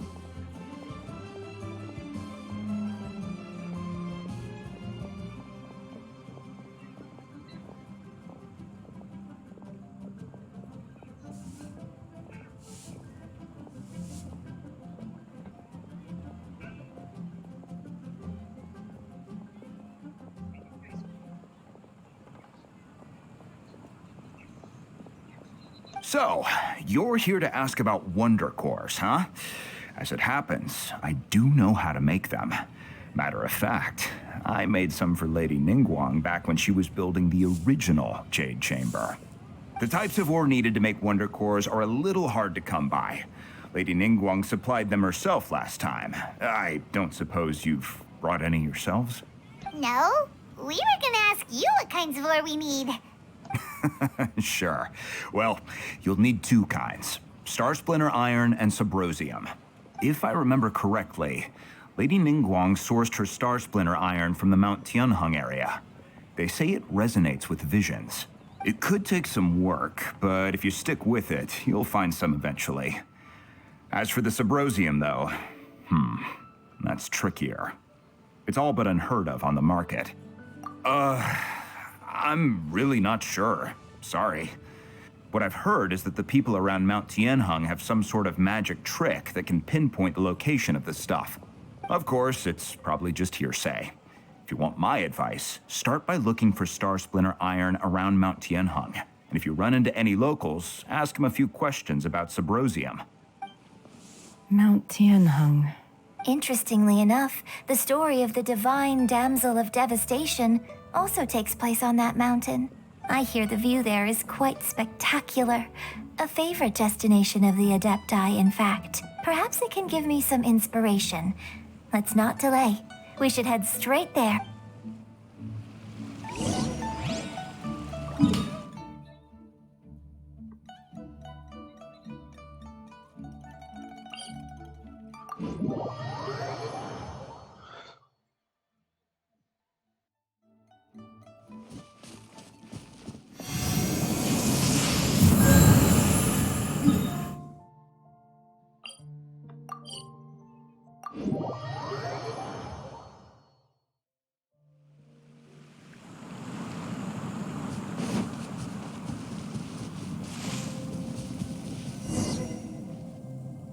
I came to Mount Tianheng once with my father as a child.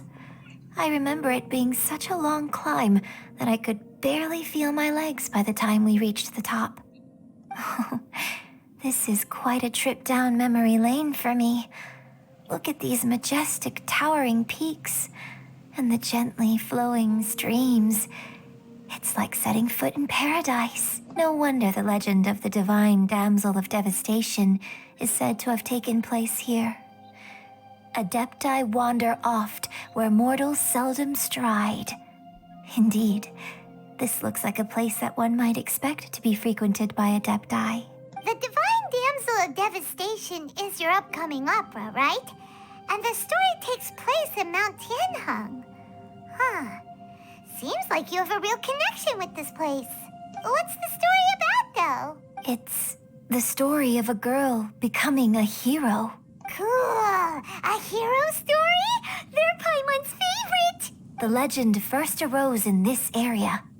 It is said that there used to be a prosperous village on the mountain. In that village, there was a loving couple who were completely devoted to one another. One day, a terrifying monster appeared. The wife was out collecting herbs and was captured by the monster. Her husband was so distraught at the news that it broke his spirit and drove him to madness.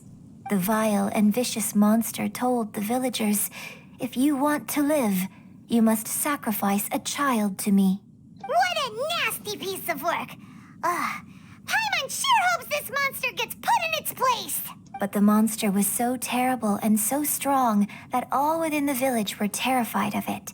They had no choice but to give in to the monster's demand.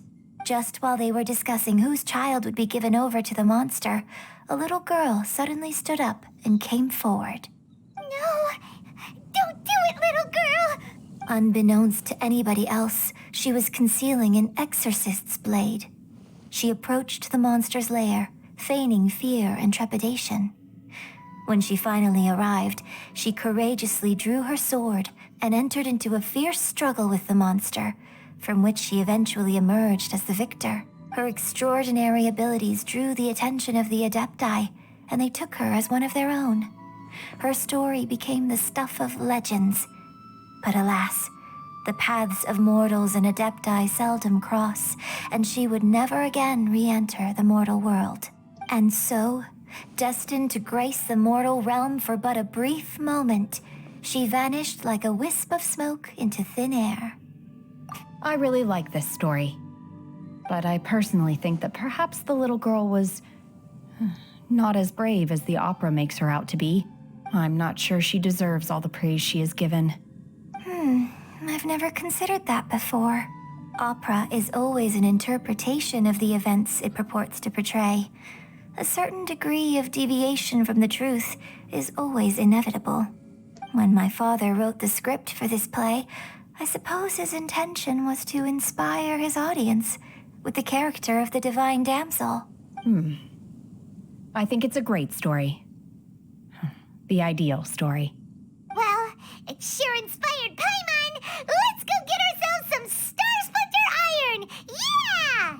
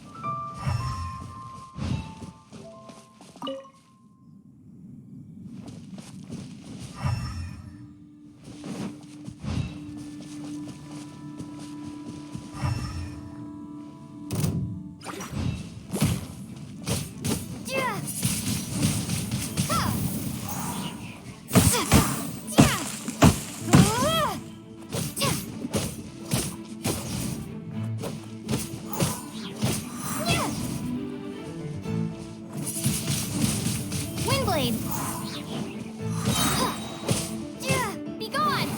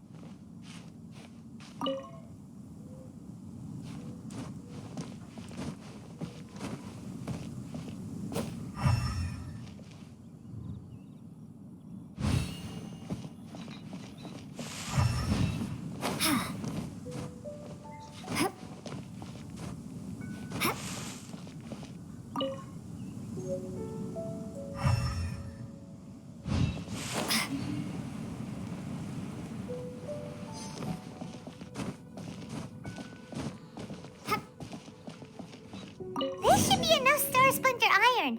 Now we just need to find that Subrosium. I think I saw a village on our way here.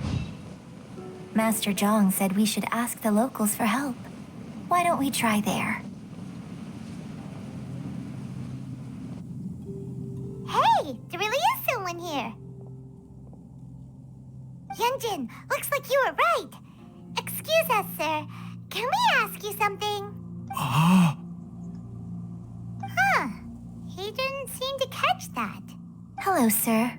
We were just passing by and wanted to ask if you happen to know anything about Subrosium. Is he trying to tell us to look for clues in the village? Well, whatever. Guess we're on our own here. Shenhua, Yunjin, let's have a look around. Sorry, you can go ahead without me. I'd like to have a word with this gentleman. If that's okay with you, Uncle Mingjin. It's... Shenhe. Shenhe. You're alive. The rumors were true.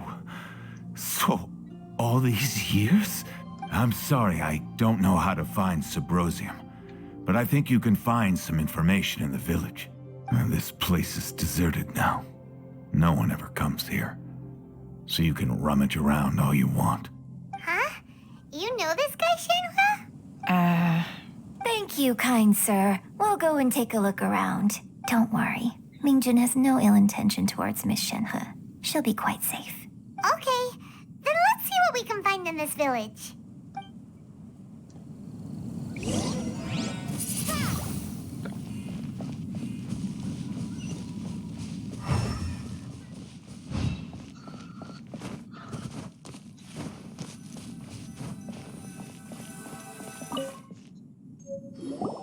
Huh.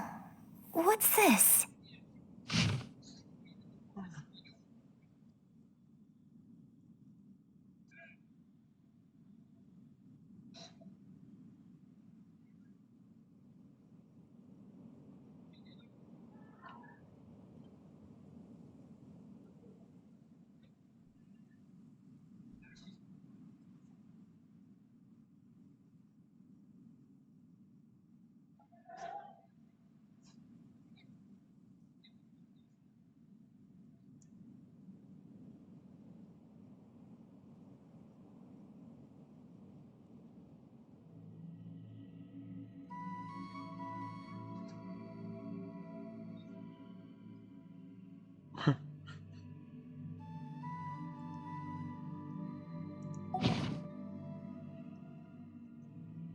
So, Shenhe is the divine damsel? Now that I think about it, she does behave rather like an adeptus, and she is about the right age. So that's why I've been getting the strangest feeling whenever I chat with her. I should have noticed it earlier. According to this text, the divine damsel from the opera was actually the daughter of the loving couple. And she didn't volunteer.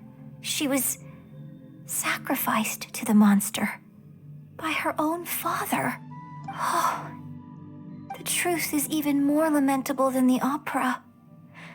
Now I understand why Shenhe said the girl was not as brave as people think. It wasn't her choice to enter that ghastly situation. She was forced into it.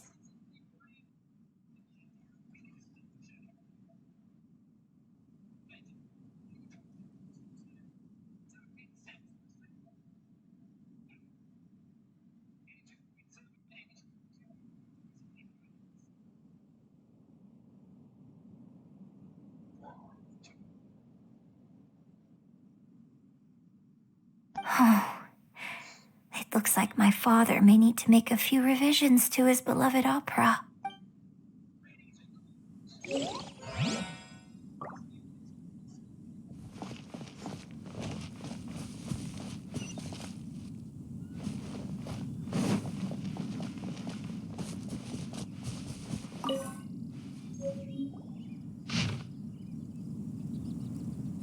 So it seems that Shenhe's father thought he was summoning a benevolent deity using a magic incantation.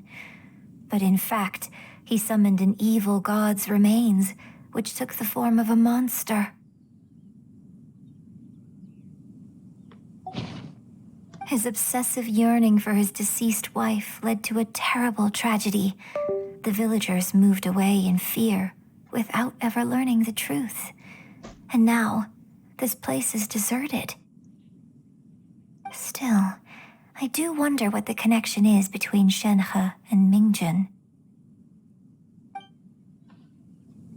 We've looked everywhere, but still no mention of...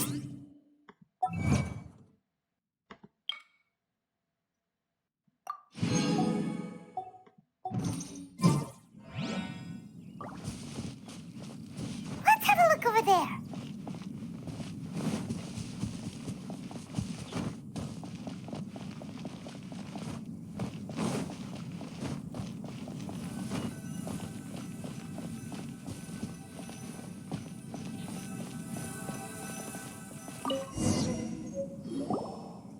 This is it!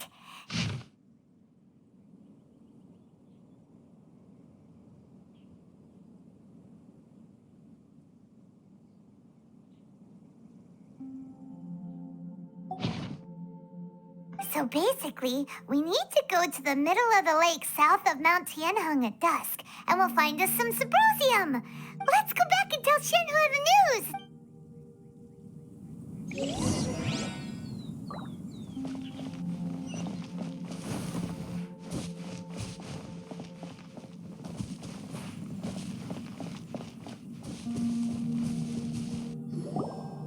year when I was back visiting, I heard a story about a white-haired adeptus from a merchant passing by.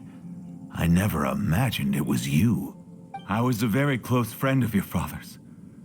I could have stopped him from performing the summoning ritual.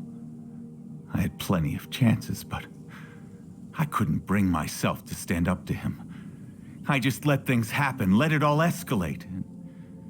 Well, we all know how that story ended.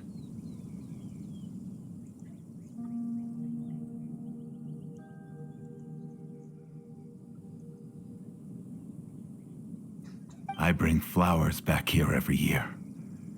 And each time I wish I had a chance to apologize to you. Apologize for what? If you'd stopped him, he'd only have found another way.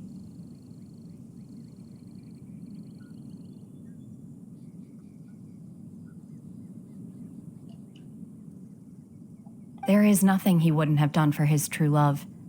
Nothing.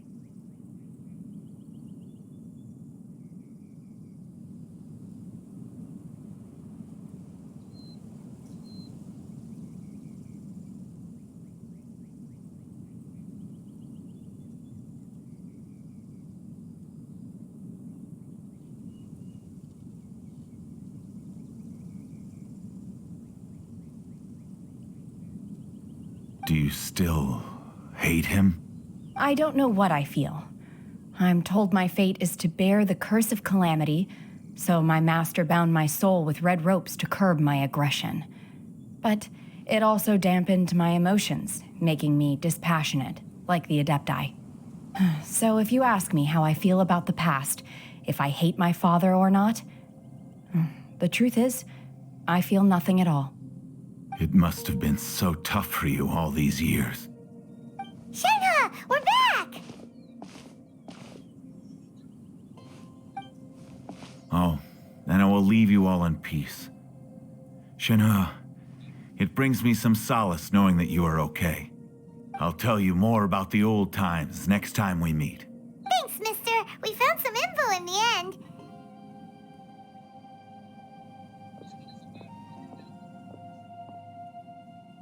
Shenhe, look. This tells us how to find Sabrosium. All we gotta do is go to the middle of that lake. Let's go then.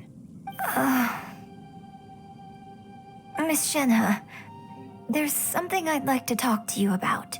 Just now, in the village, we found your father's diary.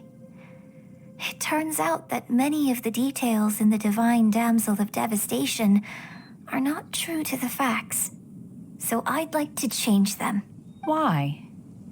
I know I say that opera always deviates from the truth, but now that the main character is standing right here in front of me, I cannot simply dismiss your lived experience in favor of my father's fiction. It's okay. I like your version. My master once said that the day I learn how to use my strength for the good of others is the day that I can truly become part of human society.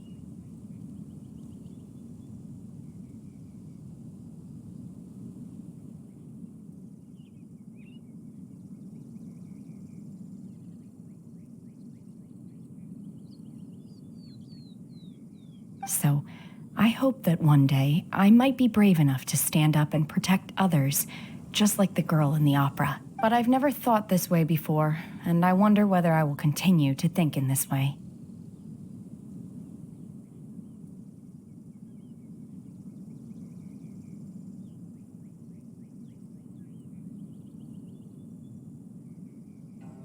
Don't worry.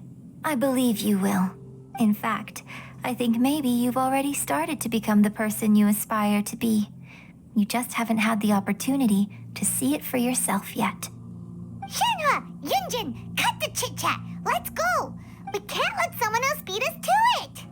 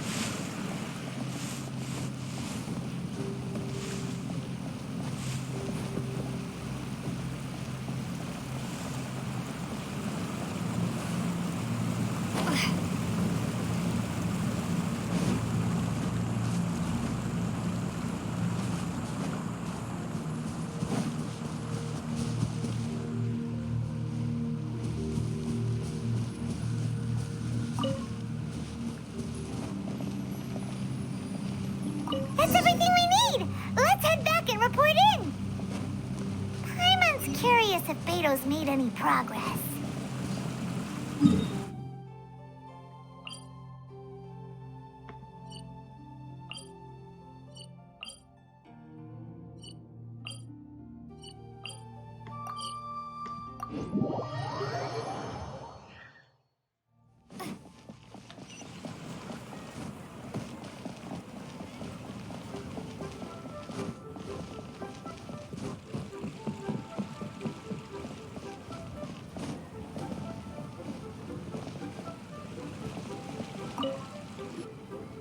Oh, goodness. So, are they okay? This is some top quality ore you found. I think I'll get a good end product out of these. Guess now it's my time to shine. Hey everyone, how's the A-team doing? I ran into a bit of a brick wall on my end. Suling's never seen a Wonder Core before, and says it'd take a lot of research for him to get up to speed. Leave the Wonder Cores to me. I'll work on them while you go about your business. Don't worry. It won't take me too long. Much obliged, Master Zhang. We should look into the Adepti sigils next, but where should we find items relating to the Adepti? I'll sort that out. Oh? You got this then? Yes. I have been training with the Adepti for years. I know a thing or two about making sigils. When we first met, I told you I came for the Jade Chamber, not the contest. In fact, I came specifically to deliver Adepti sigils. Master heard that Ningguang was planning to rebuild the Jade Chamber, so she sent me to deliver some Adepti sigils to her. Master also said she hoped that I can take this opportunity to rejoin human society. But now that I'm here, I wonder if I've been removed from the world for too long. There's so much basic knowledge that I lack. Maybe it won't work for me to stay here after all. But either way, I'm very glad to have met you. And I'll take care of those Adepti sigils. Without knowing the ins and outs of your situation, I can't say whether you should stay or not. But now that our paths have crossed, we'll always have a connection. So if you're ever feeling down, come find me on my ship. There'll be a drink waiting for you. Thank you.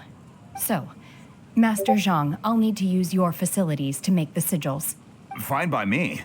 I'm actually curious to see how the Adepti arts work. Maybe I'll learn something.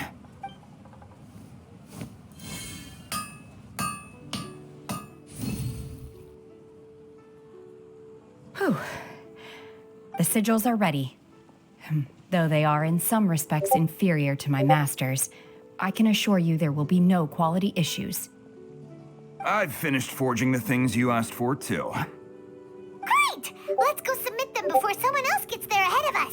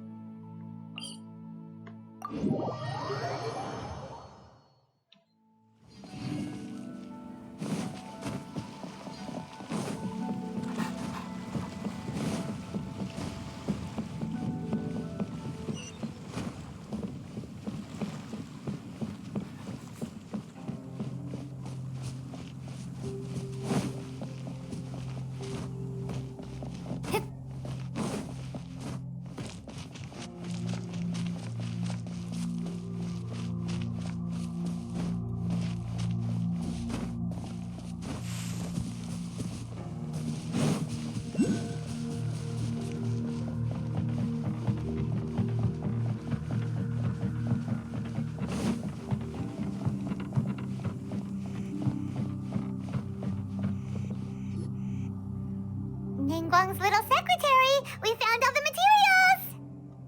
Oh, already? All three of you found them together. Okay, I see. The Wonder Cores and Adepti sigils look good. It seems that we found our winners. I hereby announce that the winners of this material procurement contest are the Traveler, Yunjin, and Beidou. What? It's over already? I haven't even found the prostrate yet! I can't believe it. So close, but so far. I'd like to invite our three winners to please proceed to the Jade Chamber, where Lady Ningguang is waiting for you. Huh? Where's Beto? She was right here. Captain Beto has some business to attend to. She will join later. Please come with me for now. All right, then. Guess we'll head on up to the Jade Chamber first. This has been a long time coming. The last time we went up to the Jade Chamber was ages ago.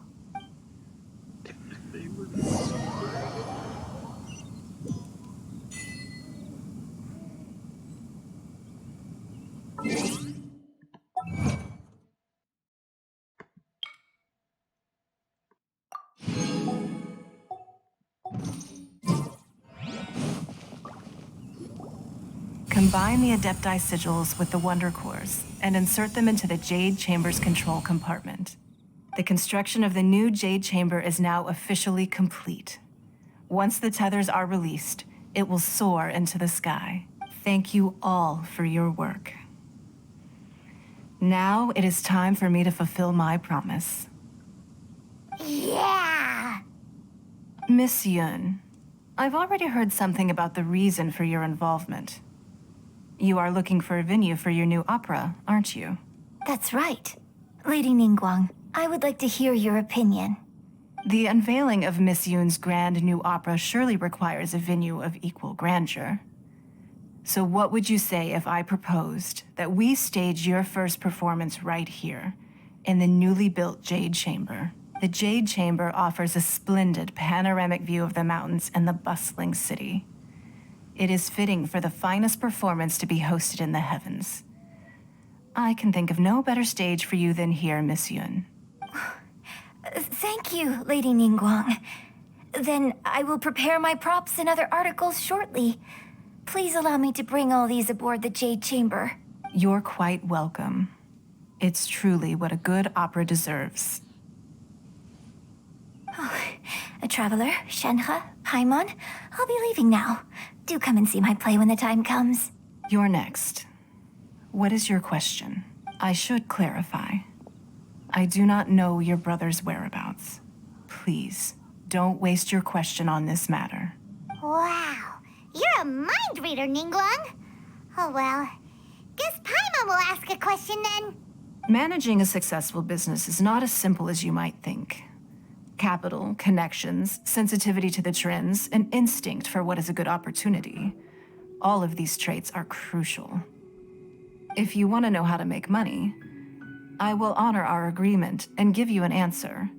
But that is not to say that it will work for you. Wow, Paimon hadn't even asked the question yet. Your question was written all over your face. Now look, you helped me rebuild the Jade Chamber, and I intend to repay you handsomely for it. So I promise you that should you one day require financial assistance, you may seek employment here. I will pay you at the highest rate of remuneration. Oh, great! So next time we run out of Mora, we just need to come to Ningguang? No more questions from us. Shenhe, you got a question? Me? Yes, this is a group effort. Thank you. But I don't have anything to ask. Are you sure? This is a once-in-a-lifetime opportunity.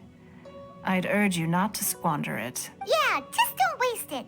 Hold on a second. Paimon can probably think of another one. Lady Ningguang, do you think I can ever fit in Liyue Harbor? Now that is an interesting question. Liyue Harbor is very inclusive.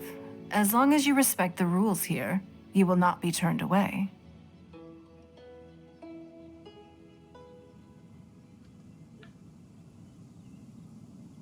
So, the key is whether or not you yourself can develop a sense of belonging in Liyue Harbor. A sense of belonging? Yes.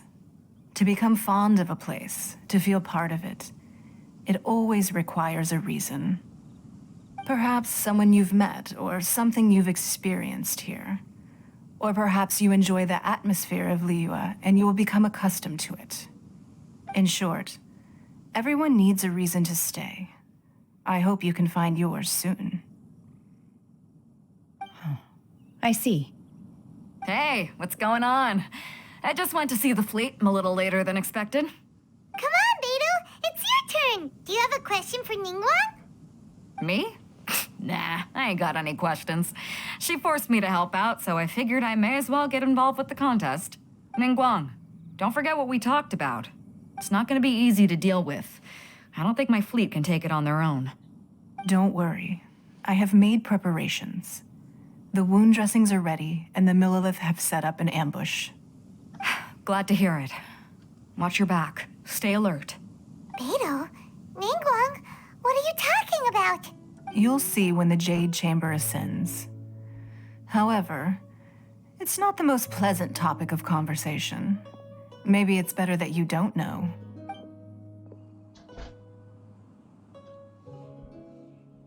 When I first set foot in the Jade Chamber, I stood at the edge of the platform and looked down upon Liyue Harbor far below. At that time, I dreamed that one day the Jade Chamber's shadow would be seen in all 7 nations of Teyvat. My wish has not changed to this very day. However, it is not only out of consideration for myself that I have built the Jade Chamber anew at this time. I hope the Jade Chamber will always float in the skies above Liyue Harbor, bearing witness to the prosperity and peace of the human world. And I hope that you can all witness it with me. Let the Ascension ceremony commence!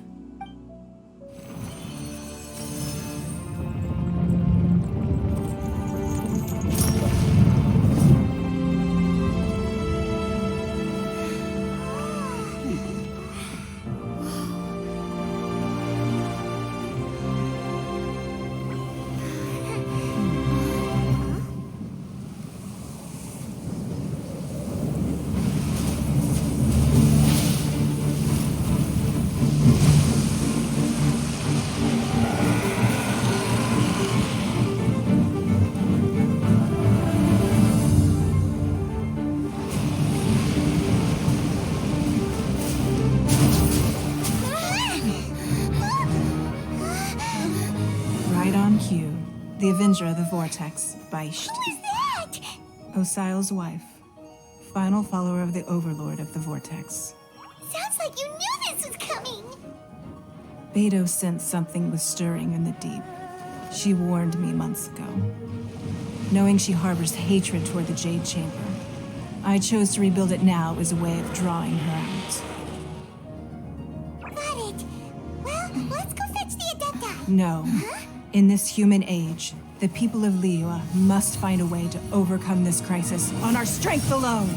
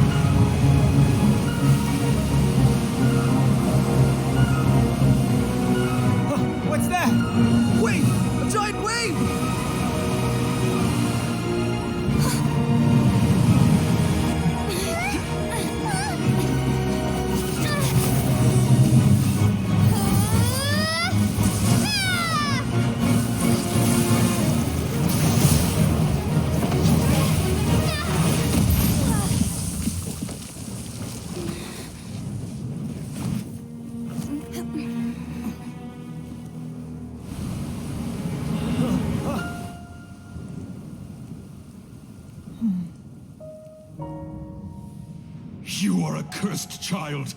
Your life brings nothing but disaster to us all.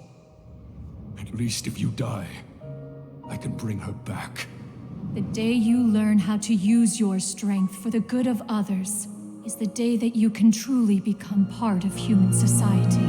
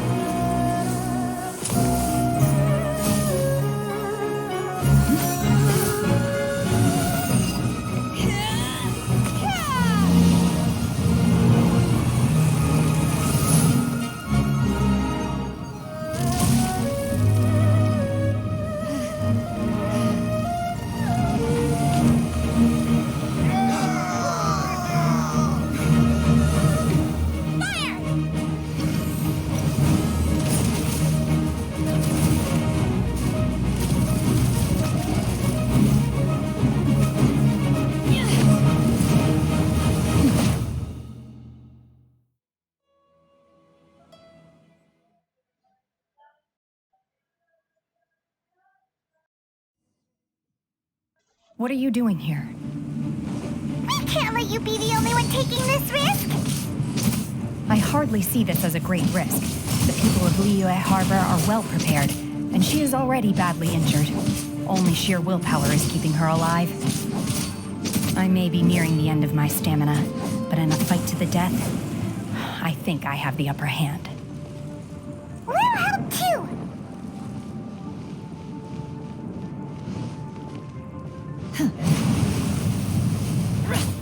Obey! Manifest!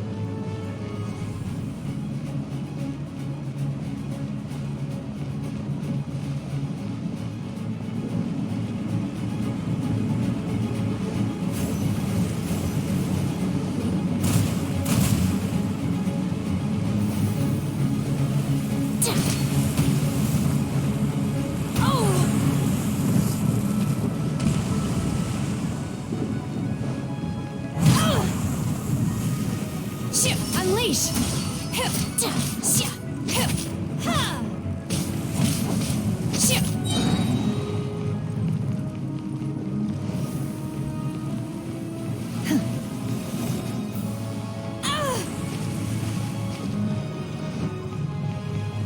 Cryo incarnate! Obey!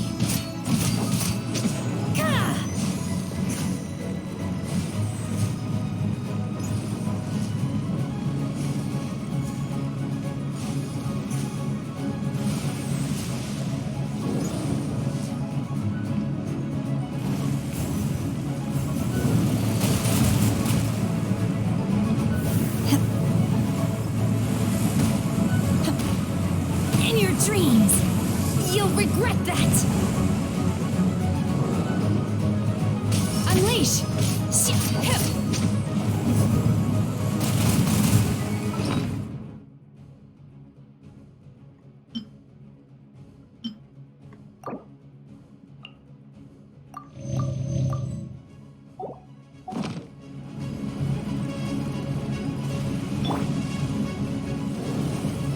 Don't waste my time.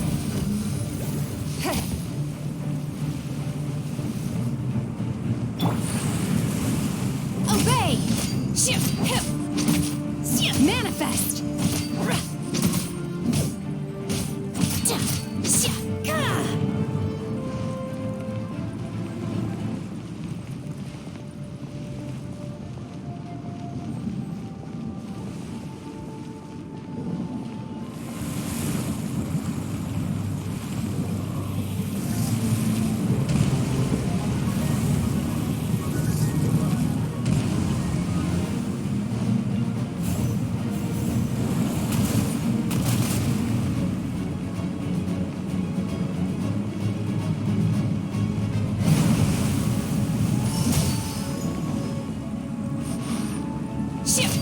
Obey!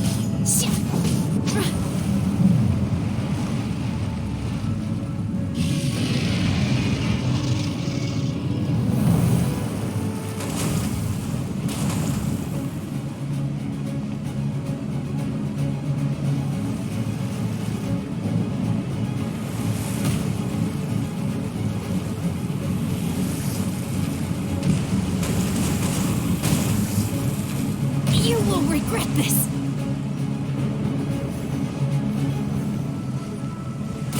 I shall not yield!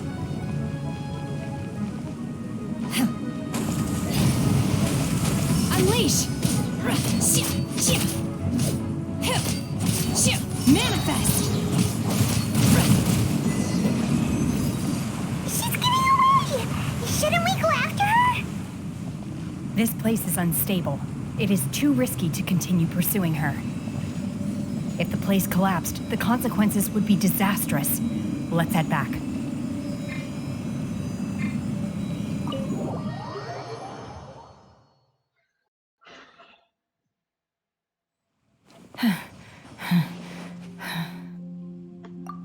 I'm just a little exhausted. Otherwise, fine.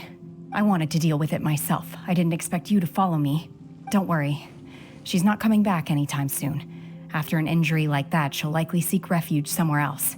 How did things go underwater?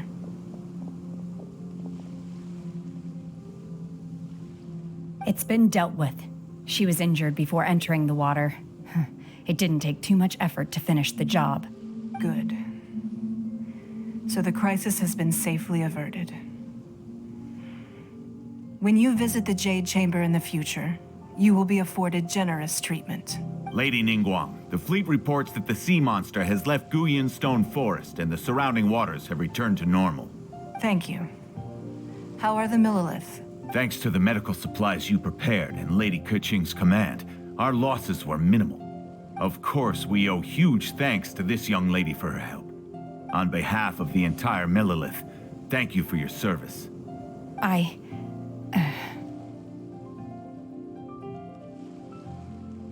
Great. Then next time I watch Miss Yun's opera, I'll be able to take the compliments. I wasn't trying to be a hero, though. I just wanted to protect you. Let the soldiers recuperate, but don't let your guard down. If she returns with a vengeance, we must be prepared. Yes, ma'am. You've been monitoring us for some time now. I trust you've reached a conclusion. You wish to hear one's opinion.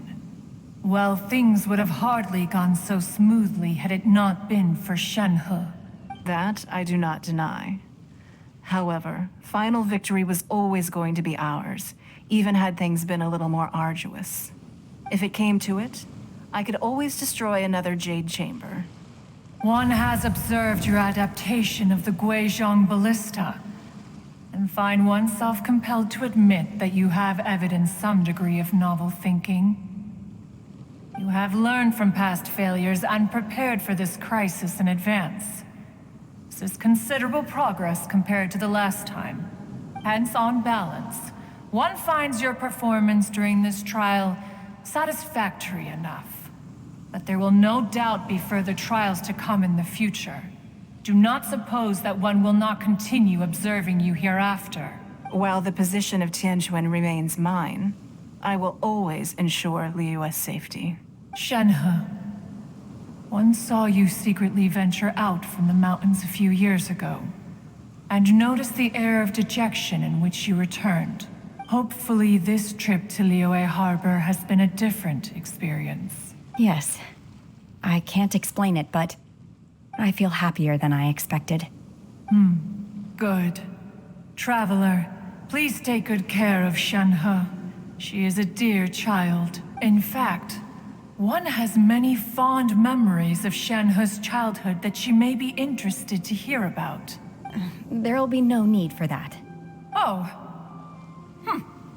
They are all like this. Fine.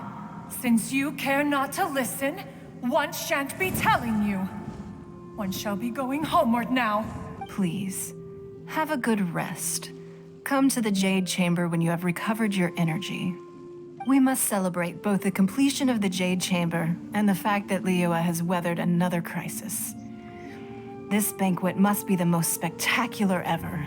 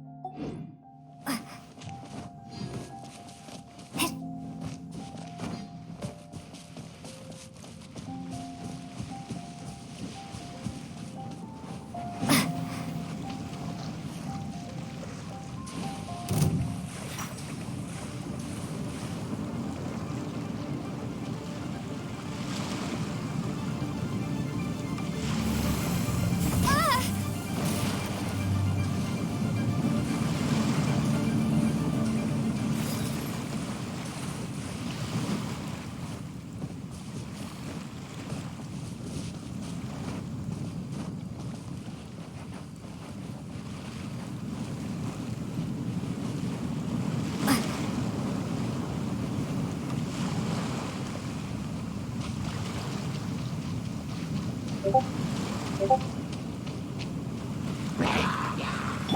one escapes my sights!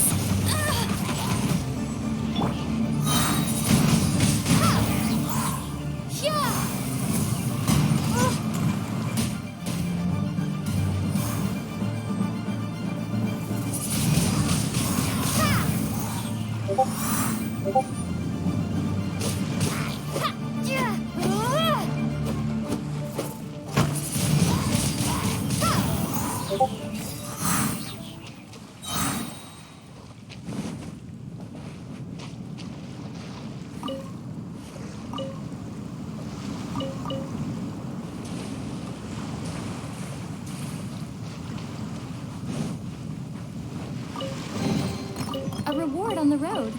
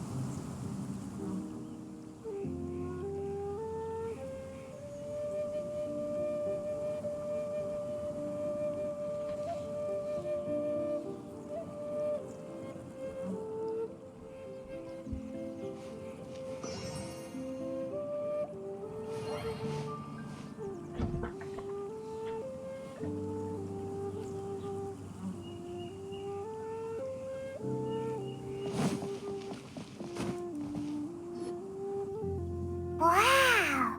Everyone's already seated! It's Paimon's first time attending a banquet in the Jade Chamber. The food here looks amazing. All of you here are my distinguished guests. I am determined that each of you thoroughly enjoys yourself. Those who don't drink alcohol, please, help yourself to other beverages. Fine wine is a delight to the senses, but it is far from the only one. I trust you will find the marvelous view from the Jade Chamber to be an equally gratifying indulgence. Have you heard? Miss Yun's going to be performing today. Sure have. Honestly, it's the main reason I'm here. I've never missed any of Miss Yun's performances, and I don't intend to start now. I hear she's going to perform The Divine Damsel of Devastation today, the one written by her father. I've been so excited that I've barely slept the last few nights. Hey, look! Miss Yun is going on stage!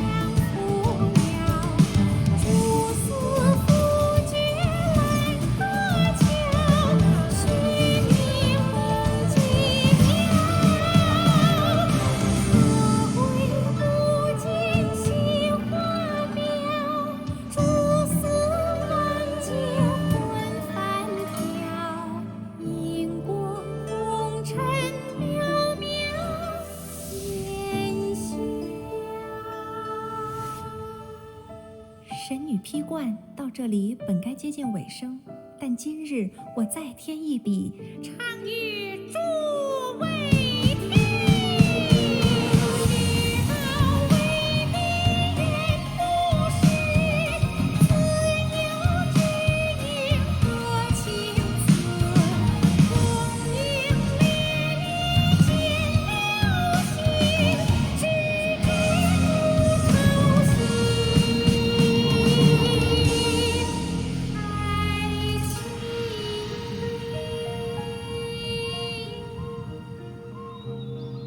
彼时鹤归，茫茫天地无依靠，孤身离去。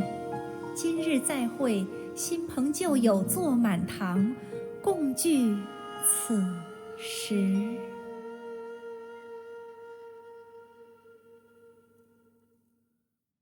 What did you think? Personally, I thought I sang rather well.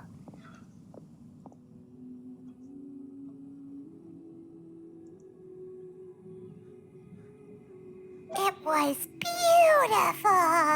Paimon wants to learn too.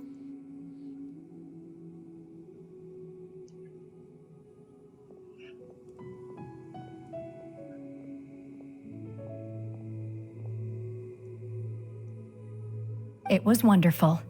Also, thank you. You're welcome. Thanks to you, the Divine Damsel of Devastation is a more nuanced tale than ever. The play has an ending, but life goes on. I believe you will find a way to fit in Liyue Harbor.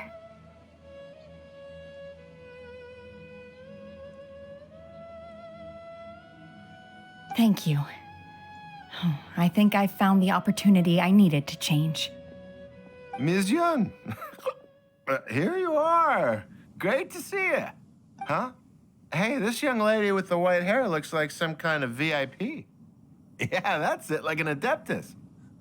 Wait, you're the girl from the opera, aren't you? The divine damsel herself. And look who else we have here, the illustrious traveler. Well, I'll be. This was definitely worth showing up for. Let me pull up a chair, all right. We'll all have a friendly chat, get better acquainted.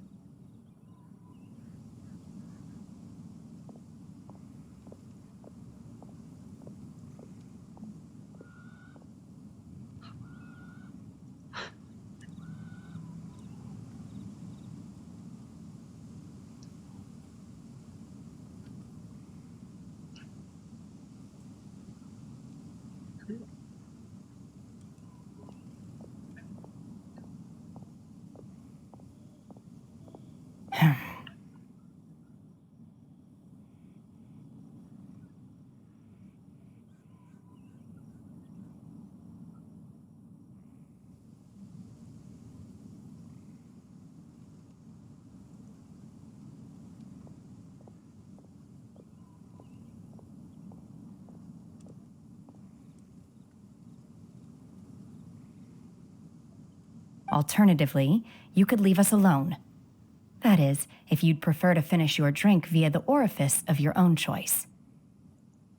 Uh-oh, this feels all too familiar. Shenhe's back to her old self again. Hey, what are you doing? Calm down, Shenhe. Calm down.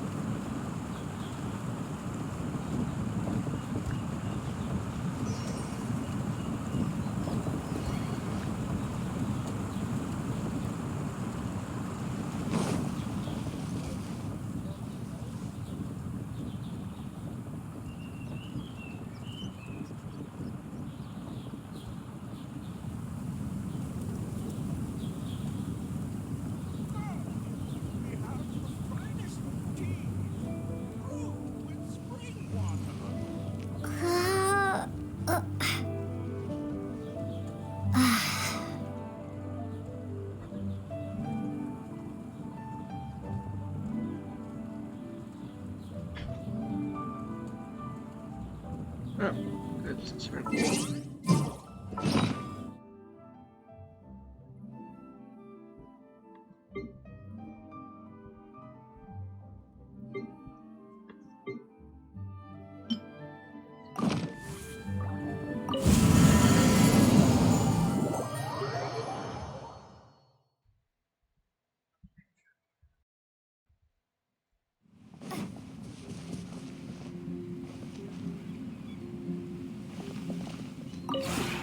Maybe you're not.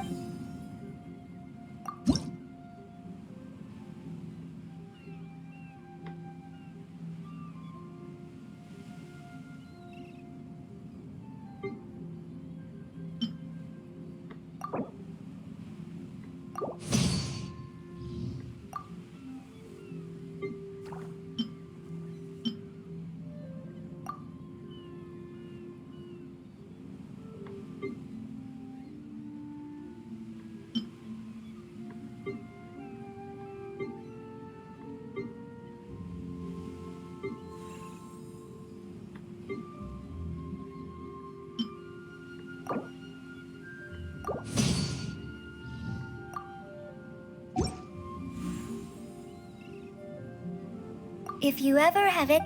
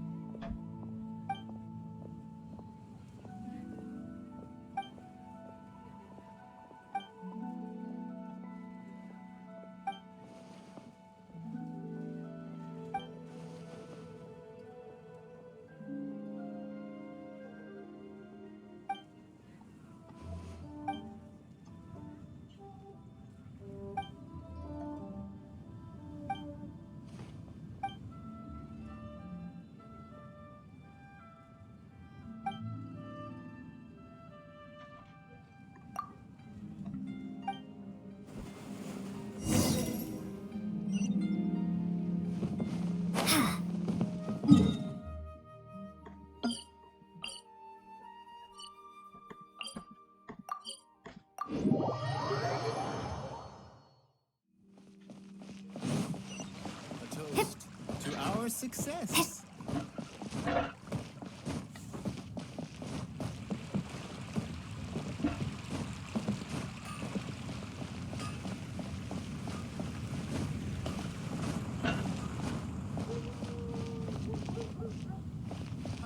Adventurer, think you can last a round against me? All tasks have been handed out. Ah, how relaxing. Hey, who's that skulking around?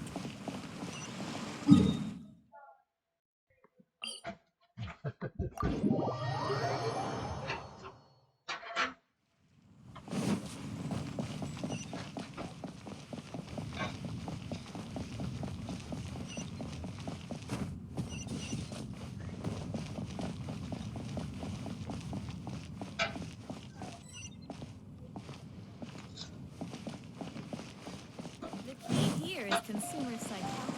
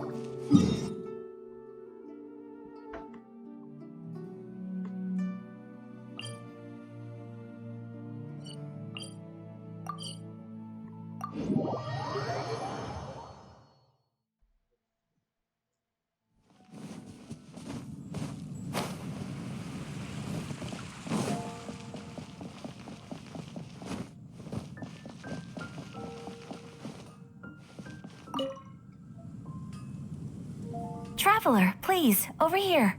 It has been a while since you joined the Adventurers Guild. Are your adventures going smoothly? Is that so? Apart from your own skills, reliable teammates are also indispensable when adventuring. Another person to count on is always good after all. But recruiting such dependable companions is no easy matter, is it? Yep, and it's even harder to get a guide as good as Paimon. Ah, yes. I do have some information that may be of help to you. Let me consult our records. Ah, there it is. There's been a certain blonde stranger who arrived in Mondstadt lately, dressed in most unusual clothes. Blonde. Dresses all funny. It feels like Paimon's heard this one before. Wait, do you mean...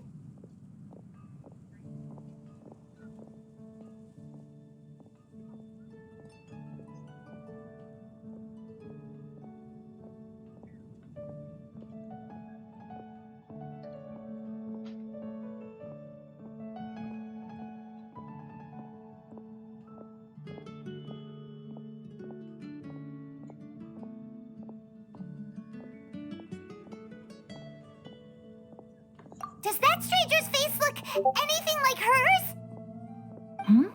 Like the honorary knights? No, they couldn't look more different. This stranger is a very tall man, and even has an eye patch. Seriously? How does this have anything to do with Kaya? Eye patches can't prove that you're related anyway. That stranger declined the guild's invitation, so I can't say that I know anything about the relationship between him and Mr. Kaya. Nonetheless, you can look for him if you're interested. Perhaps he might accept your commission instead. After all, it is not uncommon for some adventurers to not want to be limited by the guild, but be happy to accept a fellow adventurer's requests. And should the stranger be a strong adventurer indeed, he would certainly be a big help on your journey. Please don't talk down on yourself like that. You are the honorary knight of the Knights of Favonius, after all. Your deeds are the stuff of song for all the bards in the city, even now. Well, as to further news about him, you may want to ask Mr. Lawrence. He stands guard at the city gate, so he may know something about that stranger. I wish you every success, adventurer.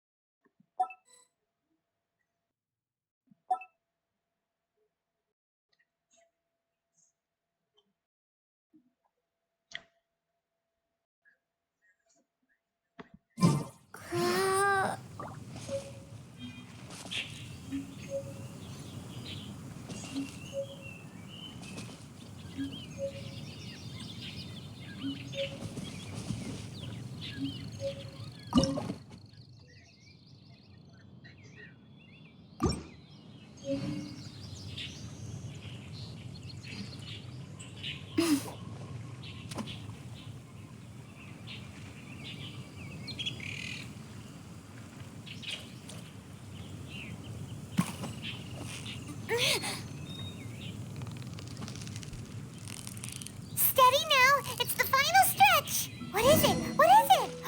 Is it another Paimon?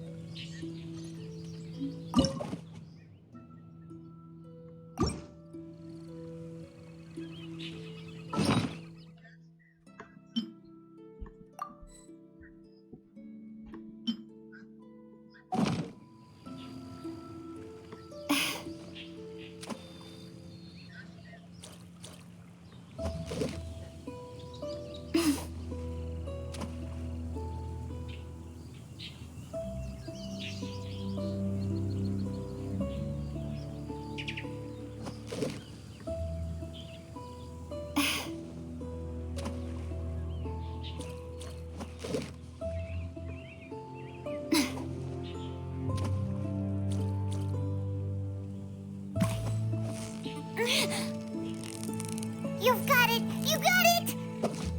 Wow, Paimon's stomach is rumbling already!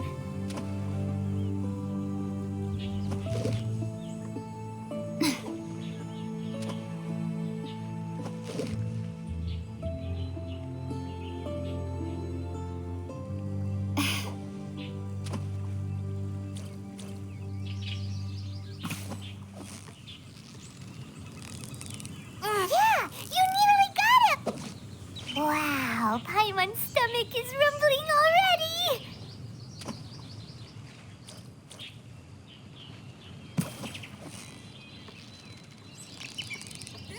Victory is almost ours!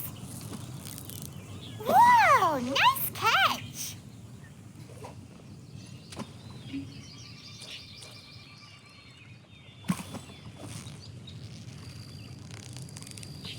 Steady now, it's the final... Whew, that was a tough fight.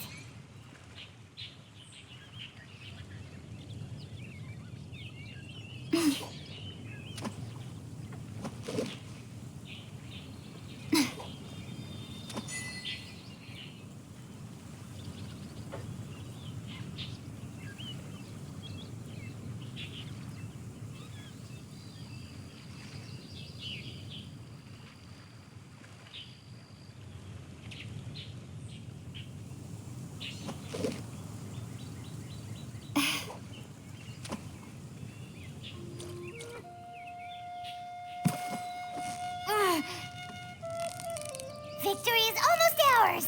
Whew, that was a tough fight.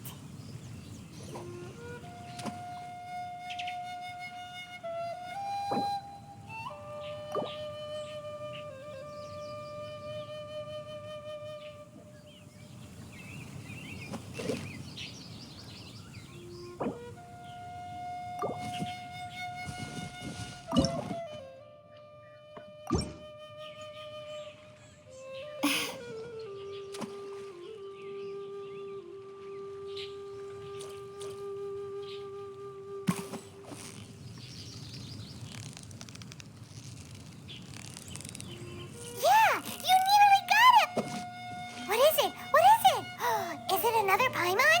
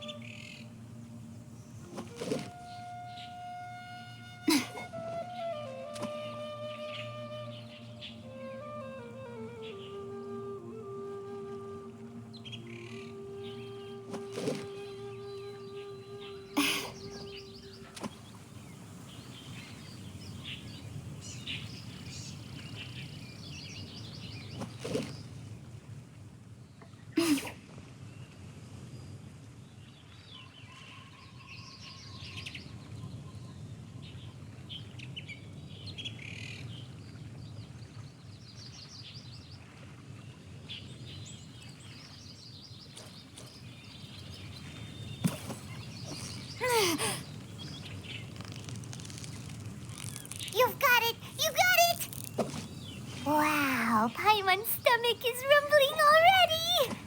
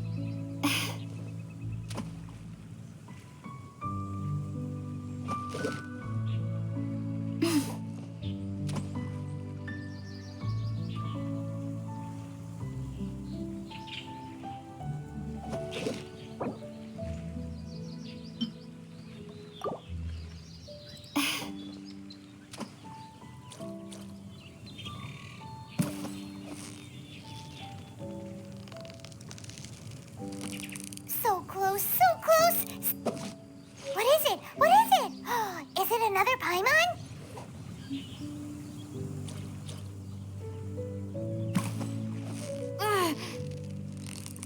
Victory is almost ours! What is it? What is it? Is it another Paimon?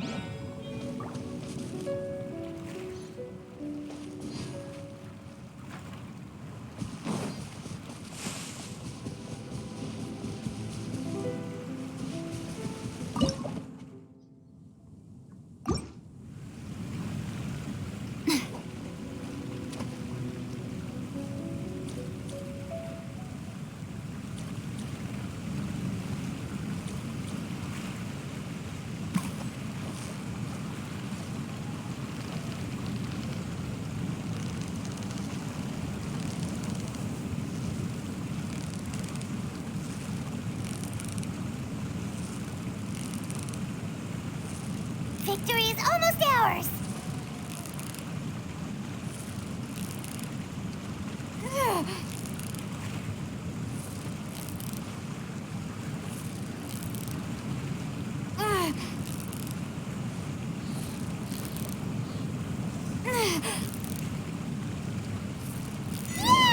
Time to celebrate!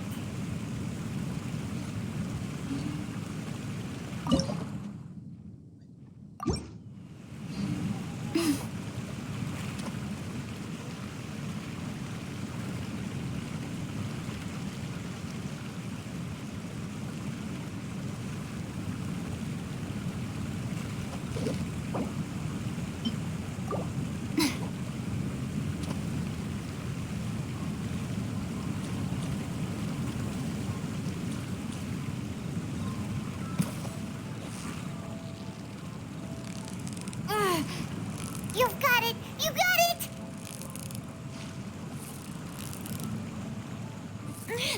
What is it? What is it? Is it another Paimon?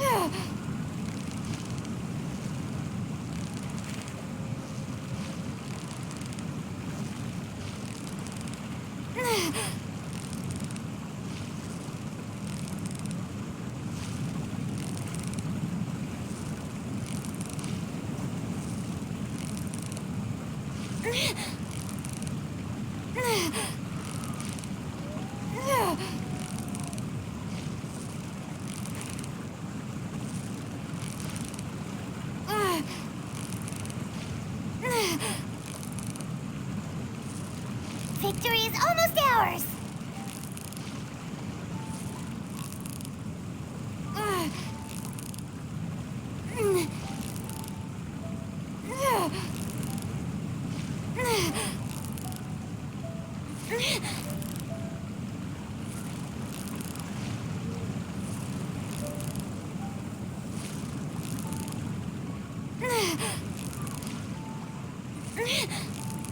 Steady now, it's the final stretch!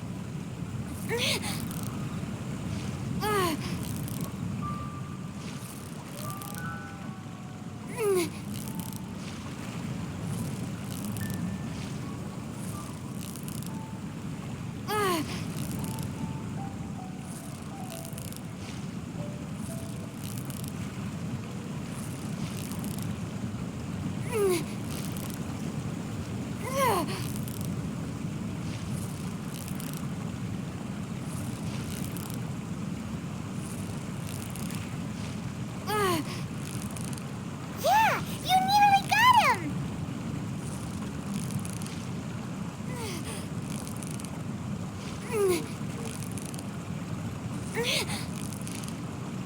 Steady now, it's the final stretch! Yeah,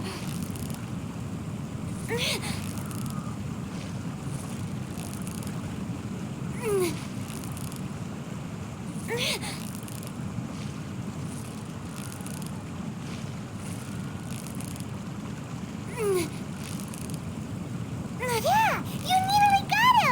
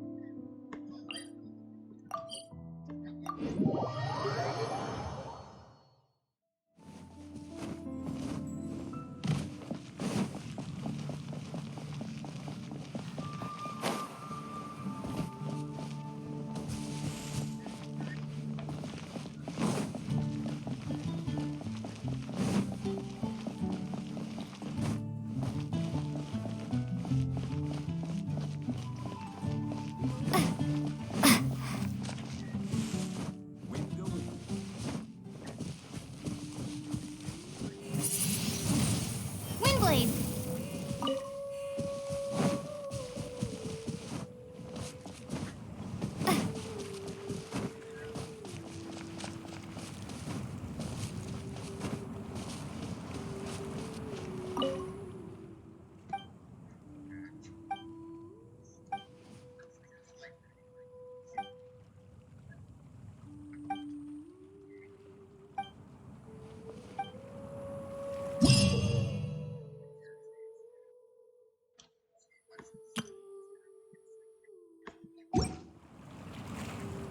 The pitch black whale.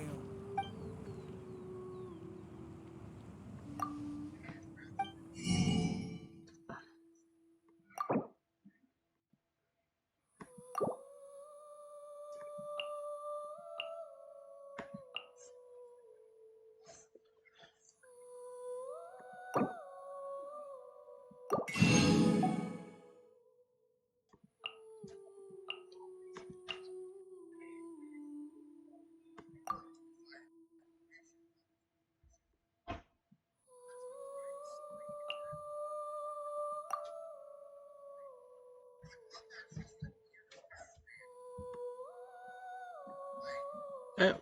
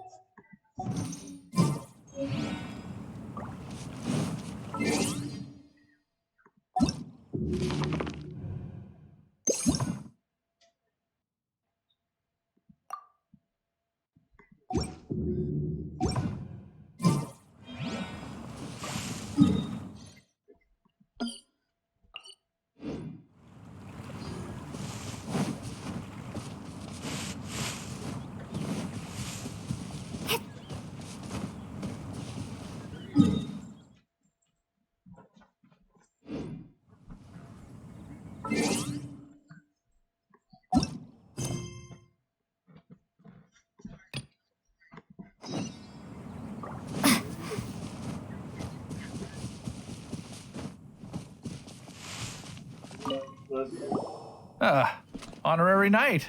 Is something the matter? A stranger with an eye patch. Let me think. Oh yeah, I remember seeing someone like that. A blonde stranger dressed in unusual garb. He was wandering all over Mondstadt at first, which I found rather suspicious. So I decided to keep an eye on him for a while. I lost him pretty quickly. Still, I didn't think that this was such a huge matter that we needed our outrider to pursue him by air. As long as Master Jean is here, there's nothing to fear from some suspicious, unusual-looking person. That might be true, but if it were up to Jean, she'd take this way more seriously. That is true. But on the other hand, knowing that Master Jean may overreact to the situation is all the more reason to not tell her, no? Anyways, oh yeah, he was at Wagner's smithy for a while before I tried telling him. He might have said something to Wagner. You should go ask him. Maybe he has more news about our stranger.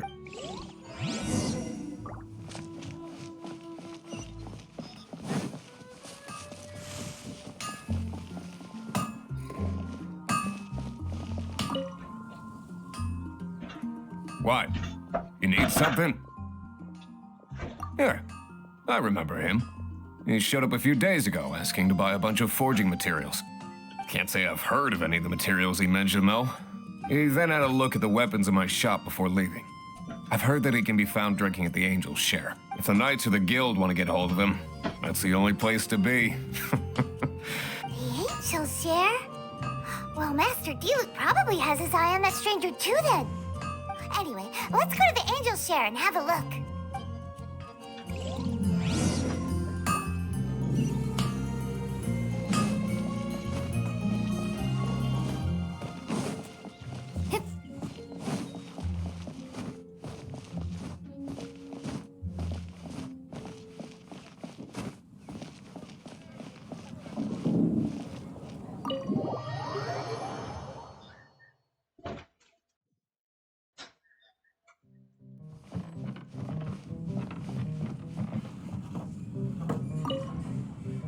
What will it be? Grape juice or apple cider?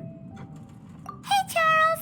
Have you seen a blonde stranger who wears an eye patch around here by any chance? That I have. He comes here every night. Just to drink, though. Doesn't order anything else. He even sometimes mixes his own drinks after he orders them.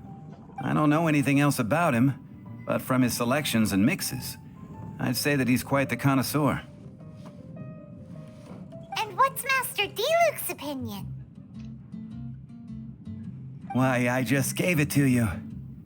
Quite the connoisseur. Investigating everything as always. Guess that's Diluc for you. If you're looking for that gentleman, he ordered some new bottle of wine in advance yesterday. So he should be here today too. There's too many raucous patrons on the first floor, so if you want to wait, best to go to the second.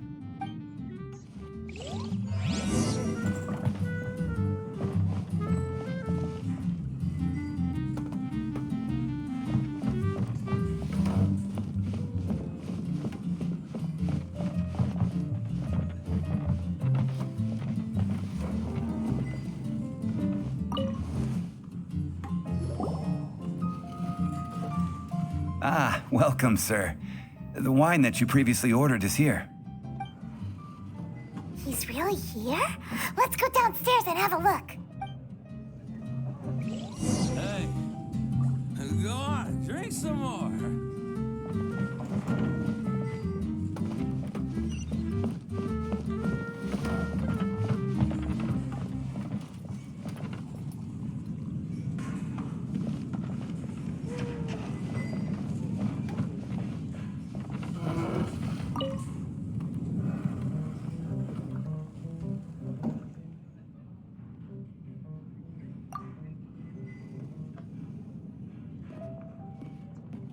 Wow, he's got no intention of paying us any mind, huh? A traveler, you say? Why are you traveling? Well, that's as good a reason as any. Sit down over there, then. So, guess we've broken the ice. What a weird guy. That little one beside you. I got it sometimes. What else?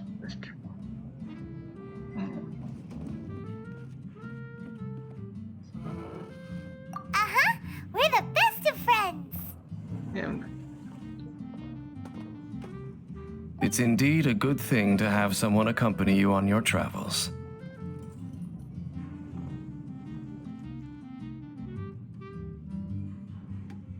My name's Dainsleif. I suppose you have some business with me? Sure. And he was so cold just a moment before. Paimon's got a bad feeling about this. But I will require advance payment. 500 mora and 3 answered questions. The 500 is a one-time fee, and we'll settle the questions in a moment. That's it.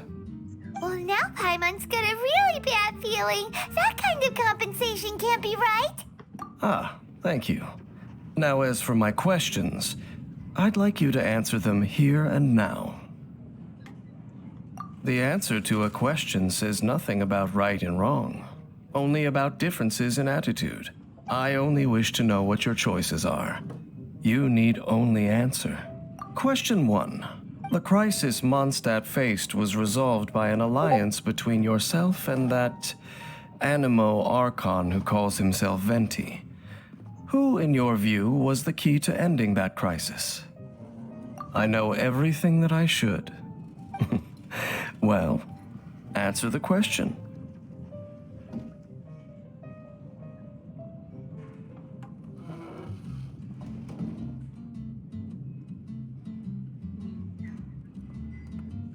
Well,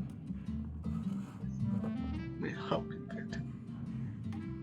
Is that your answer? I see. Question number 2.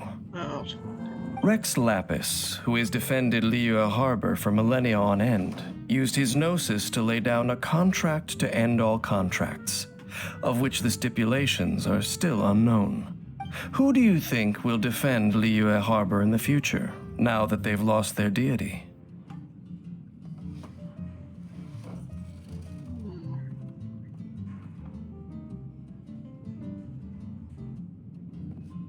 So that's your answer? I see. Now for my final question. This world has people who gained visions and those who did not. Which of the two do you think hold more importance in the eyes of the gods?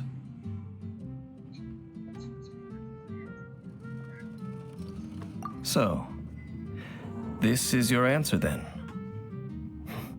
I understand. It seems that you're different from him. I'll take that 500 mora. And now I also understand your views on this world. As we agreed, you may now commission me. That said, I only take commissions related to the Abyss Order. Like you, I am currently on a journey. You intend to find your sibling, while I wish to oppose the Abyss. Ugh. Those creatures that serve the Abyss are the fangs and claws by which the Order spreads chaos in this world. I have come to Mondstadt this time while on the trail of an Abyss Herald. An Abyss Herald? An even more twisted abyssal being, one that commands the Abyss Mages. Oh, that's right! We've just been fighting against the Fatui and Liyue, who are human too! We haven't encountered the non-human Abyss Order at all! There's some reason behind that, I'm afraid. It's possible that they may have been under orders to avoid your path. Oh, that does sound pretty dangerous. Maybe they're looking for a better time to ambush us or something. Uh-huh! We're super-duper strong! That manner, it's just like his. Well then, let's go see for ourselves, shall we? According to the leads I have on hand, the Abyss Order has re-infiltrated the Temple of the Falcon. Let's meet up at the temple. Perhaps your questions about the Abyss will be answered there.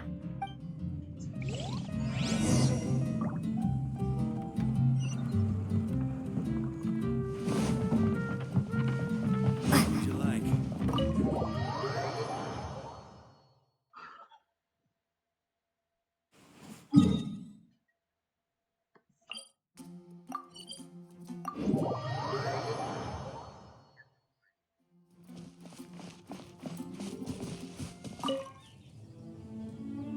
This abandoned temple does bear some marks of the Abyss, the Falcon of the West.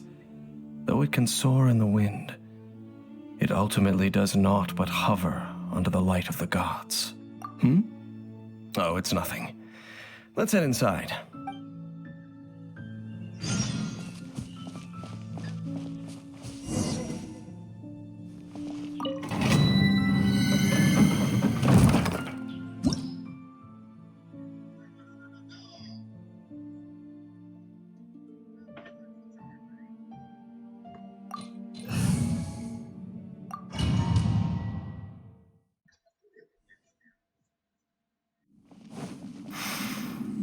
The scent of the Abyss is getting stronger. It's not far now. Paimon wonders what the Abyss Heralds look like. Do they look something like the Abyss Mages? Let's head further in first. If we do see that creature, that'll spare me the explanation either way.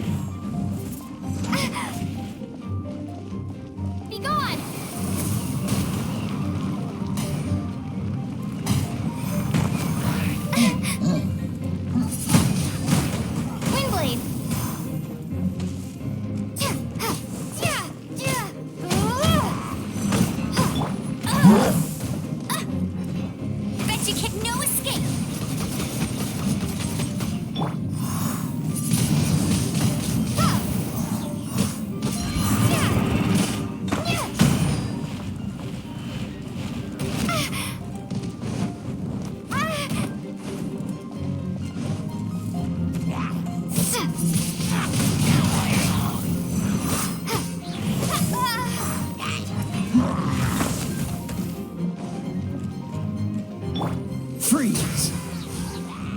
Don't get frostbite.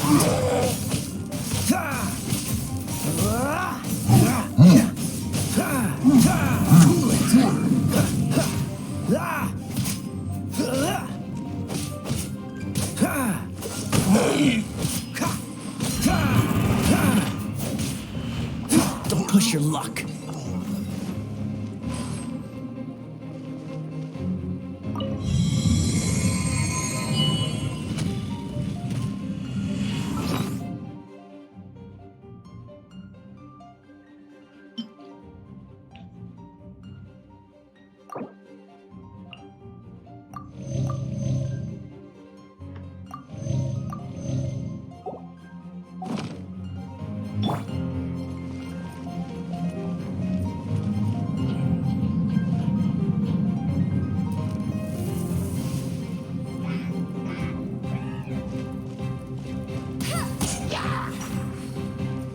Prepare to be blown away!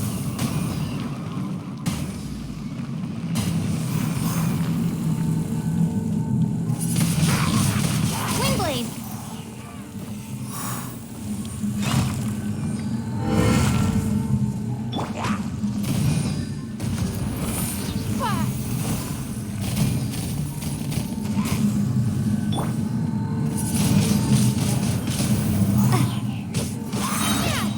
Be gone!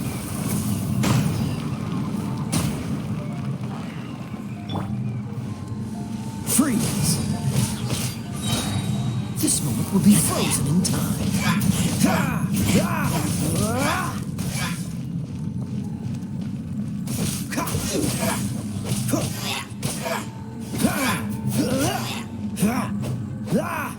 Dodge this!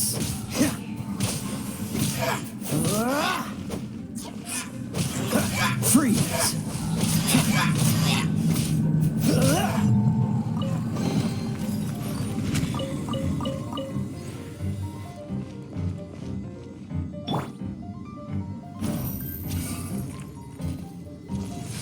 It's nothing.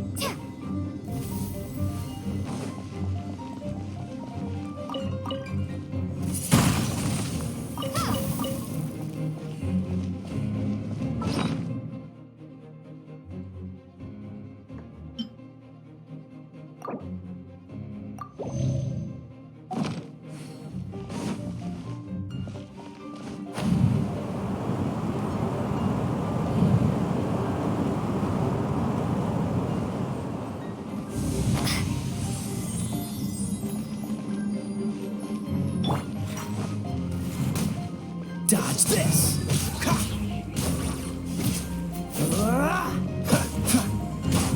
Freeze!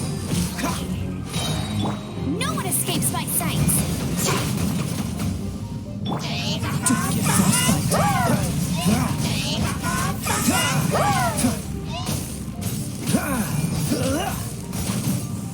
Cool it!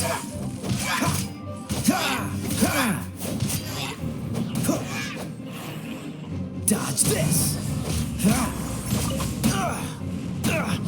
Don't push your luck! What's the hurry?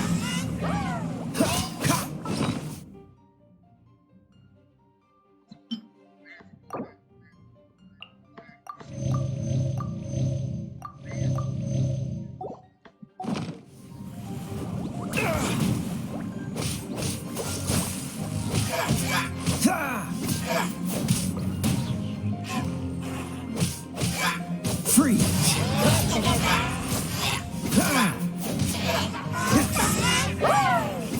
Cool it!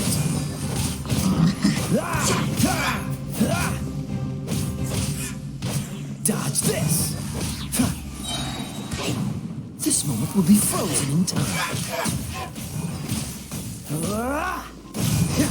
Cool it!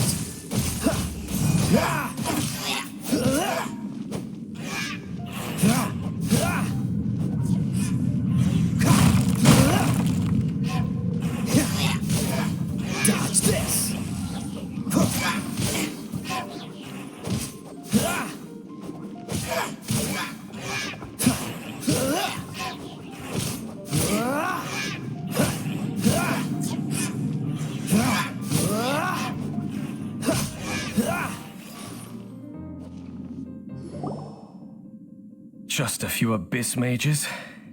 Seems like that herald might have already left. The abyss. It is chaos, and it is also destruction. It is a morass of inconceivable madness that encroaches upon this world's very foundations. That is why even the Dragon of the East, a servant of a deity, was unable to resist its corrosive powers. And the creatures of the abyss desire nothing less than the overthrow of a world ruled by the Archons. You seem to know a lot about the Abyss, Dane. Well, we do have some history. I suppose that's as far as chit-chat goes. We should head to Wolvendom. Judging by the traces I'm following, their next appearance may be within the territory of that old wolf. Perhaps we may find our Abyss Herald there.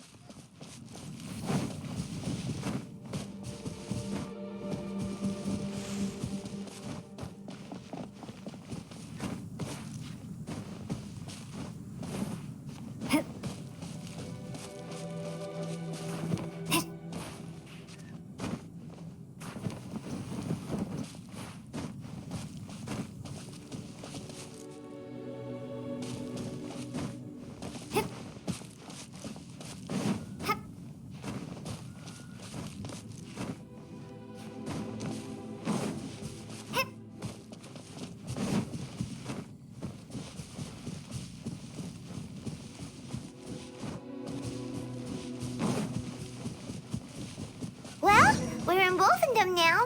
Think Dane's waiting for us up ahead? We should meet up with him quick, in case the wolves decide they don't like him.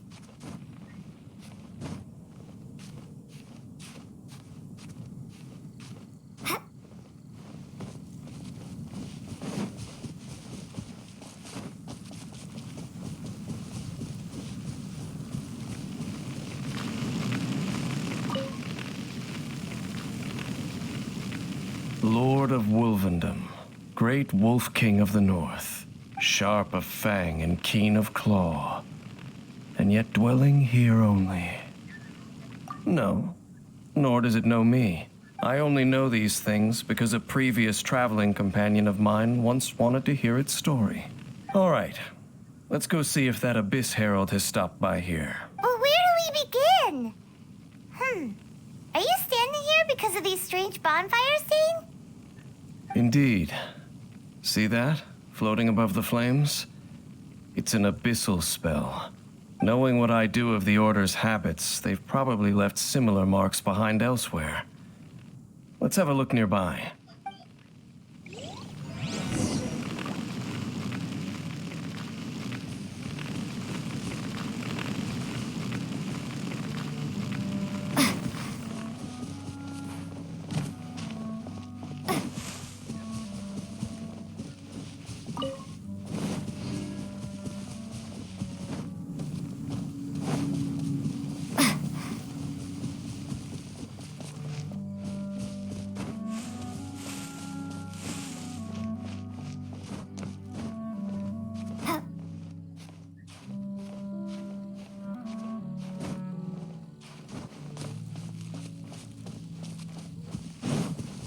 And there's another one of those bonfire spells. Looks like the Abyss really has been around here. Yikes! Where did these monsters pop out from? Let's clear them out, and quick!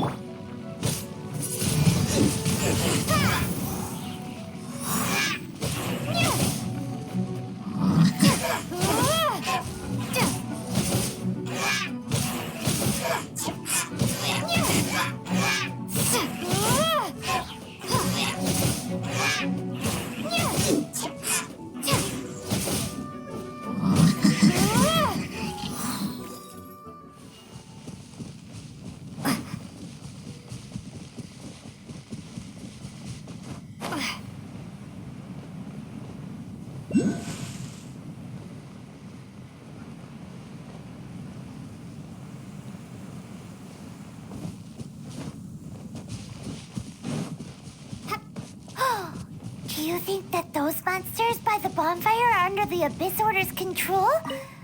Looks kinda scary. Let's beat them up first.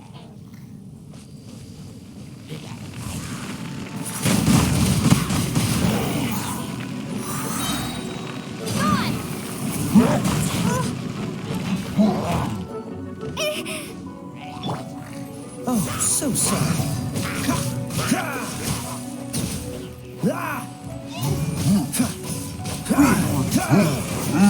Freeze!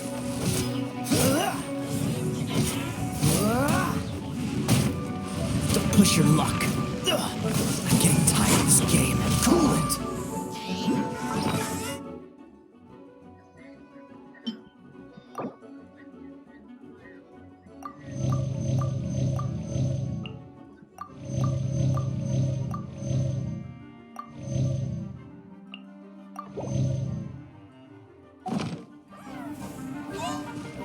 Dodge this!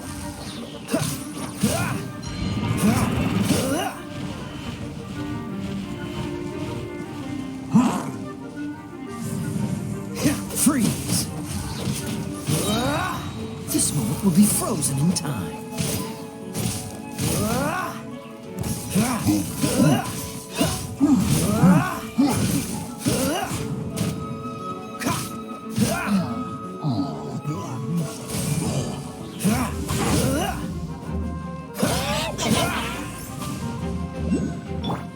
Your life is mine. Rude. Cool it!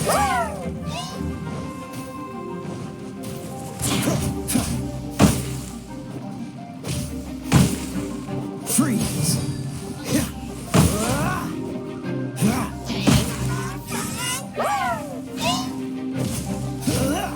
Cool it!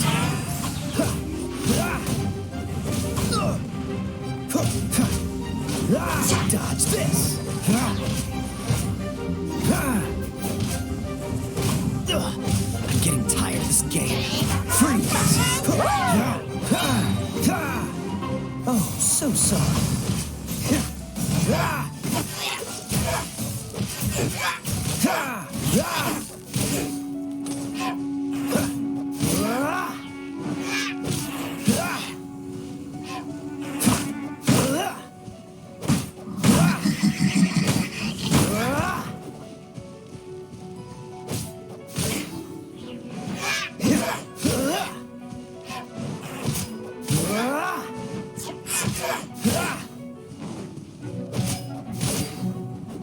Whew, that's that. Let's go check out that bonfire. Looks like this bonfire's also got something to do with the Abyss.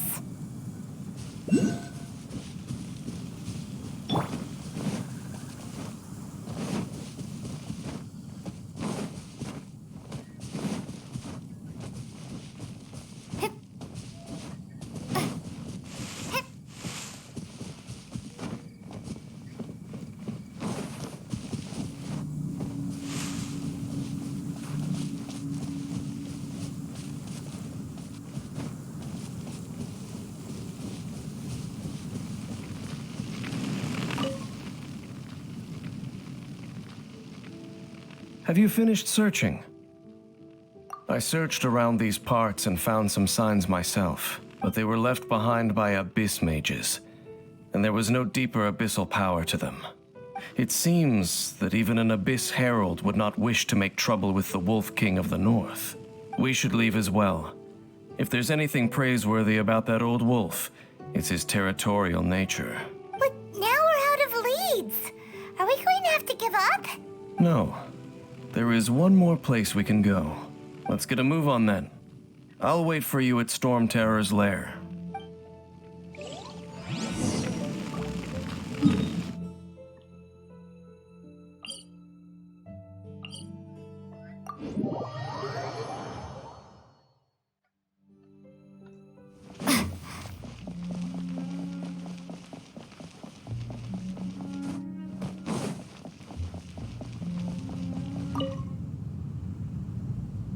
I've heard about what happened to you during Mondstadt's crisis. When you came, This place was known as Storm Terror's lair, but I suppose that this place is more lair than Storm Terror at this point. In fact, if my memory serves, this ruin has had largely nothing to do with that dragon for a long time. The first time I laid eyes upon the ruins of Old Mondstadt, the dragon of the East had yet to fall, much less come to nest in this place. Huh? But Paimon remembers that Dvalin first got in trouble hundreds of years ago. Don't think too much about it. Do you remember the light actuators that once sealed this ruin? If the Abyss Order is interested in this location, then they will not neglect those mechanisms. Let's go see what the situation is at those light actuators.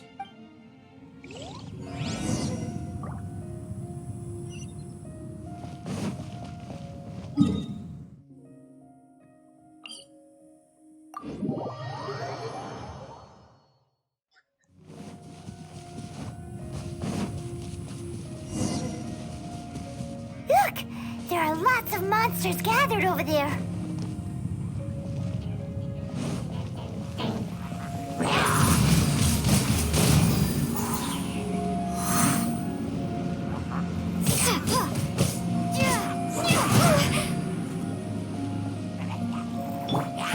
Give up! Blood repays blood.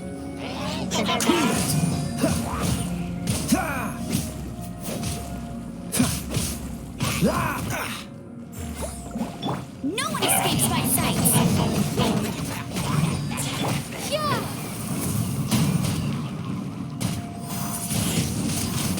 Windblade!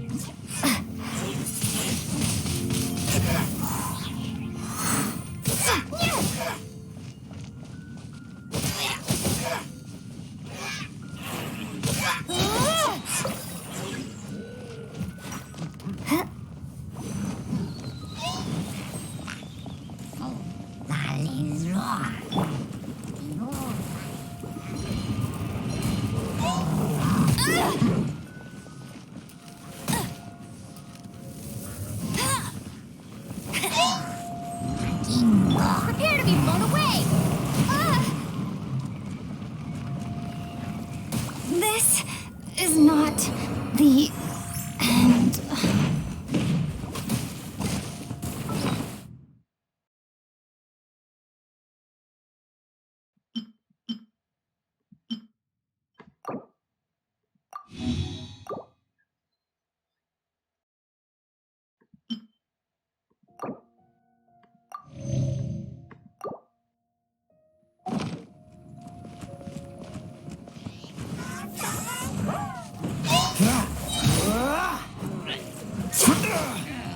Cool it!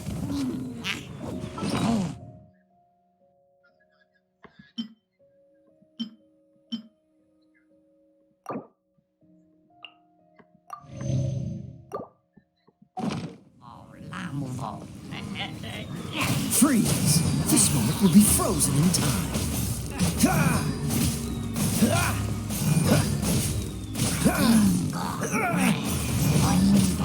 Cool it!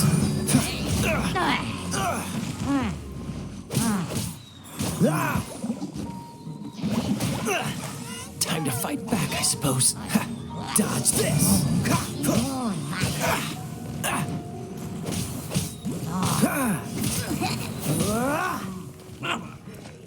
Freeze!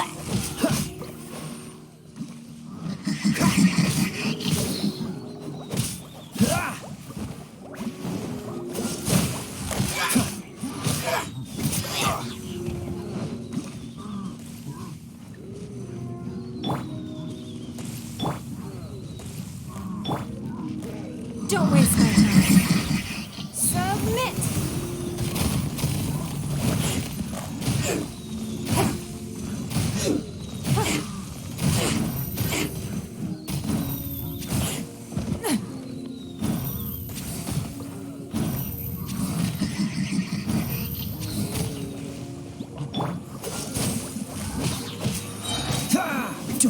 frostbite. Don't push your luck.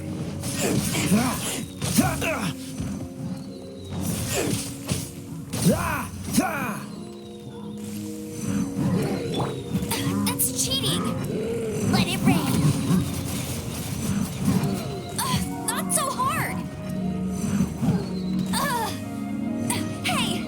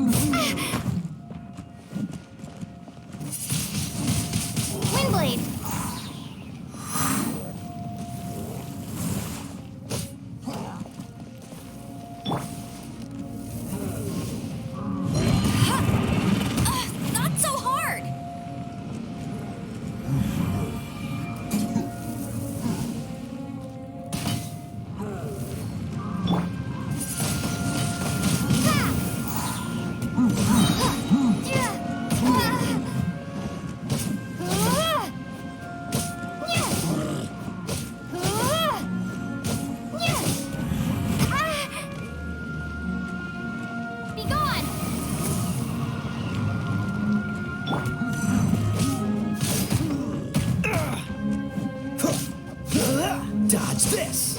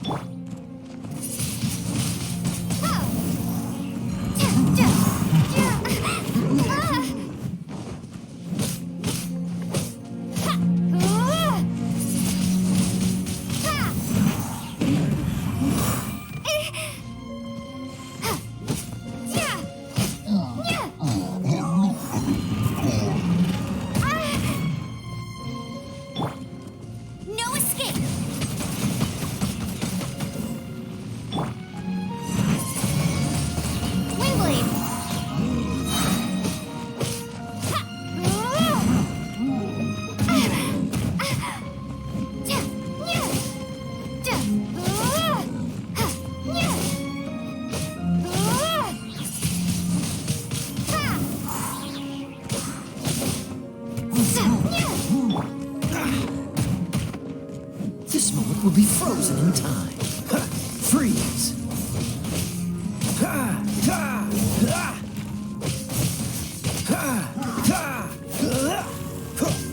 Cool it!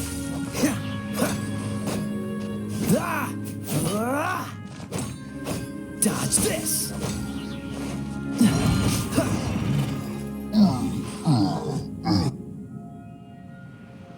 Oh, so in the end, we still couldn't find that Abyss Herald. Bummer. I wouldn't call not having to gaze upon such a creature a shame exactly. Still, I do believe that you will come across one eventually.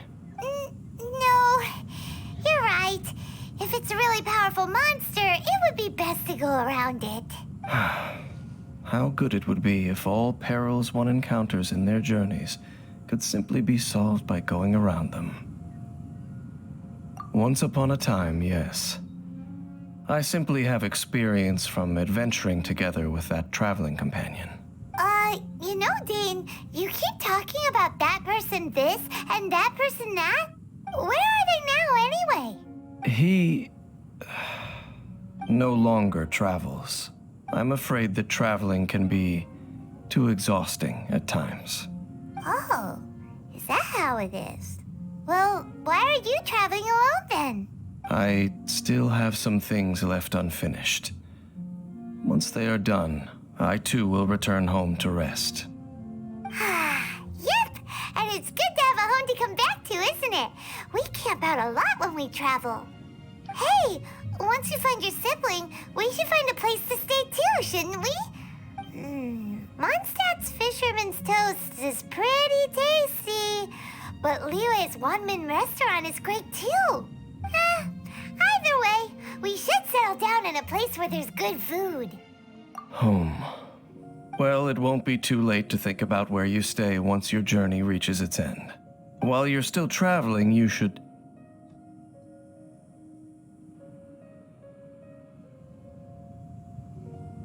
Huh? What's familiar? A familiar feeling, you say?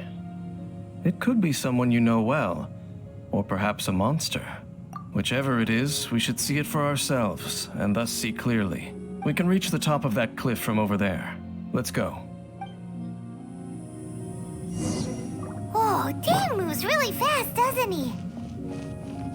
Let's use that wind current nearby to catch up.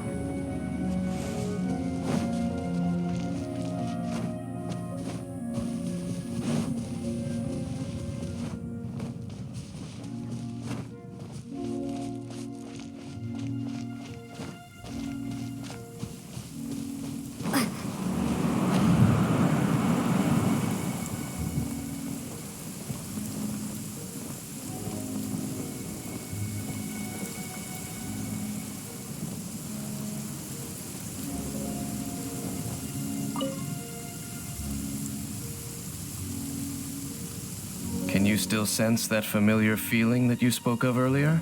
But it doesn't feel like there's anything around here.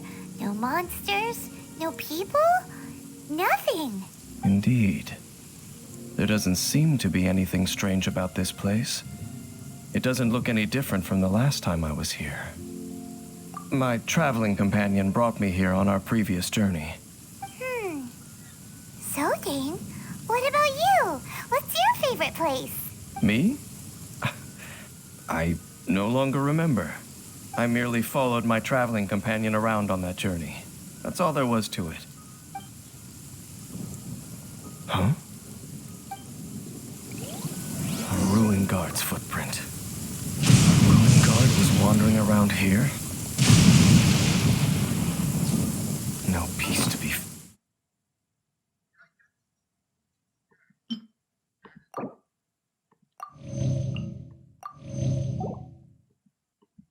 found, even for a single dandelion.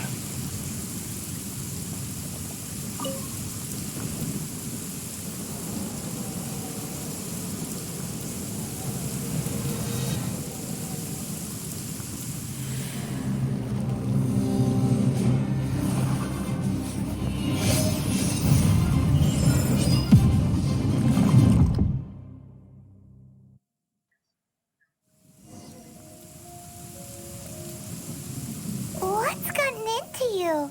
You were just spacing out. Huh? You mean your brother? But how could that be? You only touched that dandelion for a second. Perhaps that dandelion bears some sort of scent that only you recognize. As for why, has it perhaps experienced something related to you? You're saying some real confusing stuff. Paimon doesn't get it at all. Do not rush. Vexation and anxiety are the enemy of rational thought. Your journey has only just begun, has it not? At least you now know that he is still on this world. At this time, the most important thing is the journey to find him itself. Yes, and this is something you must keep in mind as the meaning behind your journey. May you find your kin at the end of that journey. Well then, let us part ways here for now. Huh?